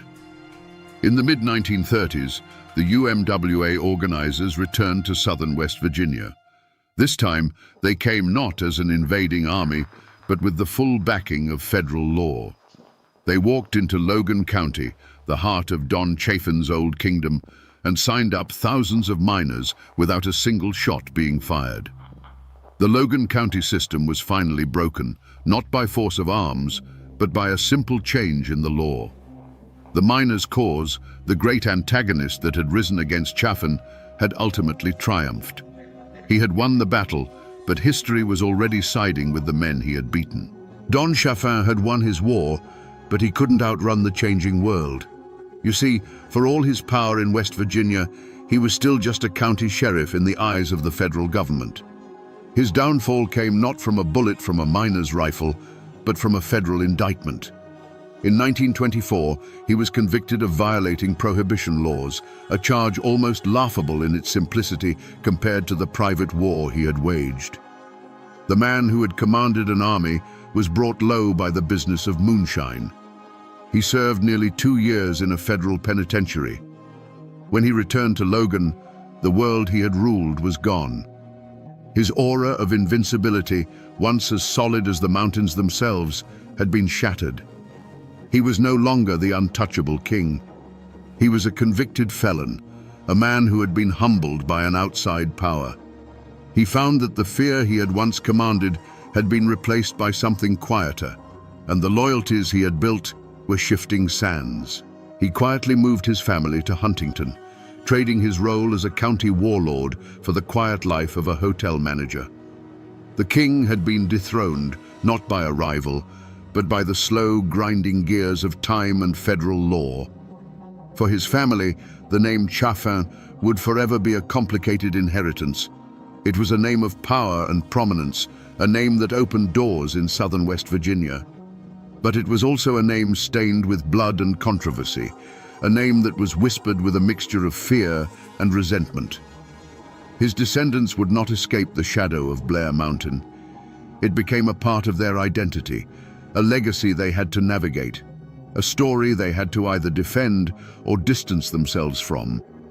The name was both a pillar and a tombstone. In the hollows and coal camps of Logan County, the healing was a slow and silent process. The community did not rebuild by confronting the past. It rebuilt by burying it.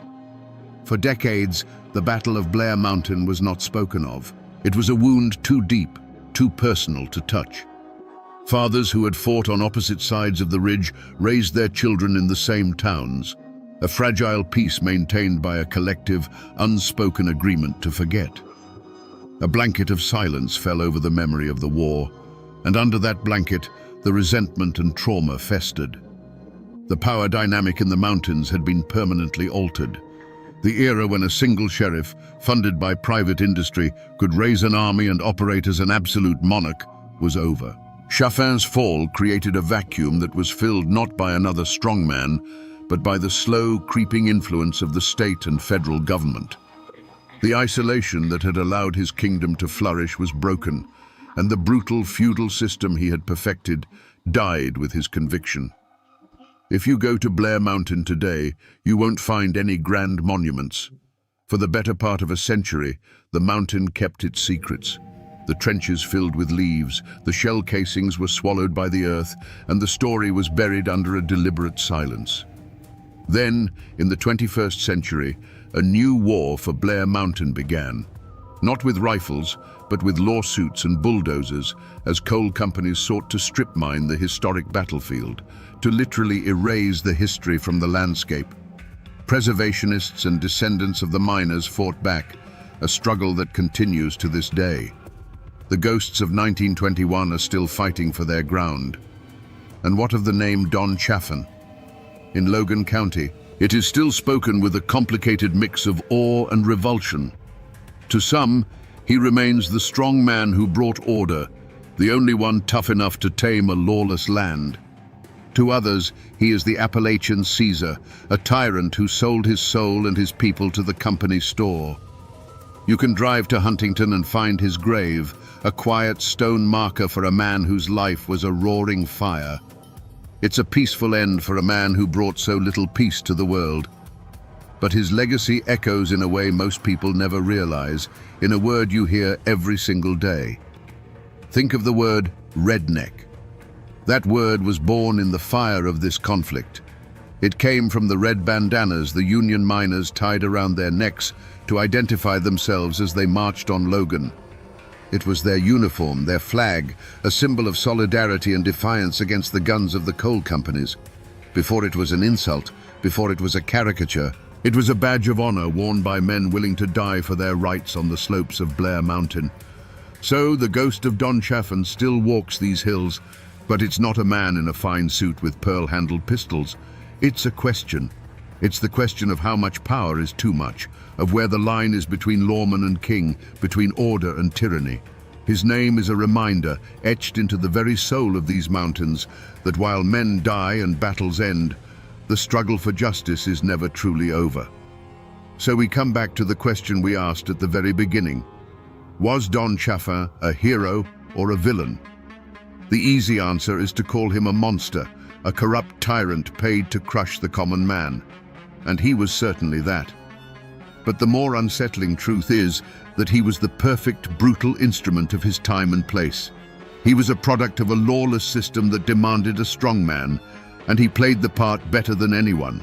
He was a king who ruled a county as his personal property, and like any king, he saw a rebellion not as a plea for justice, but as an act of war against his very person.